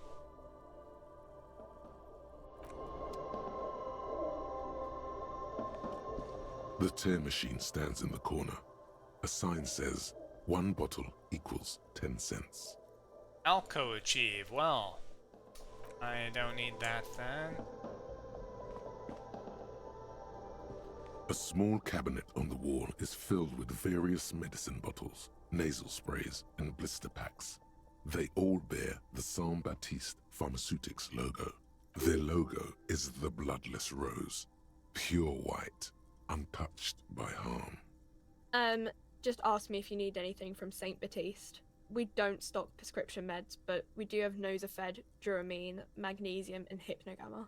Okay, so the Nosafed was not coffee. Why was there just Nosafed sitting in the hotel bar breakfast area? Oh, doesn't matter. Well, I'm super broke, so no thank you. Magnesium for morale, Nosafed for health, Dramamine for a lot of health, or Hypnogamma for a lot of morale. Okay.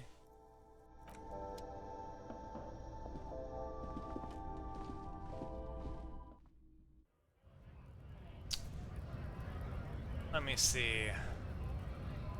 Done that. Now, where do we track down?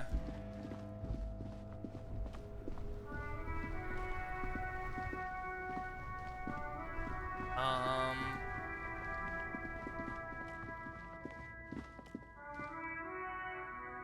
guess we could try. No? Guess we can't call to have the drawbridge lowered. Can't cross the lock. Who's this guy? Either of these people.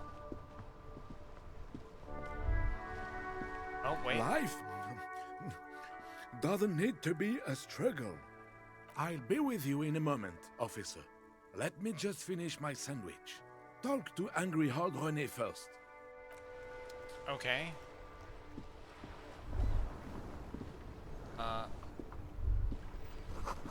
Spirited chirps and clicks of swallows fill the air.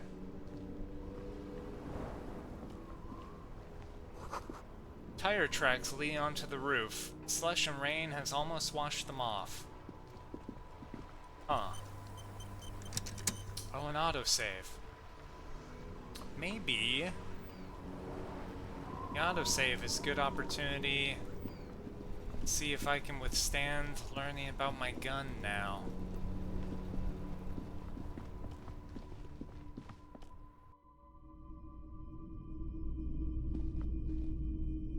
Okay.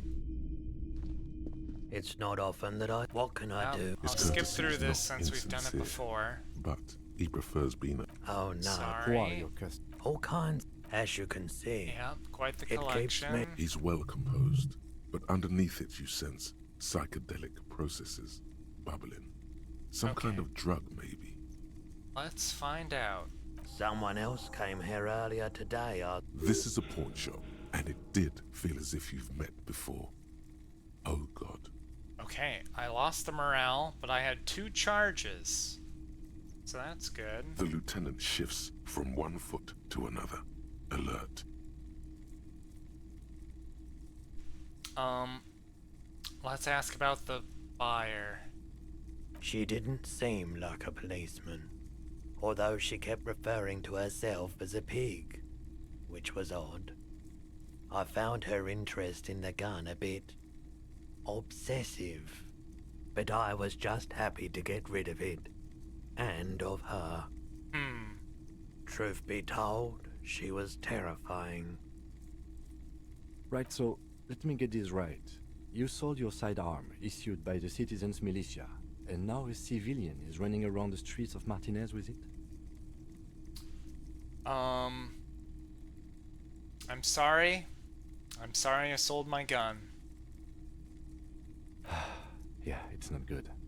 I do hope we manage to clean this mess up somehow, while also keeping our focus on the murder investigation. Any idea where I can find this buyer? My apologies, officer, but I have no idea where she was coming from or where she went. Well, you could describe her a little. A needle in a haystack. There is nothing you can do about it now. You'll just have to hope you luck upon her somehow. Well, of course. That's that.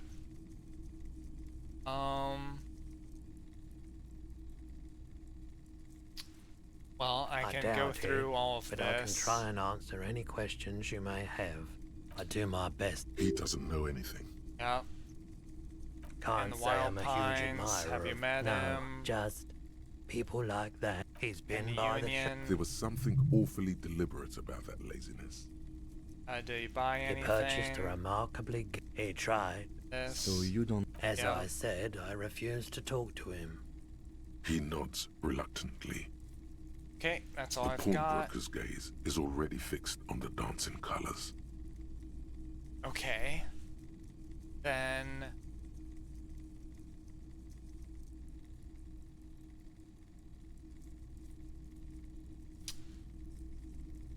What is he high on? Okay, he definitely have no is idea. high. Whatever it is, you've probably done it, and many other things besides. Looking at his wares, talking to him, that might give you more clues.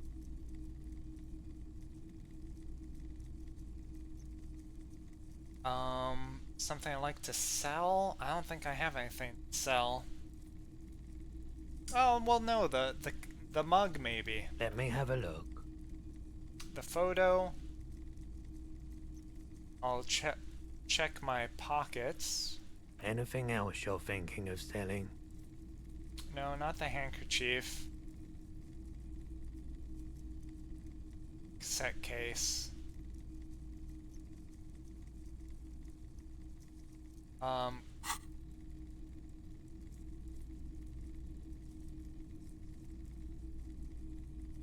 don't have anything to Another sell. time, perhaps. I have other business. Okay. A typical Martinez streetlight sits among assorted floor and table. It was brought... We are not Yeah. here to... You have to Yeah. admit it's rather clever what he's done with it. The light pole. This would make quite a statement in your lift. Okay. Wow, a very large red t-shirt. Oh yeah, the antlers on the hood of the man's... It's the man... Walking Just away going through from all his the burning things I village. read before. Yes. The man from... In fact, Hyundai. neither is the man a real... Wow, what? What do you mean the man from Hyundai was real? I mean, even if the man from Hyundai didn't exist before the adventure novels, the stories have made it so that he has. It's simple, really. Okay. Sounds incredulous. You sound skeptical. It's not that complicated. All that's required is a more robust understanding of cause and effect. Besides, I've been to Kotla, though not quite as far north as the Hyundai, and watched northern lights travel across the sky. Very unique, energetic tides there. It's for the best, because Eamdal is not a real place, and thus he could not have gone there. Uh-huh. His theory isn't exactly incoherent, but its logic does suggest some unusual neural activity. Interesting.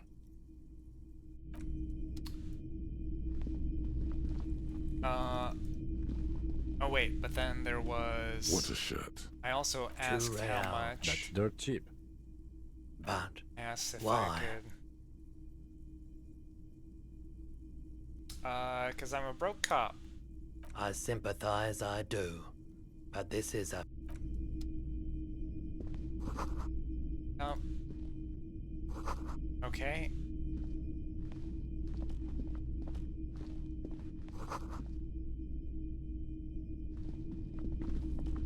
And then The there's the boomboxes on the speaker. shelf look well loved and well traveled.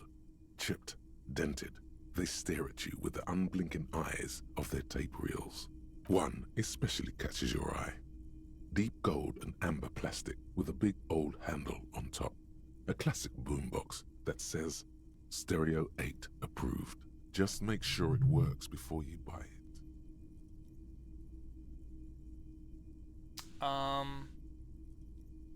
No, I don't have the money to buy anything.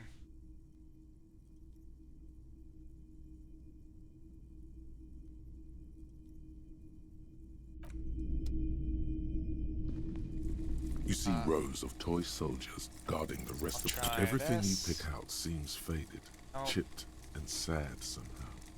Most of them are just broken. This You set looked of at the soldiers. figurines. I think their poverty has been exaggerated for effect. Maybe. I said that. Okay. I think that was everything we did here before. Maybe someone else knows something. Sure.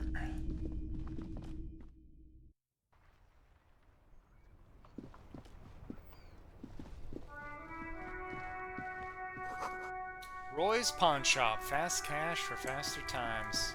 And this... some health.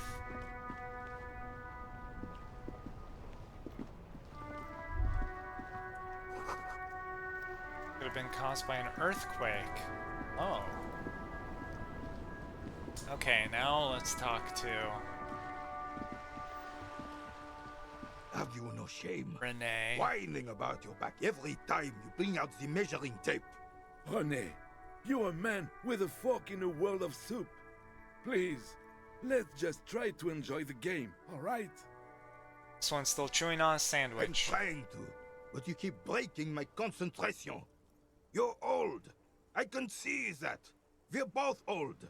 Now stop grabbing your ass like it's a girl. These manly men are playing balls. This is a Oh, ball there. game. Grab a ball and play it. Don't ask questions. Shoot first. Ask questions never. No. Should ask what game it is first. No, you got this. There's the ball. You're the game.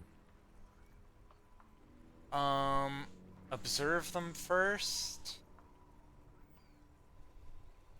Grab the ball, show them how it's done. I don't really want to interrupt their game. That seems like an asshole thing to do. Won't be able to get to the bottom of the investigation if I just make enemies out of everyone. I'll just say a moment of your time. Sure, officer. I am René Arnaud. And my specially abled partner here is Gaston Martin. How can we help you?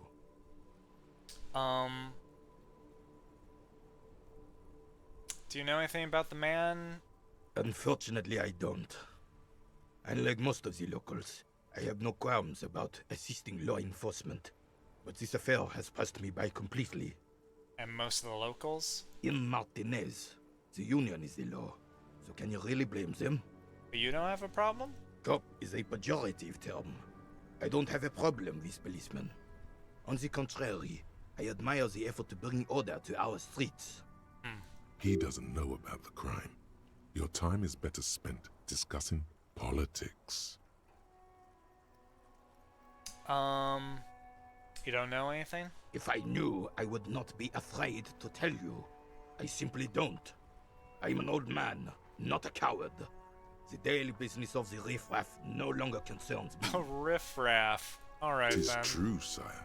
He knows nothing. You seem to be playing in a crater. Yes. The terrain here provides an interesting variety to a familiar game. Is there an earthquake? No. It was left by heavy artillery fire. Oh. Why what? Why was heavy artillery used? Because that's what happens when communards hijack your country, execute your supreme leadership, and turn your capital into a slaughterhouse. You use heavy ordnance to clean up your home. Wow.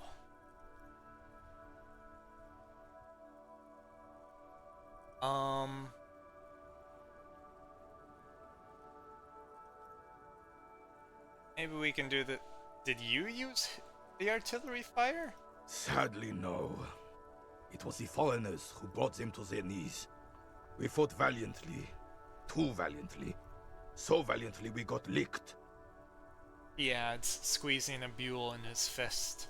Should have fought dirty, like they did with their suicide sex cult propaganda and mad anarchist women strapped to shrapnel bombs. We didn't so, and we lacked caliber. God bless him, but the suzerain's cannons simply weren't big enough. It was probably a bit more complicated than that. No shit. Why shell them here in Martinez?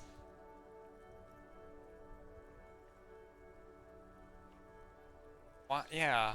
Because this place is a damn beachhead. Had to soften the commies up first. Oh. Yes. The military coordinated amphibious landing to take back Revachol. Okay. Martinez was used as one of the 3 footholds in Revachol during Operation Deathblow in 08. The other 2 are off in Stella Maris and the Delta. Deathblow sounds grim. Nod thoughtfully and turn to look northeast. Huh.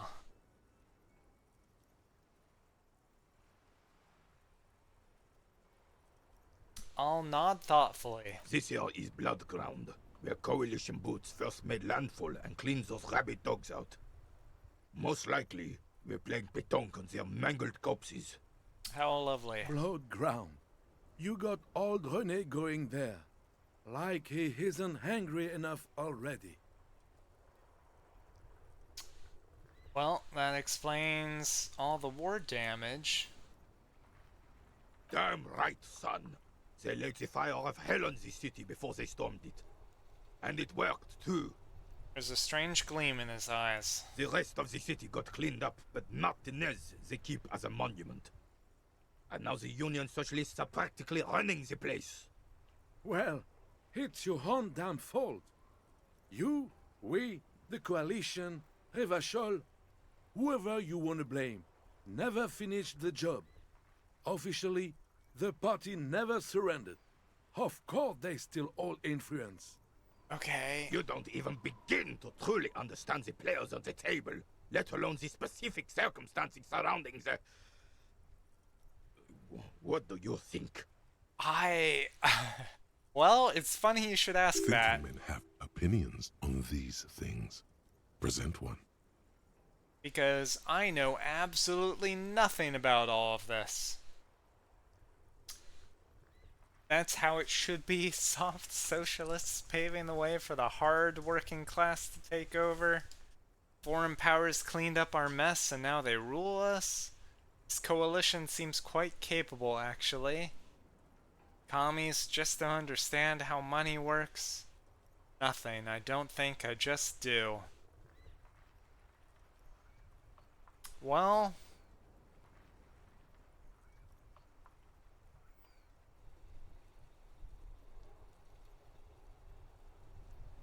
I think I'll say what I think he wants to hear.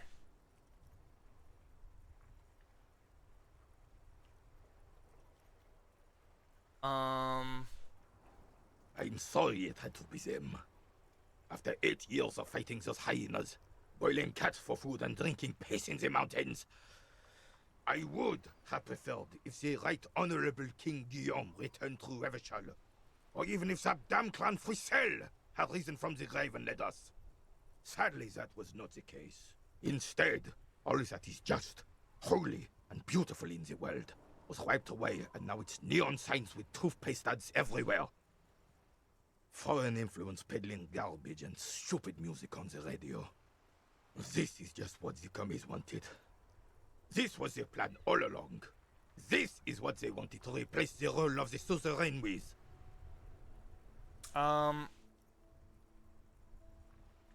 What exactly is a suzerain? How does Philippe III factor into this? It doesn't. That was 100 years ago. Ain't got nothing to do with anything. You mentioned Guillaume? A true king in both blood and mind. Led Revachol before Frissel. He would have been better, but the damn commies drove him into exile. Huh. Some manner of self-deceit is present in his thinking. Sounds like this Guillaume abandoned him, and he doesn't want to admit it. And this Frissel? Damn Frissel. He was the king we couldn't protect. The Carabineers failed him, and the crown. He died in the hands of the Hyperlay, in a very public execution. He slouches as he says that. It makes him smaller, admitting they left the king to the mob. And the suzerain? The suzerain is the king! Has everyone forgotten already? They forgotten already. It's no use talking to you. You were still in Daddy's balls when it happened. When we took our last stand against the filth and rode the cavalry straight into gunfire.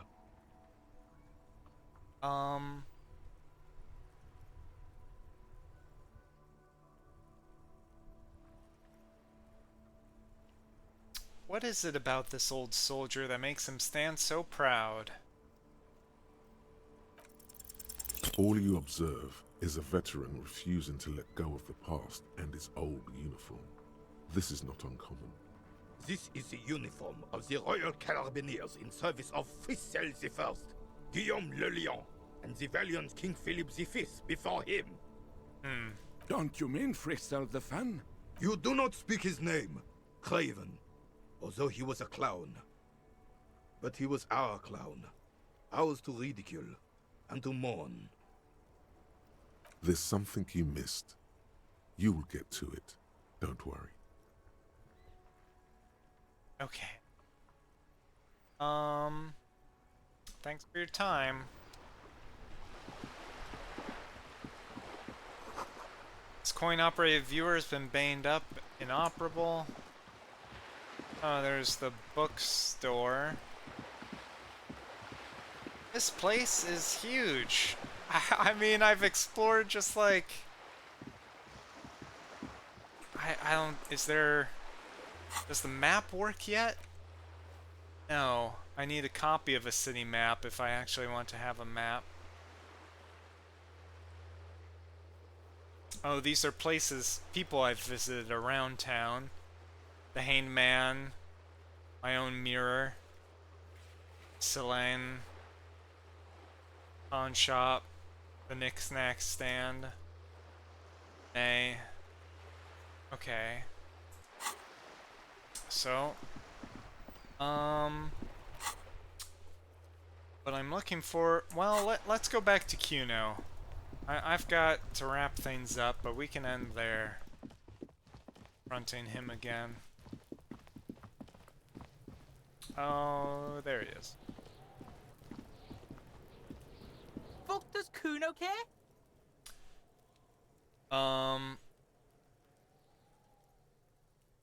I talked to Manana about the armor. So?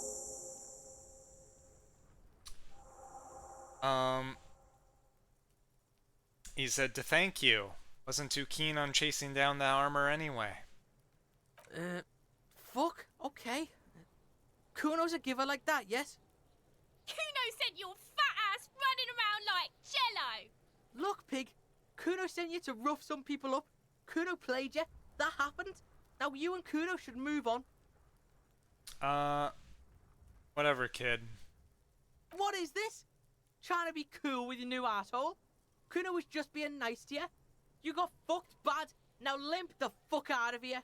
After this shit, you better have something real interesting to say if you want to stay in Kuno's face. Yeah, real interesting. No, I don't Kuno have anything doesn't else to say to fucking you. care.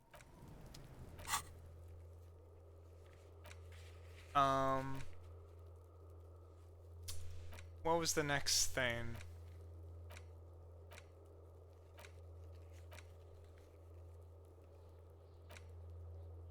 Pay for damages. No, where? Oh, is it now? Okay, that's cancelled. There. Rest of the armor. Return and confront him. Nothing happened. Damn. Okay. well, let's talk to you. Kuno, the pig's getting pretty close to me. Come to snuff my shit out, I think. Yeah, are you the one who bought my gun, I wonder? I don't think it's a good idea to get too close to you, but... one step closer. Looks like it's time for me to go, Kuno. Pig's come to take me in. Just want to ask you some questions. I'm going away for a long, long time, Kuno. Going away for life. What's going on there? Fuck are you trying to pull, pig? Kid. You there, behind the fence. You don't want to fuck with me. I got my hands bloody. I'm not here, pig. You're not seeing this. Huh. You can still see the top of her hat from behind the fence. I'll die before I squeal, pig. Yeah. Hey, kid. What's this kid shit? Fucking mind games. I'd rather die than squeal. Get the fuck out of here, face. You got done. Talk to me. So it's a girl. Interesting. Yeah, I gathered that much a long time ago. I'll die before I squeal, pig. I'm not gonna ask what are those strange words. Converse with me? No, I guess there's nothing to do there. Okay. Well, I don't know. I feel like we've been doing stuff for hours, but I don't feel like we've made good progress. It's hard to find my way around.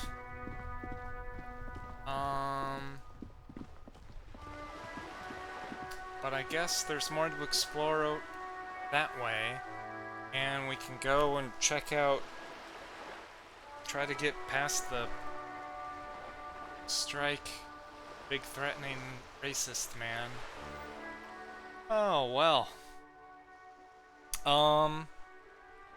This is something of a game. I'm definitely intrigued. It is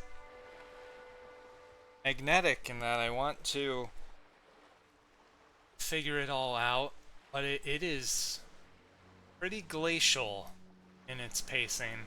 So let me know if you're enjoying my playthrough, want to see more. I'll plan to continue it, but definitely, you know how you think it's going. I think I'll try to do another new game tomorrow, and then we'll continue with each of them. But yeah. Alright. Well, Scallywags, I hope you enjoy the rest of your day. And until next time, bon voyage.